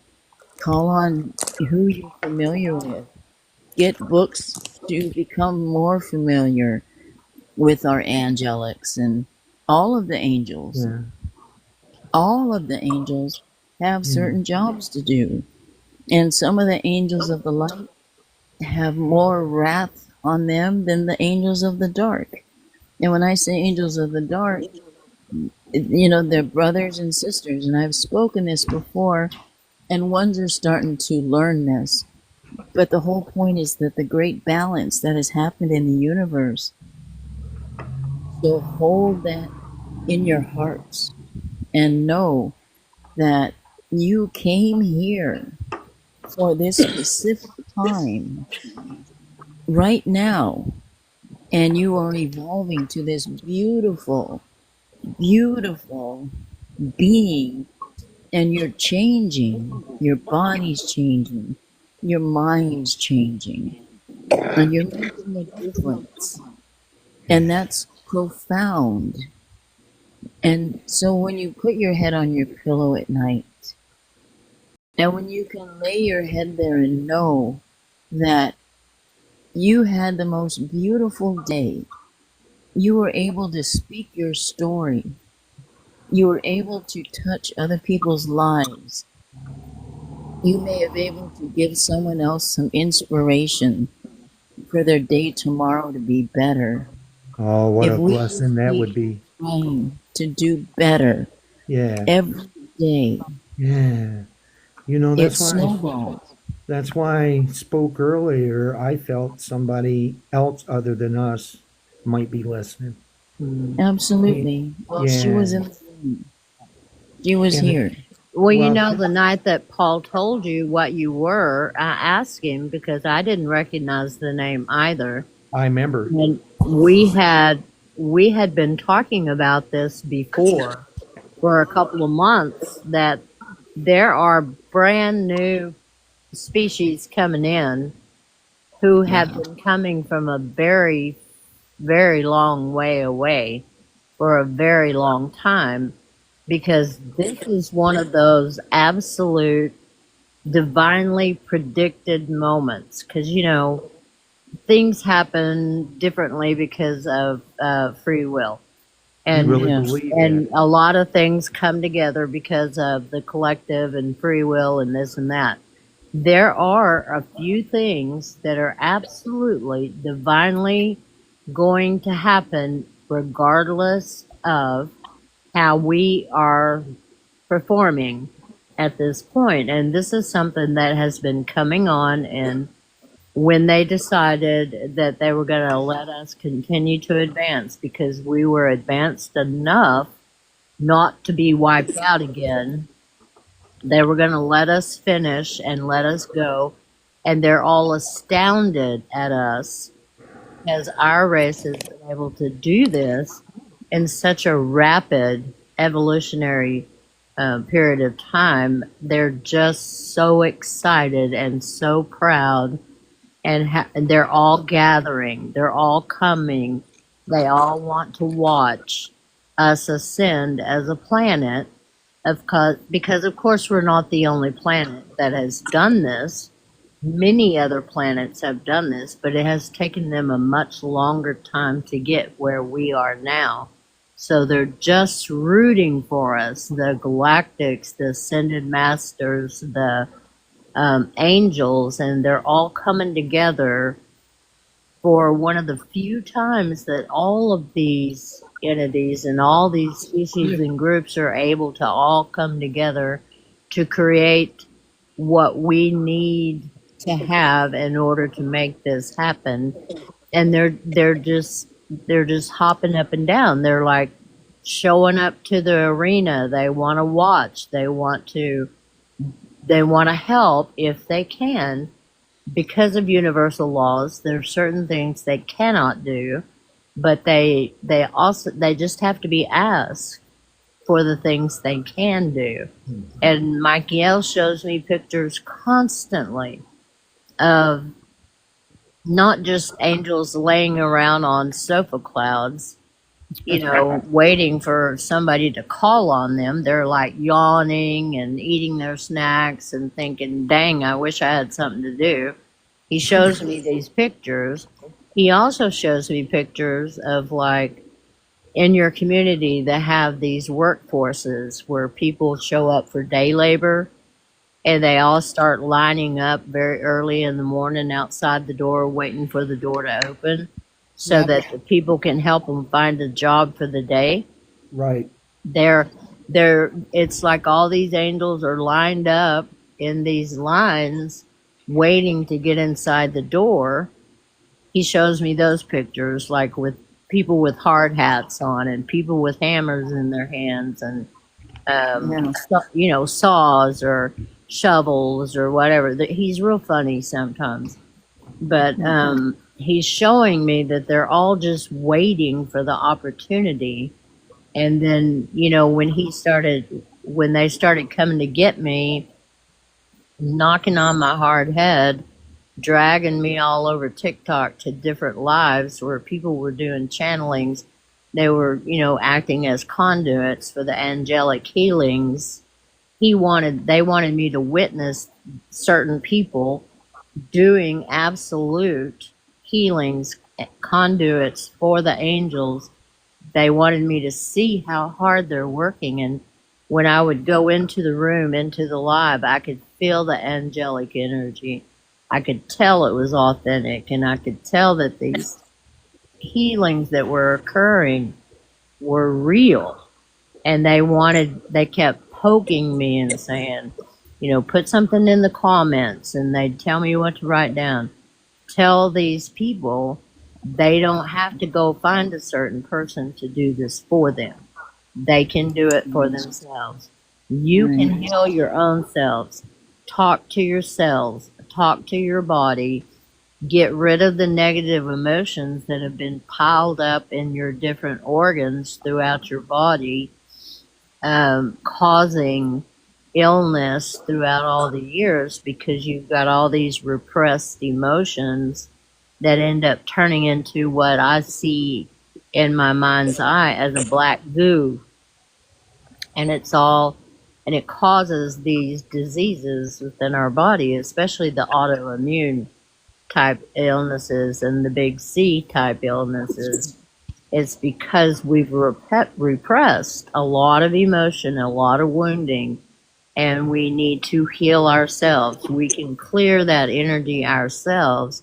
Once we clear out the black goo, there's an empty space. And so a lot of shifting has to occur because you have all these open spaces within you. That's when you start filling it with the light. You fill those spaces with light. With the light. Yes. And then your body, you can recall your original DNA. We automatically, biologically, renew our DNA about every 7 years. We're not very good at it anymore, and so it's not fully restored every 7 years. Yeah. We can do it, and if we meditate and use frequencies and use our minds and its soul, spirit, strength, we can recall that DNA. And they talk about miracles occurring, and in in my lifetime, I've seen absolute miracles, things that should not have ever happened, and they did. And Michael tells me a miracle should not be a rare occurrence. Miracles occur every single day. We just don't recognize it as a miracle, and we don't call upon it to happen as a miracle.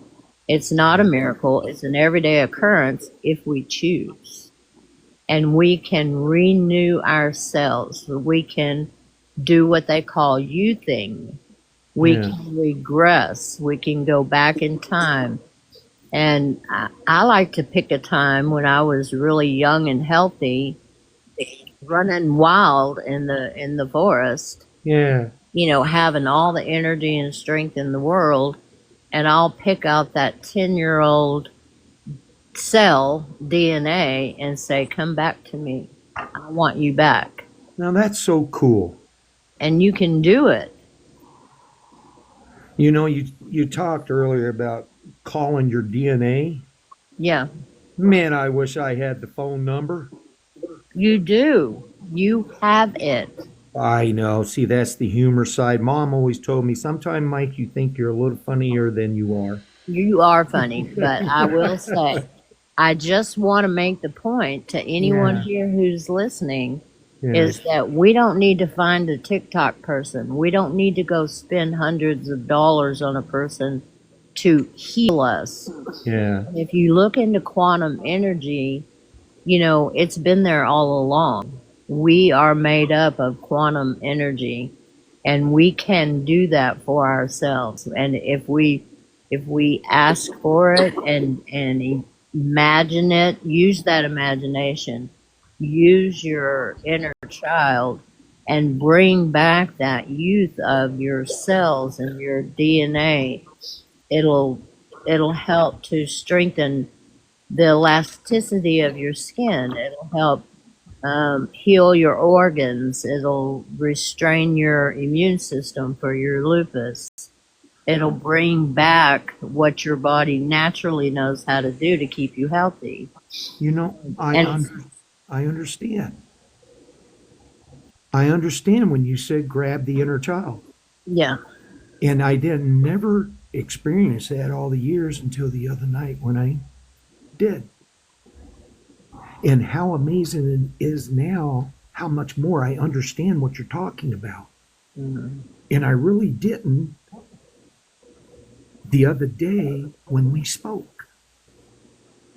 And if I can experience this much gratification in what, like in a week and a half, just imagine where I can carry it further. you're going to. You're going to do this. I know I am. It's kind of, well, it is exciting, but It is very scary. exciting. It's But scary because it's an adventure I've never experienced. Nobody's ever really paid attention. You know what I mean? I go back to periods of time. I was abused as well. And I Okay. go back to periods of time at a certain age, at a certain event that's like struck into my memory. And I bring out that child and picture her the way I looked at that age, at that time, in that situation. And I just picture her, bring her into my lap, love on her, and tell her how beautiful she is, how safe she is, how I'm going to take care of her from now on, and Oh my God, you're integrate repeating my words. that back into your soul. We're split out into shards. You bring that shard back into yourself. You integrate it back into you, and do that each time with each memory, and do it every day. Make it a habit. It's been happening ever since. I mean, without me even trying. The memories that comes to me like always before, quickly. It's like I'm done with it. Yeah. I'm done with the negativity of it. Well, and Because once you run out of those memories that make you upset or distressed, right? then you get into the habit of just grabbing up that inner child and plopping them in your lap and say, let's draw a picture. Let's have fun. let's look at this picture book together. Let's look at the sky. Let's go find the fairies. Let's do something fun today together. And bring that into yourself and your imagination, into your reality every single day.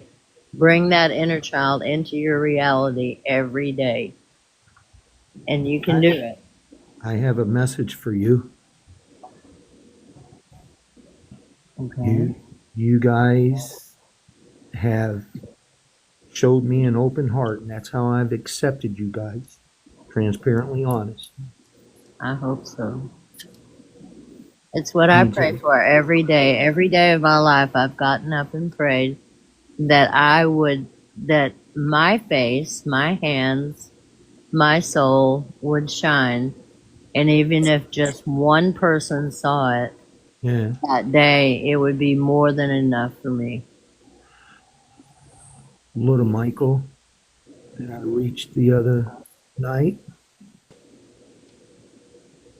Last night when I was holding him, he asked me how I found him. And I said, it's okay not to know right now. Let's just share what we have. And he said, I don't care how you got here.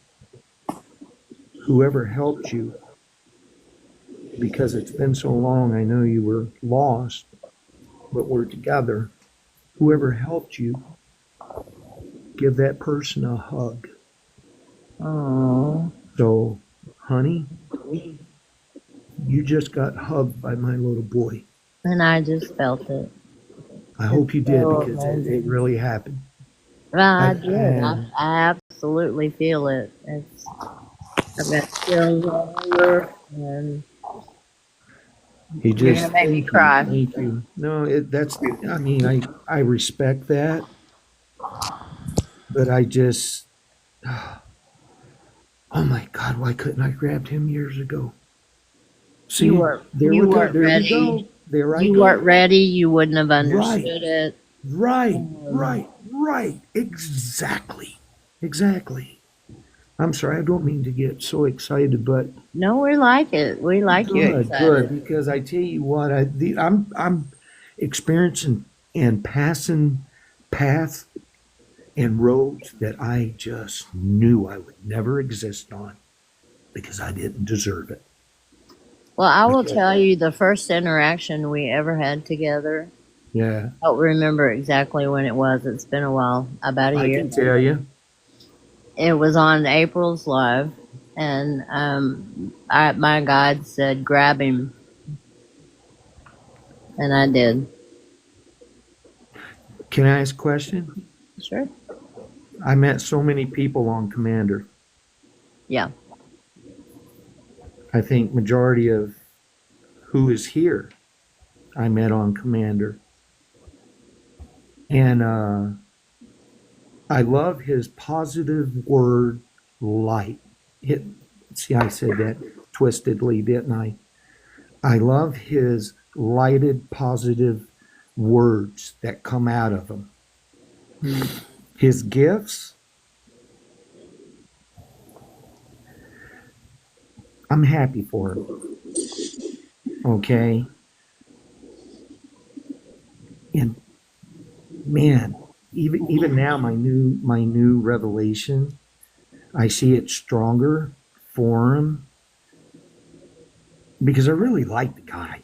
You know, I've been with him what, year and a half, 2 years, Yeah. and the Lord knows I'll tap my finger out.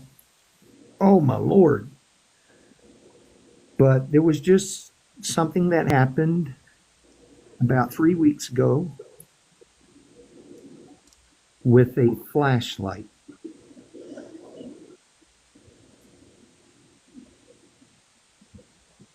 Now, you guys have common sense. You know, one of his gifts, and it didn't work because he had his eyes shut. And he even told the gentleman the flashlight's not necessary. And as soon as he said it, he closed his eyes. and did his spiritual connection to the Astar Command, and he never opened his eyes. And you could see the guy held his fingers up, and you could see the implant. And some of the people thought it was moving, and it absolutely wasn't. And then, as soon as the commander said it's done, it's gone, and you can open your eyes now. And the guy says, "What am I going to tell my church?" And the commander says, "You tell them it's gone. I just took care of it." And you should have seen the comments. And all I stated was, yes, it was definitely still there. And all the people that always makes the comments never made a comment. And it has not been brought up since. Now, he was stunned. He was stunned. Okay? He didn't know what to say. Bless his heart. My heart was with him, man. I mean, this is my first experience to see this. And my heart's still with him. I love the guy. I really do. He, you know, like I said, I love his lighted words and the way that he does put when he speaks to people. He's positive, you know. But I guess I was showed that for a reason. You know, I'm not perfect. But one thing I can say for myself, just like my father, if I say I'm going to do a job for you, I do it. And you don't have to ask me if you're coming to work or if the price is going to go up. I did my job, and I did it pleasurably. So I know gifts are given, and I did it as well for a long time. I haven't since I've seen that, but yet, like you said, honey, I haven't confronted it either. The only thing is says, yes, it was still there, and that's the only comment I made right at the time. I felt like maybe I should have been the one to initiate to continue the conversation about what just happened. Okay, but I did.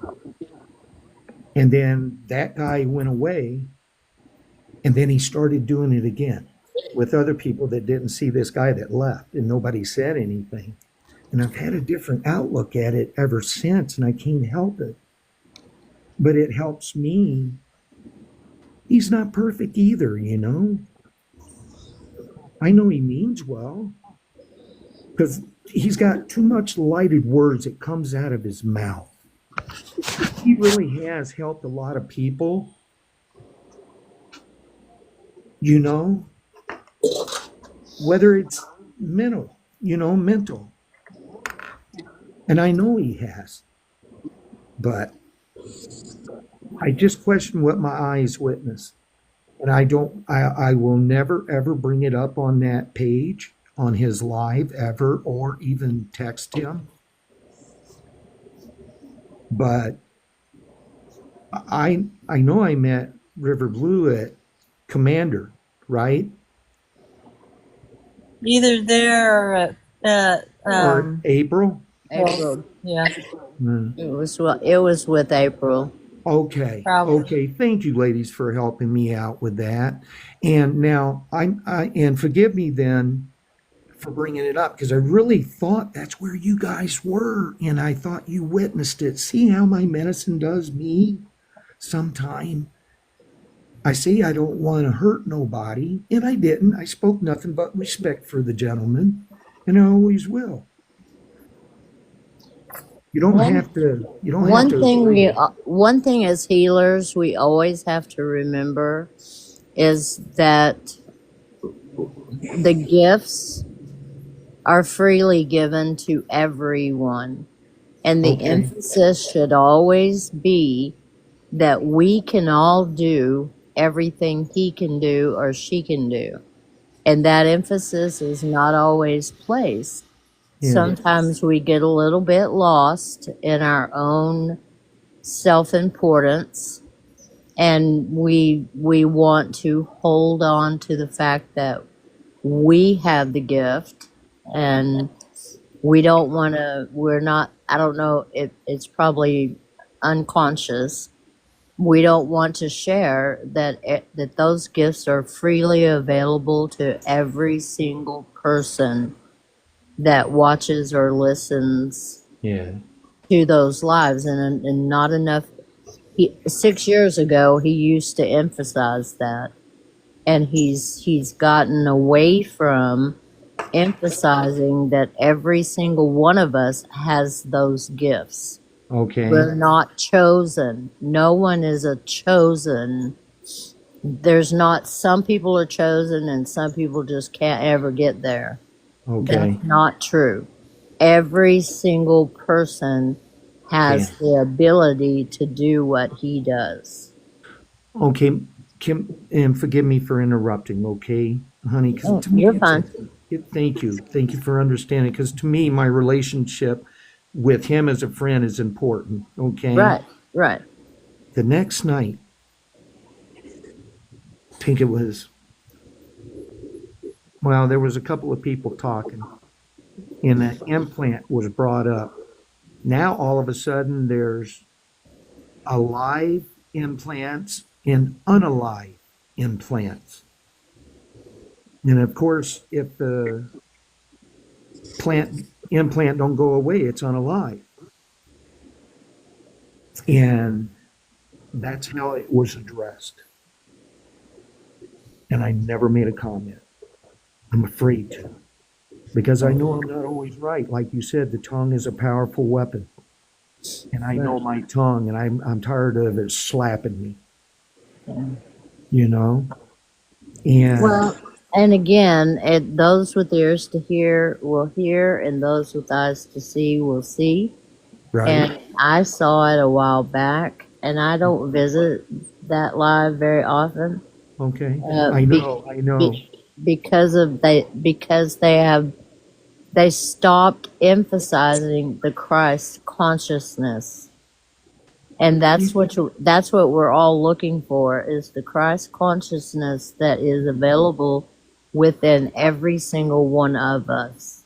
Yeah. And Yeah. it's not just certain chosen people who are allowed to have these gifts. They're not given to just certain people. Yeah.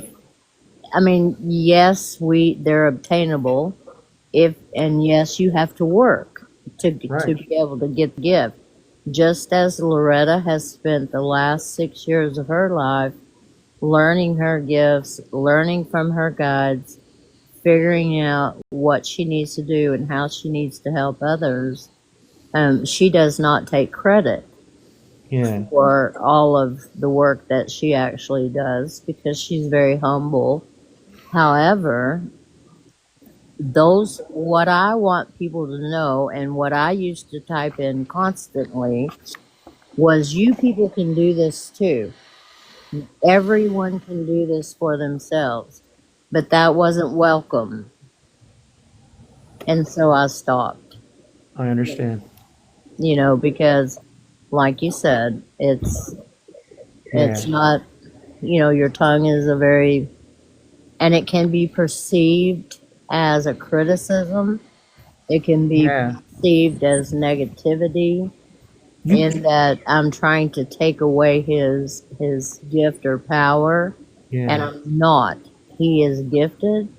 He does have that power, yet so do you. You have everything he has. Now, see, I never imagined having something like that. Well, I shared my story, and you should be able to understand why. right. And now that I've accepted it, honey, it's like I'm walking into the living room when I was that little boy, hoping I had a present there. And when I did, I was so tickled. But the only difference now between me and that kid, that boy, me, is I got all these years of experience of knowledge. Hmm. And if Well, any and of you're reintegrating those pieces of yourself that were lost within those moments, yeah, that was wounded, and you're healing those wounds that you got as a child. You're healing them and integrating them back to the part of your soul that you're carrying in this carcass. But you still have an oversoul as well. a That what? you have your higher self, your oversoul, Okay. that's looking out for this part of you that's here living this experience, and they're bringing these pieces of your soul together to be whole. And you telling me that they're doing this for each and every individual one of us? Yes. That's amazing. It's Yeah. amazing to even have the thought that I'd be a part of something. You are Mhm. as magnificent as any one of us. You are as magnificent as any Bless ascended you. master who ever came here to do the teaching that they did. You know, Jesus said, "You can do all that I do and more." It's within every one of us. Yeah. We all have these abilities. We do have different gifts and only because we choose to focus on different gifts, because those are the ones we like, those are the ones we enjoy, those are the ones that we practice more for whatever reason. And every one of us has our own individual gifts and powers and Yeah. ways of healing and ways of sharing with others. Yeah. And that's what makes us so magnificent, is we bring them all here together and share them. And you share with us what your gifts are. Loretta shares hers. Yeah. Suzanne has hers. Diane, Paul, Brim, Aria, Aylin, all of the people that are here sharing and listening, we all have our own individual strengths and gifts that we share with one another. I can And feel it. that's what we all came here to do, is to bring us all together collectively to share those gifts. And One in, thing that I'm sorry, go ahead. I Go was ahead. I was finished. I mean, I just want my main message every single time I speak is to tell people that they are as powerful as they want to be. It's all right there within you. You have it. Oh, I love your saying on your, oh, bless you so much. Snore away, pal. You deserve it. I think You're, it's Paul. I think so too. Bless him. Uh, you have a saying under your profile. I'm here. Can you repeat that? I'm here to help you with numbers, not your ego. Oh, yeah. Yeah, yeah. And you have absolutely proven that.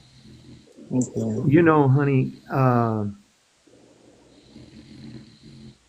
haven't said it often, but this has really been a privilege for me to spend time with you in River Blue. River Blue, may I ask you what your real name is? Suzanne. Suzanne? Yes, sir. Oh, thank you. No, I'm Mike. I'm Mike. Yeah. Thank you so much, ladies. Aw. And my wife even hugs you, and thank you for talking to me. I told her, I kept getting up and down. Oh, I want to go on. She said, go ahead, Mike. Come on. They're talking about what you experience. She said, somebody's out there has to hear what you got to say. Yep. And I says, I tell you what, I'll stay up with you. I'll keep listening to them, and I'll stay up with you until you go to bed. So I put her to bed, and it was 11:30 when I came on. and put the dogs to bed. And I got my little one right here beside me. We're babysitting. And I came on. I decided to come on and talk. And honey, when you mentioned back about somebody getting high all day, man, I respect that. I really do. And a good opinion that I never even considered with somebody who doesn't do it. But it made me realize that, you know what? Even though I do live that, I'm okay. It might take me a little longer to receive something, to be able to give something, but who am I to put time on anything? Let me go ahead and just be who I am. My wife sees it in me, and she has no negligence whatsoever about what I do. She helps me because she sees it helps me. It relaxes my muscles, and I have a bad breathing. If you have an asthma attack, a normal session in the emergency room is 3 sessions of the mist. Right. My very first attack, I had 9. They pulled her out in the hallway on the 7th and says, this better start kicking in soon, or we're going to have a problem. This happened 3 years ago. I ended up 3 days in the hospital because even if I lifted my head up, the whole room would spin. My oxygen was so low. And I've been maintaining it ever since. Like you said, side effects, and they readjust as you go through it. My doctors had to all get together, and they finally came up with a medicine that really helped both of my arthritis and not affect another one. I lived the first 6 years just going up and down. I had a high liver level enzyme count, and by that 3 months that I stopped sugar and then I lost my weight over the year and a half, I healed my own liver. I don't have liver enzymes anymore. I'm okay. My liver's okay. So I understand what you mean by we can heal our own selves. You got to believe it. Yes. You absolutely see. Lights are kicking on to me as words are coming out of my mouth because I'm talking to myself too. Mm-hmm. You Yeah. can do it. We can all do it. Yeah. But we don't need to get into a position where we feel like we have to be on a spiritual high every moment, because you'll disappoint yourself, because sometimes you just can't. And it's like our friend Robin says, sometimes you can't fake the funk. If you don't feel good, just don't, and then get over it. Yeah. Get past it, forgive yourself. You're not going to be able to do this 100% of the time, 7 days a week, 24 hours a day. You can't. And function? Right. Is that what you mean? As well, if, like Loretta's at a stage where she can stay high for long, long periods of time. Now, who's Loretta? Yaya.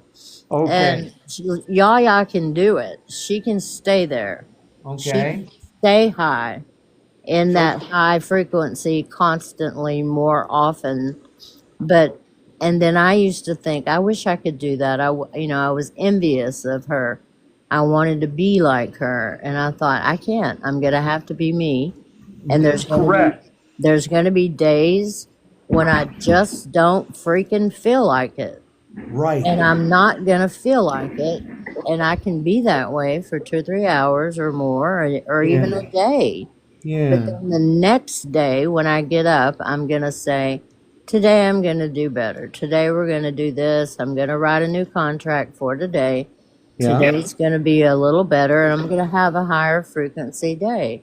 But I can't expect myself to be on 100% frequency high every day. And you just helped me understand something, honey, once again. And I'm so grateful that you ladies and gentlemen crossed my path. My high is for my physical. And it always has been from day one. I remember the very first time. I couldn't believe the feeling. Bless you. Thank you. I remember running 3 miles the very first time I tried it. I ran another 3 miles. I turned around and ran back around that golf course. That's how happy I was and free I was because I was able to let go of my mental past. It was helping cover it or helping me accept it. Okay. And this is back when if you drop dirty, you get in trouble. Well, I dropped dirty and I got in trouble, but I made up for it. I paid my price. And I have never let it affect me, and it never has like alcohol did. Alcohol makes me out of control, makes everybody out of control. And it absolutely does. I don't care who you are. It's the fact. It's the way it is. That's why I feel sorry for the person who thought of the ad, driving buzz is like drunk driving. No, there's no comparison. There really isn't. There really isn't. Because I'm going to let you know, honey, I've been high since I've been on this conversation. I was high last week. I've been high the whole time. And it helps my mind. It helps my body. And I needed that. Again, it was my journey. You know, I needed that. I need it. And because my mom admitted to it, even though she didn't want to get involved in my medical, at least she agreed with my doctor that it got a bad rep over all the years, and she witnessed with her own eyes how much it helped me both physically and mentally when I went back that summer. Yeah. I even asked her to join me. I said, "What's it going to do, Mom? Kill you?" Yeah. No. Oh, man, there I go again. Oh, my goodness. But Well, a lot of people I enjoy it. misunderstand the THC or the CBD, the way it interacts chemically Oh, bless you. to elevate the serotonin and release the dopamine within your brain. And it is more of a natural way to regulate your chemicals than some of the drugs that they're using to do the same thing. But Yeah. what I used to tell my patients when they had chronic pain or when they even had acute pain Yeah. was that if you can't function with pain is one of the most debilitating things that occur to the human body, and if you can't think because you hurt so bad, if you can't function, if you can't get up and walk, if you can't think and talk and interact properly Right. because you're in so much pain, there is no shame in reducing that pain to a level where you can function. And a Yeah. lot of people don't understand that.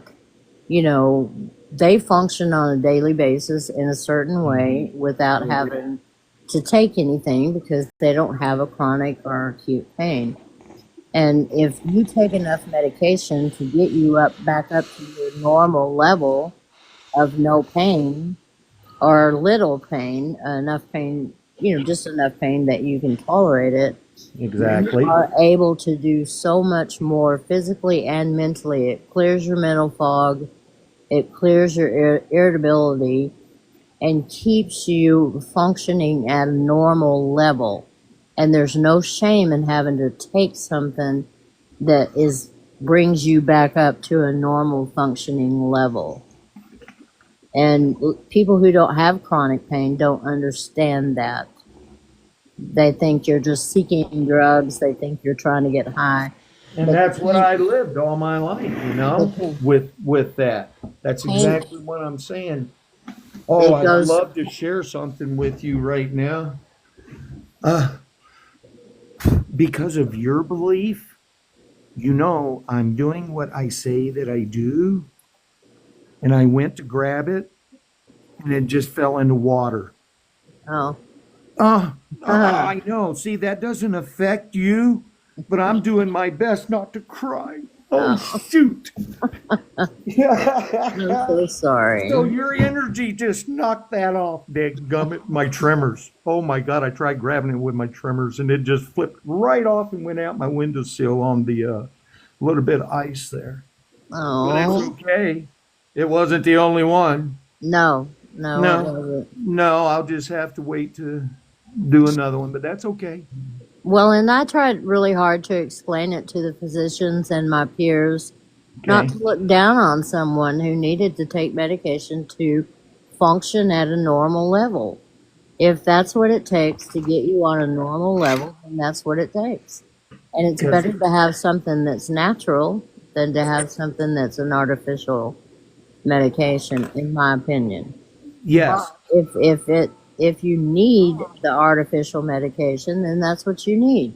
And until you don't need it anymore, because we have pain receptors in our body hmm that these medications target.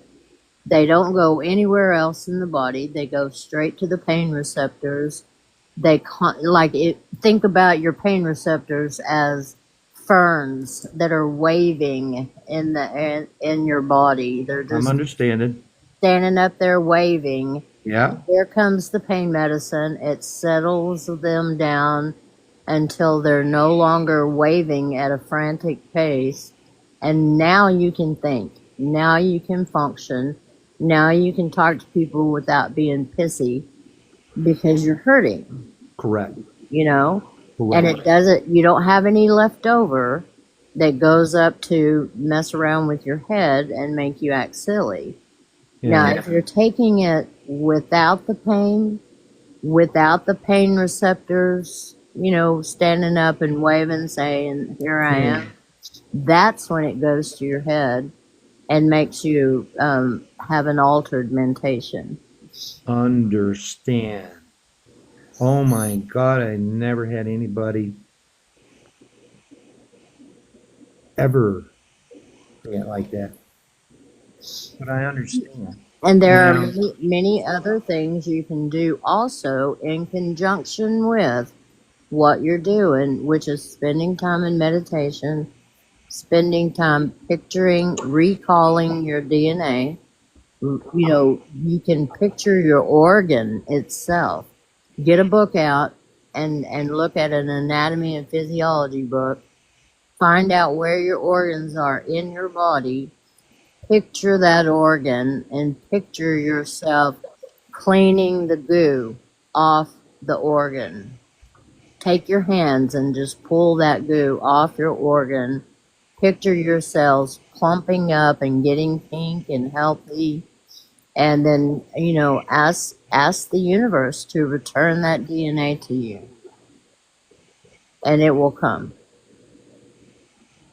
how can I not at least try? Right. You know? Absolutely. And when you spoke of them not understanding, it was back the earlier conversation we had, them. It's kind of like my mom. How can we expect anything from somebody who never received it before? How can they give something they never received? They don't understand. They've never felt it. They've never had the right direction, Yeah. you know? Or the I right guess they got to have patience in life and look out. You can't just sit on a phone and play a game all the time. It's good. And, I balance life that way because I shoot pool. I love pool. I couldn't shoot pool now. Do you have a vibration plate, Mike? A who? A vibration plate? What? I'm afraid to ask. Okay, What's that? so it's a machine, and they have a multitude of types, and you can research it. Just look it up, vibration plate. They're Okay. all over TikTok. You can Mhm. also look on Temu, Amazon, lots of different places. Yeah. They increase your bone density. They increase your lymphatic drainage. The vibration does? Yes, and it decreases your brain fog. It releases the toxic emotions and energy that you have within your body. It strengthens your muscles. It does wonders for your balance, and it will improve that neuropathy that you have in your feet. Okay, because it's growing up. Well, it has went from my feet. It's up in my chest now, and it's gotten to my hands because sometimes my motor function stops and I got to let go of what I'm doing, shake it off, and start over again. And Start it is. research it. Get you one. They're not that expensive. I be honest with you, honey, and this is embarrassing, but before I can buy anything, there will be food in that Right. fridge. We Okay. we found I'm telling you, I'm so discouraged. we found What Paul happened is one. medical. We found Paul a really nice one on Temu that was $60. Yeah, no, I would spend food. Okay, I- well, I'm sorry. save it up. You know, You put don't. aside a couple of dollars a week. I wish I could, honey, but you don't understand. Okay, Yeah. this has been a 10-year battle. 10-year battle. When I mentioned my wife paid off her car finally after 6 years, that's extra little money in our pockets a Are month. you on Medicaid? No, I'm Social Security. I'm only 63. Okay, so you are taking your Social Security. Yes, Within but your- listen, I within was your a social- handyman. I was a handyman. Understand? Okay, A so lot of you get a cash book. deals. You get a booklet every year for your Social Security that you have benefits, that you Right. build up points, Oh, I and didn't you know can that. go through a catalog, and you can get medical equipment for free from Oh, I didn't know that. from Medicare. Look into your Medicare policy, enroll in that section. It's free, and you will build up points over a period of time. You Okay. can look through that catalog, and the vibration plate has become popular enough that they're putting it into physical therapy departments. They're putting it into doctors' offices, gyms, different places Right. that you can go to, and they use it as, therapy. Yeah. And so once you can you can start out by using it sitting in your chair and just putting your feet on it. You can actually sit on it, and then once you work your way up to, you can stand on it, Okay. and it will vibrate your entire body. You can program it in different ways to jiggle different parts of your body at different speeds for ever how long. I was 15 going to ask you if it does it have a certain time lapse with it that you're supposed to do it daily? Yes, and you can work your way up to that. Suzanne started out just a few minutes at a time, worked her way up. She's doing it every day for long periods of time. It's great for pain, chronic pain. It's great for your back, your Okay. legs, but it is really good for neuropathy. And 15 minutes on the vibration plate is equal to 30 minutes of jogging. I can understand that. That I can understand that. Now, to me, because I jog so long, the principle of it makes sense to me. Hmm. Absolutely. I keep falling asleep. I'm gonna say good night. Bless you, sweetie. Thanks for sharing, Mike. Good night, Thank you guys. so much. And it was such a pleasure to be able to talk to you without typing. I miss you. Yeah. Yeah, it gets old. Love Yeah. you guys. Yeah. Love you, Good night. Yeah. I love you too, Susan. Right, Susan? Suzanne. Suzanne. Suzanne, please. I don't even try to think of the medications, Susan. I don't even try to remember them. G knows them all. That's like the flowers. I've designed my yard, and it's very well designed. And I have a 20-foot stone heart in my front yard that I built out of river rocks.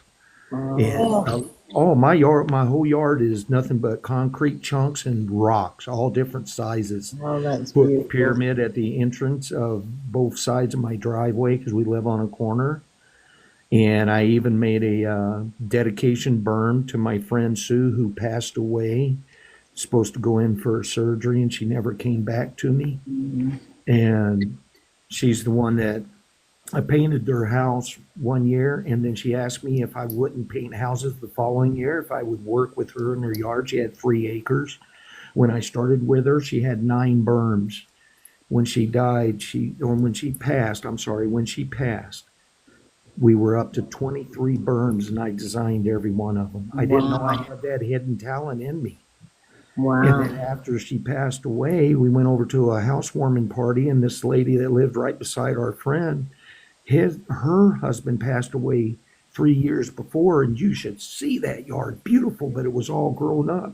So I said, hey, I won't charge you a penny, but let me take everything out and I'll continue your husband's legacy. I'll design my yard if you'll let me. She gave me everything. I didn't charge her a penny, and her yard was just nice and bare, threw grass seed out for her. And she passed away a couple of years, but she always would tell the neighbors how she got the enjoyment of her husband's materials that he worked for actually didn't just lay there and get covered. It woke back up in a different picture. Wow. And our whole neighborhood, they even tell me we remember the very first concrete chunk you put down, because that's the first thing I grabbed. I grabbed it and looked up and said, what did you do to me? Why I look so foolish with this 2 big piles of concrete and all these rocks. I already had my plants in the ground and my design. Well, I put 4 of them in the back of the truck. I backed it down, picked it up, or right before I picked it up, as I touched it and slid it to me, I looked up and says, okay, you put them here, help me design this yard. And I'm telling you guys, I picked that stone up with no problem, turned around and placed it, and it went from there. I knew as soon as I laid that first rock down what design I was going for. Oh, bless you, man. Mhm. I think we better all sign I off. think so. Listen, honey, thank you so much. You're welcome. Truly, and I meant what I said. My little Michael is hugging you. I can feel him. I know. I hope so. I hope so. I He's thank you again. he's playing with my little Becky inside. They're running around in a clear cornfield, just having a blast as far as my little Michael's concerned. Well, we grew up in Arkansas too. Oh, bless you. Where'd you grow up at, if you don't mind me asking? We lived in Mariana. I know Mariana. Yeah. Yeah, I was just below Hot Springs area. Yeah. We lived way out in the country. It was about 20, 30 miles from town. Yeah. Oh, what a Right on beautiful the life. on the state forest line. Oh my goodness. Oh my goodness. I can remember. Listen, honey, thank you so much. Really, thank you for caring. Because love you really you. did help out one human being in this world, and that's me. At least I'm man enough to say it. You really Well, helped me out, and I thank you so much. well, we all love you very much. Well, I hope one day that we all can look each other in the eye and give a real honest hug. We will. I really hope so. I believe we will. Yeah, I know GB right there. She'll hug you tight. So you're the one that did this to Mike. Yeah. Well, listen, sweetie, you have a good day. I Good will. night. And we'll talk again soon. Are you coming up Sunday? Yes, I'll be with Paul on Thursday night, and then I'll have my own on Sunday night. Okay. Okay. Well, as long as you guys don't mind, I definitely enjoy Absolutely not. We being with want you you here. guys. I Yeah. usually listen to Commander. I really do, but I didn't even go there tonight. I looked at my phone. I said, "Oh my God, it's 2:20 in the morning." Yeah, it Yeah. is. Yeah. All right, honey. Listen, you have a good day tomorrow, okay? Too. All All right. right. Love you. All right. All Love you right. too. Good night. Good night. Good night. Thank you, sir. Oh, no problem. Paul, are you back, or are we still talking? Oh, I've been back. Okay. You've been snoring away there, buddy. That's right. We've been Yeah, helping you. I had a long day. It's okay, You're gonna pal. have You to tell me deserved it. about it. Yeah, you do not have to explain, man. You deserved every snore we enjoyed. Yeah, Because we you're gonna have to tell us. understand. We You'll have to tell us understand. about your trip on Thursday, okay? Yeah. Okay. I look forward to hearing it. All right. Love you Okay, guys. guys. Love you guys. All right. Bye. Bye. Good night. Bless thee.